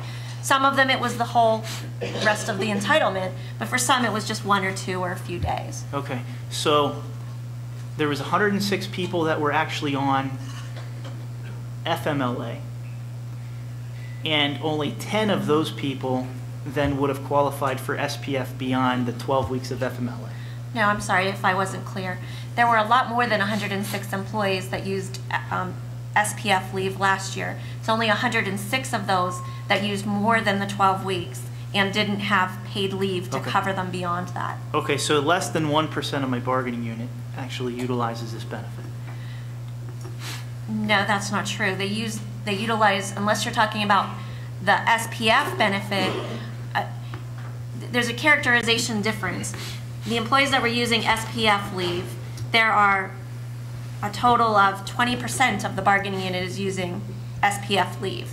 They're utilizing that whether you call it FMLA or SPF, but there's 106 that were using leave beyond what is allowed by the FMLA. Okay, and that's the distinction I wanted to make here, is that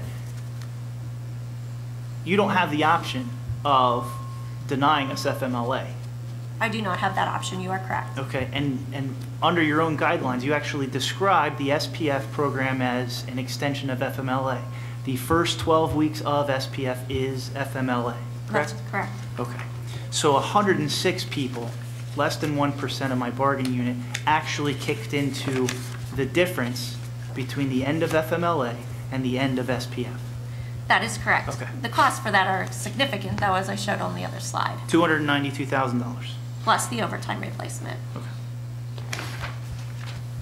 Now, you talk about your holiday leave proposal, and what you want to do is eliminate time and 1/2 for minor holidays. And you admit it in your slides, but what you want to do is give us straight time for 5 holidays, correct? When you work on those 5 holidays, to give you straight time instead of Okay. time and a half. And you admitted that among the other bargaining units that have these minor holidays, only 2 bargaining units gave up 2 of those days, correct?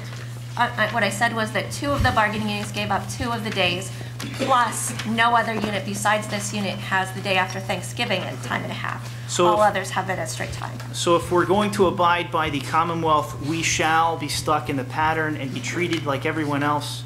Why are you asking for 5 days from my members as opposed to maybe 2 or 3?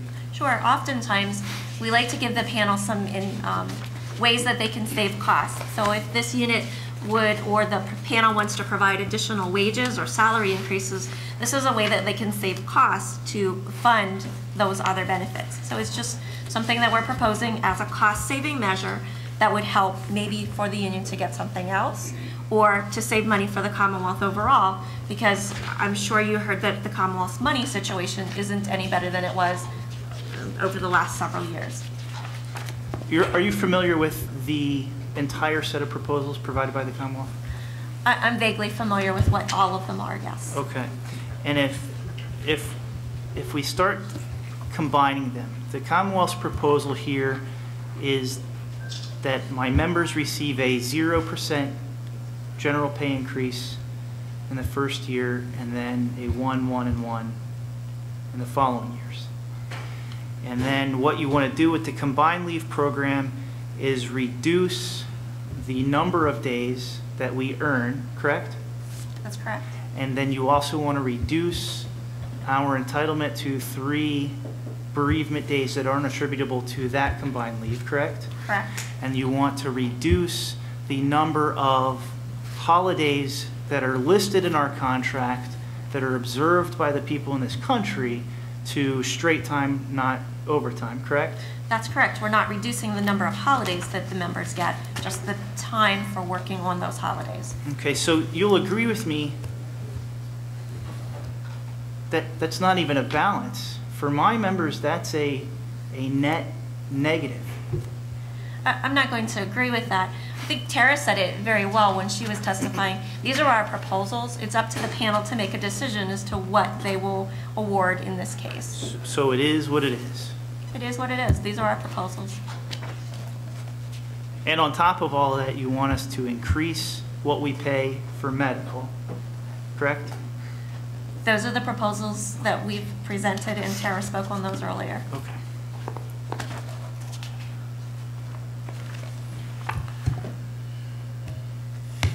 Nothing additional to you. Thanks, Chris. Anything further? Anything from the panel? Go ahead. Hi, Sherry. Nice to see you again. Nice to see you. I can't help it when I have a calculator in front of me. And the SPF proposal where you anticipated $292,000 of savings, plus another $495,000 in potential overtime savings. See, we heard testimony from Deputy Secretary Ringler, I think, the other day that the DOC budget is $1.9 billion. So when I do the math, I take $787,000, which is the combination of those two figures, and I divide it by 1.9 billion, and I come up with 0.04%. Does that sound about right? About a penny's worth? About a penny's worth. Okay. I'm not doing the math in my head either. Like Tara said, I don't have a calculator in front of me. But if you did the math, that's appropriate. Any little bit that we can save, we are looking for those savings.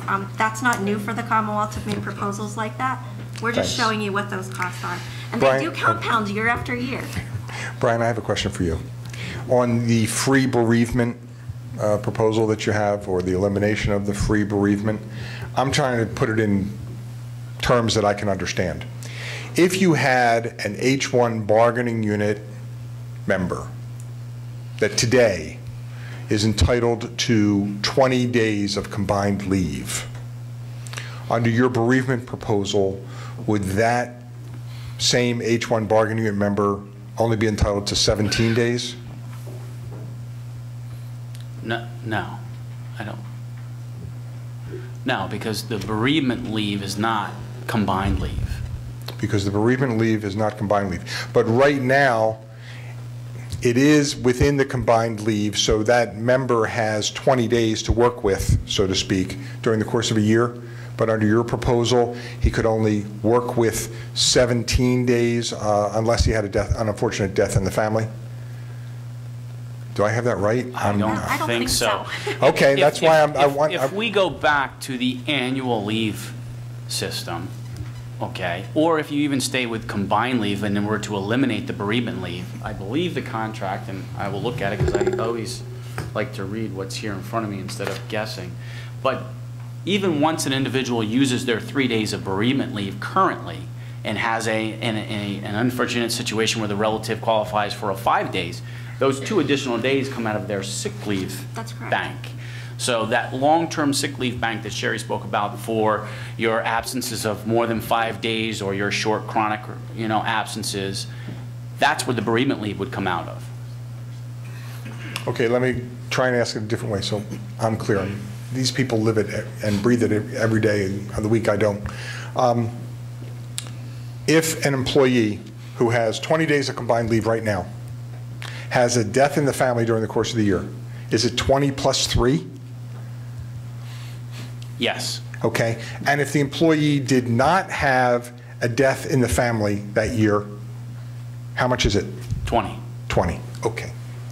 And that's how it is right now? Yes. Okay. And all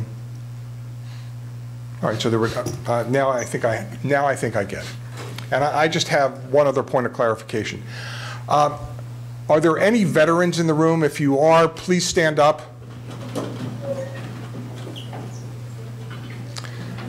Thank you for your service. I don't think this is a minor holiday for you. Thank you. Anything, Jeff? Thanks, Brian.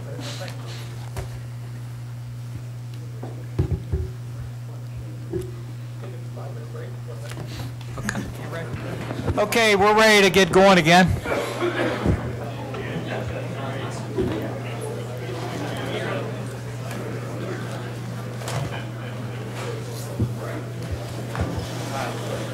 Before we start our next presentation, Brian Knowles is just going to read a couple of proposals into the record. Okay.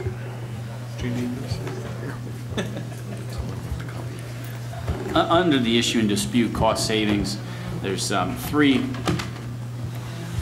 proposals the Commonwealth has made with respect to saving some money under the collective bargaining agreement currently. Proposal number 1 is to delete the double time proposal. Currently requires payment of double time under certain conditions. And said proposal would be a 1-year savings of $1.1 million and a 4-year saving, if we get a 4-year contract with this provision, would be a $4.5 million savings.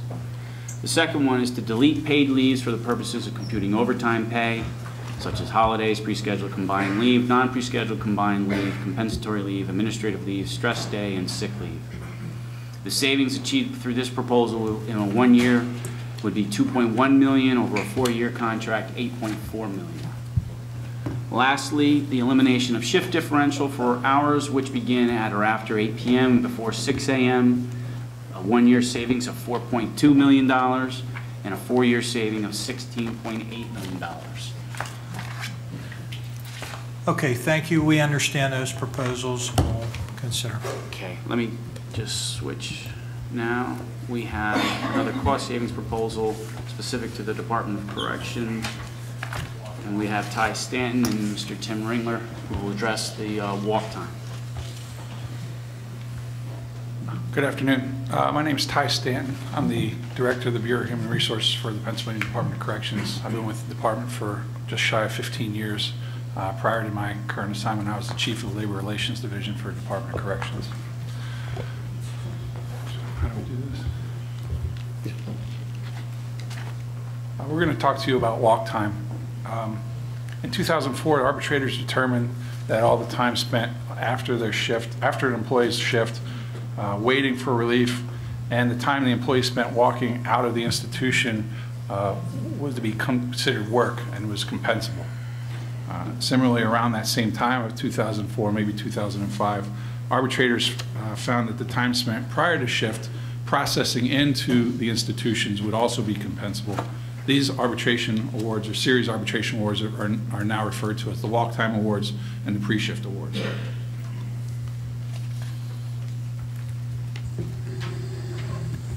I believe only one mic works up here, so I'll shift this up.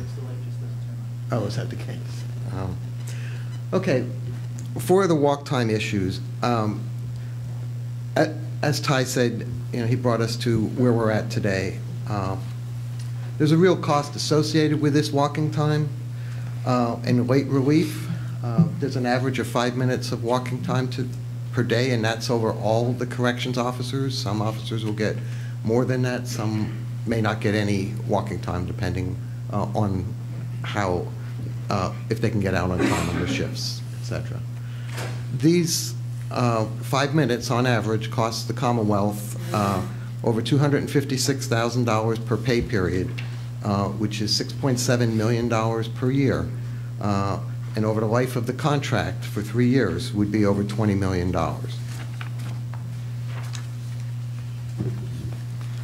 What our proposal is that all time associated with roll call, late relief, and walk time to be compensated at straight time rate, not to exceed the limits for law enforcement units under the Fair Labor Standards Act. In addition, said time would not count as hours worked for the purpose of computing overtime pay under Article 18, Section 1. So we still would be paying, it would be paying at a straight time rate. The savings that the Commonwealth would achieve under this proposal would be $85,000 per week, or per pay period, $2.2 million a year savings, and $6.7 million over the length of the contract.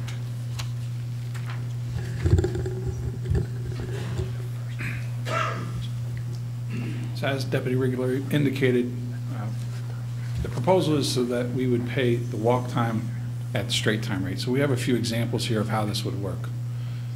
Under this scenario, this is an officer that works a Monday through Friday schedule 8 to 4 on a post that does not get walk time, meaning they're able to exit the facility by the end of their shift.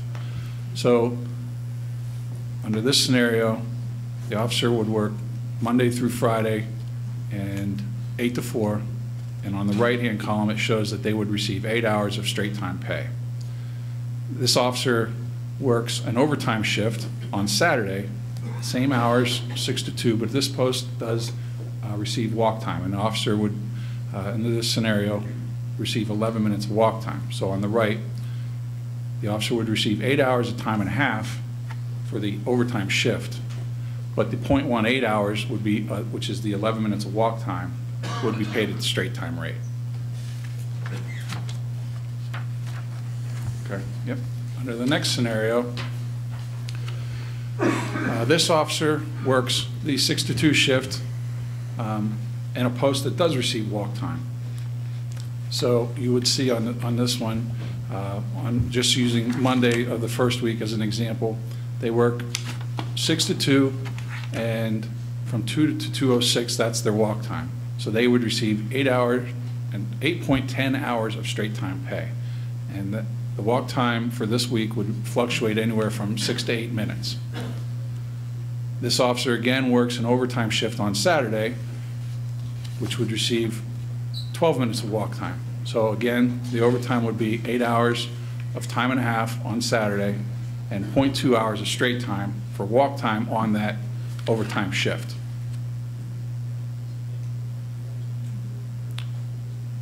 On this third example, this is an officer that works a 2 to 10 shift, receives shift differential, and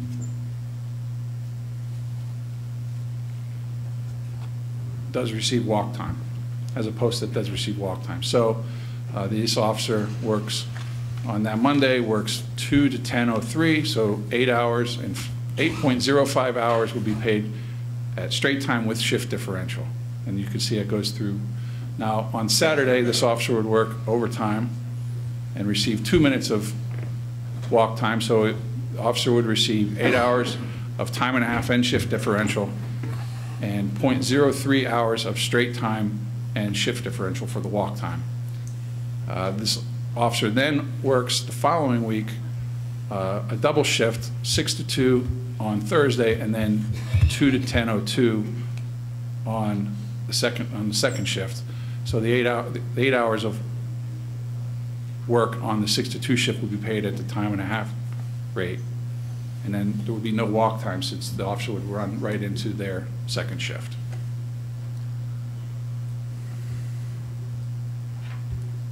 Basically our proposal. That's our proposal. Any questions?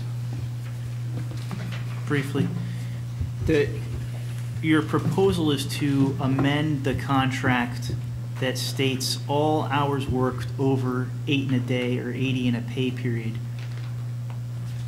with respect to walk time would be paid straight instead of at the overtime rate, which is what the contract provides, correct? The proposal is that all hours associated with roll call, late relief, or walk time would be paid at the straight time rate, yes. Okay. And you justify this because it's permissible under the Fair Labor Standards Act and the 7K exemption, correct? I'm not sure what the exemption is. The law enforcement exemption. Yes, the FLSA legally permits the scheduling, yeah. Okay. And under the FLSA, and if you don't know, that just let me know, but under the FLSA, it provides that officers, law enforcement officers, can be worked up to 86 hours in a 2-week period or 171 hours in a 28-day period without incurring overtime. Correct? I believe that's what it says, yes. Okay. And that would have to apply to all hours of work, not just walk time. To clarify, but just so we're clear, we would not apply it that way. We wouldn't apply it. It would be applied for just those 3 situations. So if they actually worked, they would get time and a half still.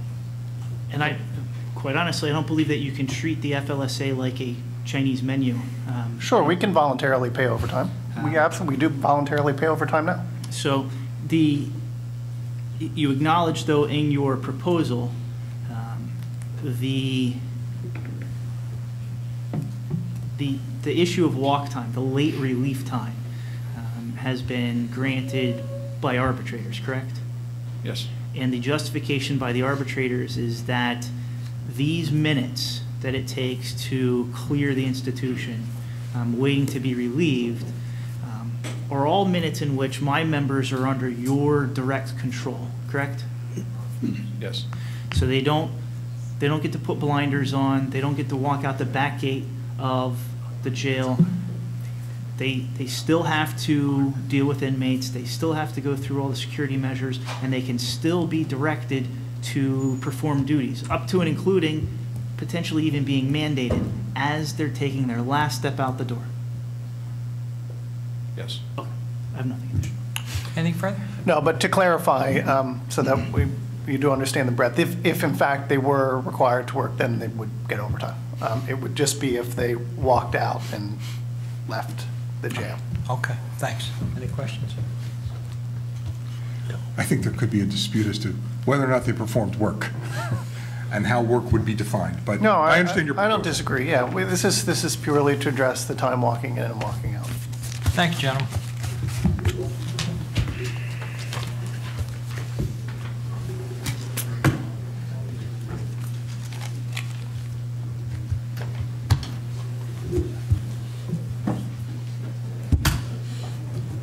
This is it, right?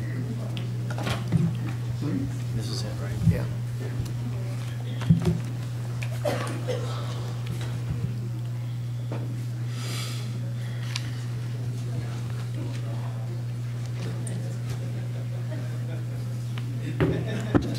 Okay, Brian. I'm sorry? Last presentation of the day. This is the last presentation. Okay, Brian. I'll try to get through this as quick as I can. This is a unique proposal, and it's before you because it's the first forum available to management to affirmatively address this issue. Management doesn't have a right to file a grievance by way of contract where there's a dispute between the parties. And what you'll see with respect to this is there was an agreement reached between the parties. Shortly after reaching said agreement, there seemed to be a very distinct difference in interpretation of said agreement, and essentially we're here to try to get that corrected. Just for way of background, temporarily working out of class, under Article 25, Section 3 of the contract, it allows management the right to assign work to its employees. Under this specific section, if that work is work at a higher class, there's certain ways of doing that and paying it because it's higher level work.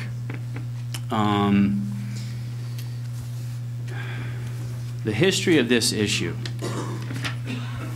for as far back as I can go, 2002, and in my research prior to that, the department has used H-1 bargaining unit members just like they use other Commonwealth employees to work out of class. Sometimes it's a higher rated class, sometimes it's just a different classification at the same pay range, sometimes it could be a lower pay range class, which would not result in lower pay for those situations addressed in different bargaining agreements. But specifically with the Department of Corrections, one of the ways they've utilized this language for years and years and years is having correctional officer 2s work out of class as lieutenants, okay? And this practice went on under the AFSCME reign without challenge. It went on for 10 years under the first 10 years of Pscoa. And there were issues when we had a correctional officer 2 work out of class as a lieutenant. Back in the early 2000s when I was handling the grievance committees, we'd hear grievances over whether or not somebody was entitled to work correctional officer 2 overtime when they've been assigned a temporary assignment as a lieutenant. Where was their leave taken, you know, when they pre-scheduled the vacation as a CO2 and now they're working 6 months as a lieutenant? Are they still taking that leave against the CO2 complement, or are they taking it against the lieutenants? And there were grievances that never reached the stage of arbitration. There were different ways of handling it from one facility to the next. Some people allowed it, some people challenged it, some people addressed it. It was one of those things that they seemed to work out short of going to arbitration. And probably because the contract is a little unclear with respect to how to handle those other collective bargaining agreement sections of overtime when you're out of class. But with respect to this, we worked things out. Late 2010, Roy Pinto sent a letter to Acting Secretary of Corrections Shirley Moore addressing this issue. And this is really where this practice started to become a problem above and beyond where people were working their overtime and how they were getting their leave selection handled and things of that nature. This is where all of a sudden it came a dispute as to whether or not management had the right to have a H-1 bargaining unit member work temporarily out of class in a classification not covered by the H-1 bargaining unit. It's the first we've heard of it. And you'll find that letter by Mr. Pinto under tab 1. You'll also see under tab 1 the response to his letter by then Acting Secretary of Corrections Shirley Moore. It wasn't until February of 2011 that an actual grievance was filed somewhat related to this matter. And you'll find that under tab 2.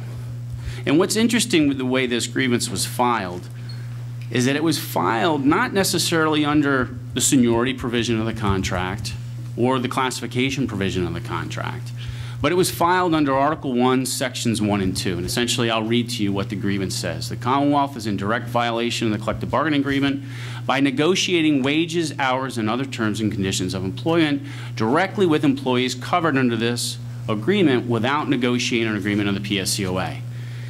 When you turn that page over, you'll see there's a statement that was accompanied that grievance. I believe that signature on there is an individual by the name of Dave Mandela out of SEI Pittsburgh. And you'll see he describes in here situations where sergeants at SEI Pittsburgh were essentially being directly dealt with by management with respect to out-of-class assignments as lieutenants, okay? So that's how this issue first came to a grievance by the PSUA, even though months prior they had brought it to our attention that they didn't think we had the right to do this assignment out of the bargaining unit and allow people to basically continue to gain seniority and be covered by the collective bargaining agreement. So this grievance moved its way through the process. It obviously didn't get resolved through the grievance procedure. It was scheduled for arbitration. Short of going to arbitration, the parties had different discussions over trying to resolve the issue. The union actually then amended the argument to include the seniority provision with respect to a violation of seniority by giving somebody seniority who's working temporarily out of class. At the day of the hearing, the parties continued to discuss the issue and were able to reach an agreement which we believed resolved the issue. And you'll find that agreement under tab 3.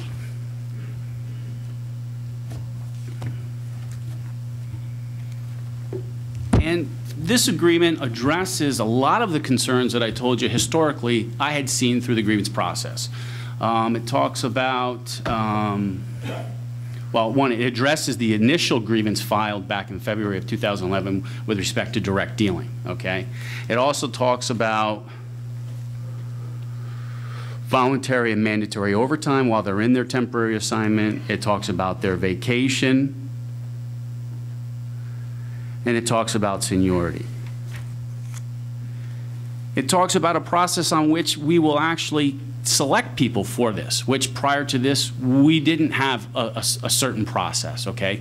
There's language in the collective bargaining agreement that if we assign somebody to a higher class temporarily in the bargaining unit, then we have to follow certain like seniority provisions if it's going to last more than 20 days. So if we're going to say a CO1 is going to work out of class as a CO2, both classes covered by the H-1 bargaining unit, if that assignment is going to last more than, I believe it's 20 days, then there's certain provisions you have to follow, seniority, give other people an opportunity to do it. But as far as assignments to a higher class out of the bargaining unit, there's no contract language on that at all.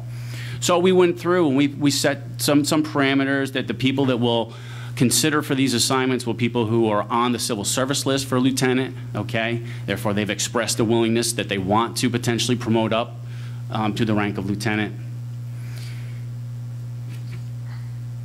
And really where the misunderstanding, disagreement, conflict is on the back of the agreement there, the bullet that talks about the length of the assignment. Wait a minute. It is understood that employees will only accrue up to 6 months of bargaining unit seniority regardless of the length of the assignment.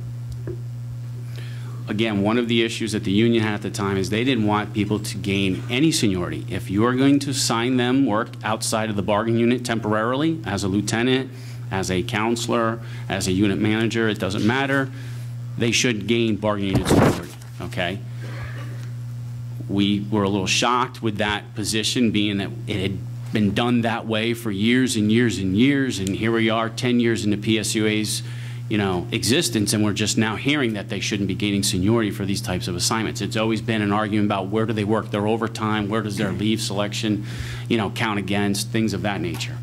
So obviously there are a bunch of things put into here, some good for management, some good for the union. We limited it to 6 months of seniority for the assignment. Shortly after we reached this agreement, we started to hear from field managers that people were turning down assignments because they were being told by their local union officials and by their statewide officials that it's 6 months life seniority. So if I accept a position today as an active, I don't even accept a position, if I'm assigned work temporarily out of class as a lieutenant, and let's say, for example, well, let me back up. There's some needs to this, all right? One thing is we have individuals who are protected while they're out on leave. Military leave, call-ups with this unit, H-1 unit, and their higher ranks, because most people come from the military or still serving in the reserves, things of that nature. When they're out on military leave, they have a right to come back to their job. But we also have a need to fill that job while they're away on military leave, while they're out on FMLA leave, while they're out on a work-related injury leave. All those types of leaves that could result in long-term absences, we need to fill the position, we need to have a body in that position, but we can't not have that position still available when they're ready to come back to work. Therefore, the need to have a temporary assignment for an actor.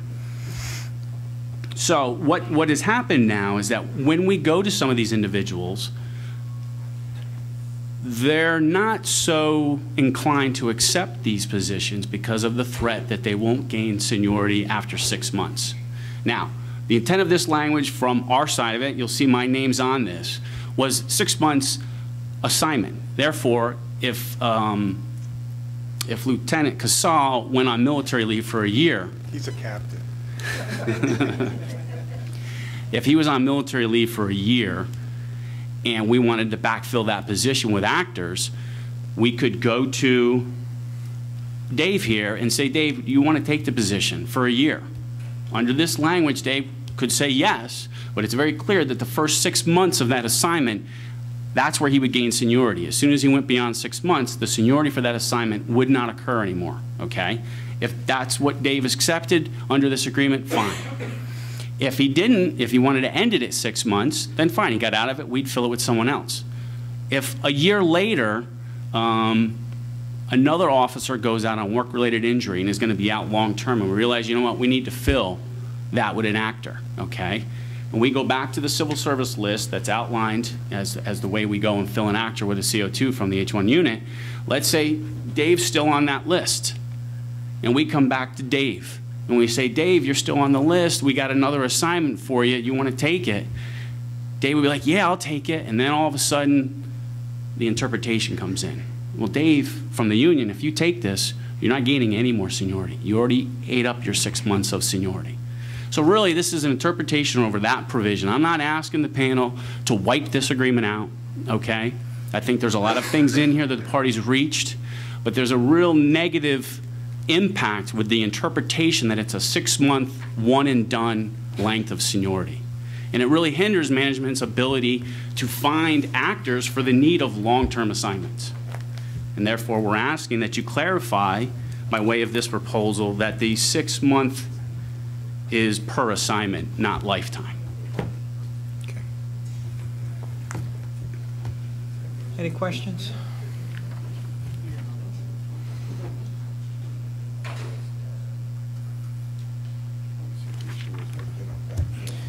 Brian, you'll agree with me that this issue arose out of concerns by the PSCOA that there was direct dealing between the Commonwealth and those members of our unit that were being temporarily worked out of class. That's what the grievance said, yes. Okay. And specifically, members were being told this is the type of schedule based on the nature of the job. They're also being provided with pay that's not provided for in the contract, correct?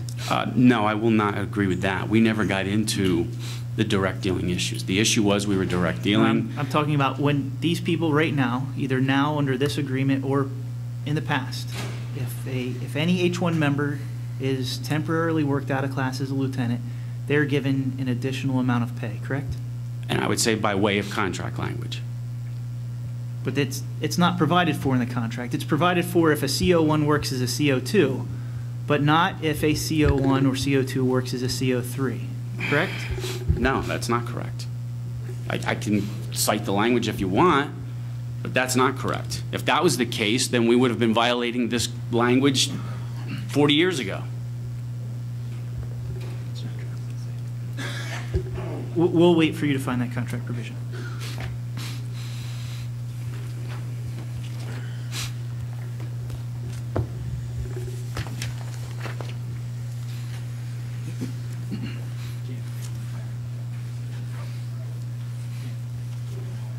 Okay, under Article 25, Section 3, page 50 of the collective bargaining agreement, whenever an employee is temporarily in charge to perform in general the duties and responsibilities of a position in a higher rated classification that are separate and distinct from those of the employee's own position for a period of any full 5 cumulative days in a calendar quarter, the employee shall be compensated retroactive to the time the assignment took place at an amount equal to the minimum step of pay range for the temporary position or at 4.5% above the employee's current rate of pay, whichever is greater. You want me to go on? Okay, so they're provided with a pay commensurate with their temporary assignment or this percentage, correct? Based on this language. Okay, and at the time, you weren't utilizing this process of selecting people who may otherwise be eligible for those positions. The local managers were seeking out people they thought were appropriate for the positions. Yes, correct. They were approached people, asking people. We never mandated anybody to take a temporary assignment. We approached people and asked for volunteers, went to people we thought, were qualified or for whatever reason. There's no language in the contract on how to address going to somebody for this assignment. Okay, and you'll agree with me that what's found at tab 3 is the terms and conditions of a benefit to both the Commonwealth and the PSCOA that was bargained at arm's length. I can't agree with you with that because I don't know what your benefit is here, to be honest with you. Mr. Pinto's signature on there was not made under duress, correct? I sure hope not. Okay. So he signed that knowingly, intelligently, and voluntarily. You know what? The benefit that I know that's in this agreement, let me back up, is the fact that we won't be direct dealing. Okay. So when you look at the statement by Dave Mandela on the back of the grievance statement, we shouldn't be going to Sergeant to say, hey, Sergeant Oles, yeah, I know you want to bid on the 6 to 2 shift, but you don't have the seniority. I'll make you an acting sergeant and put you on the 6 to 2 shift. That kind of stuff cannot happen. And when these people, and what we're here for and what you want clarified, you want this panel to accept your parole evidence as to what these words mean and apply your meaning to them. You don't want this document eradicated. You want it to be clarified to a position in your favor, that you can continue to work our members out of the bargaining unit and allow them to accrue bargaining unit seniority. Correct? Yes, because when they work in a temporary assignment out of the bargaining unit, they're still receiving every single benefit covered under that collective bargaining agreement. Okay? We don't make actors as lieutenant not be held to a just cause standard. If we take action to somebody who's in an acting position out of the bargaining unit and they're disciplined based on that, they're still covered under Article 26, the just cause language. They still have all of the other benefits afforded to every single H-1 bargaining member under this agreement. Okay.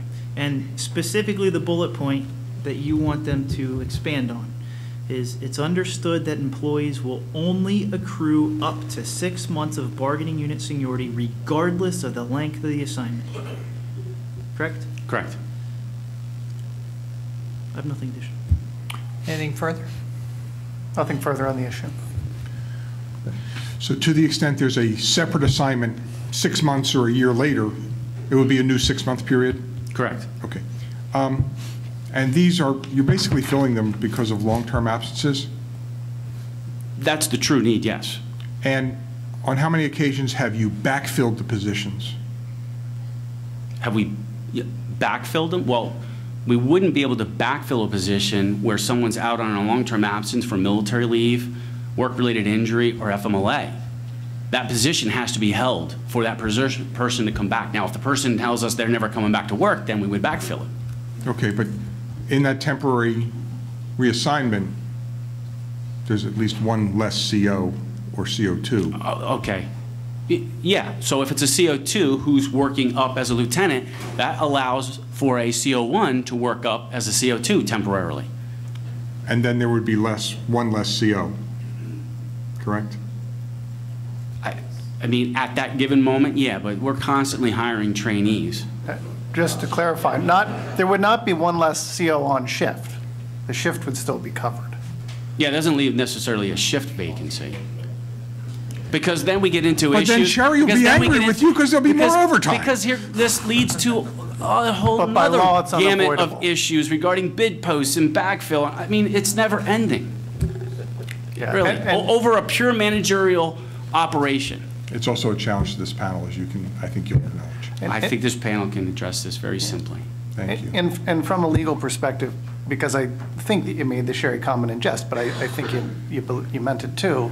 From a legal perspective, it is an unavoidable consequence that if there is an individual protected by USERRA who goes out and the position has to remain available for them to work when they return, the consequence, or that ripple down consequence, is unavoidable. The vacancy cannot go unfilled. The lieutenant position cannot go unfilled. It has to be filled, but it cannot be filled permanently. So to the extent that it was made in jest that Sherry would be upset, yeah, she might be upset, but she has to deal with that situation. She has to deal with it, and unfortunately, and I think the Commonwealth will acknowledge this, that the COs in the room have to deal with someone eventually, because it comes downward, they have to deal with someone who doesn't have as much experience and may not have the experience to have their 6. They're back. I'm not sure I followed what you were saying, but what do you mean? Backfill, if you're always filling positions with CO trainees. No. You're not always why would you always backfill with a trainee? I'm just following what Brian said, because, well, we can always put a COT in there, and that's not a lot of comfort to a CO dealing with a lifer at Green. Anything, Joe? No questions. Thanks, Brian. Thank you. Okay, does that conclude the presentations? That concludes the presentations. It's my understanding there's going to be some filing of I think that post-hearing briefs at some point. And I think we can come to an agreement on when those would be submitted offline, depending on what the panel schedule 5 days. looks like. Well, you want to look at the transcript. You'll look at the transcript and let the panel know what you're up to in the filing, and we'll commence our work. We appreciate, again, all your presentations and your effort that you put forth. I'll reiterate, it was done very professionally on both sides. I enjoyed the presentations. They were very pointed, and you did make the issues very clear to understand. And everybody who did present was very good. And as I said before, the attorneys did very well. And we look forward to putting a contract together for you. And that's something that we'll start working on right away. Thanks very much. Thank you. Thank you. Thank you, sir. Okay, Joseph, good seeing you. You too, Bill. Bill, good work.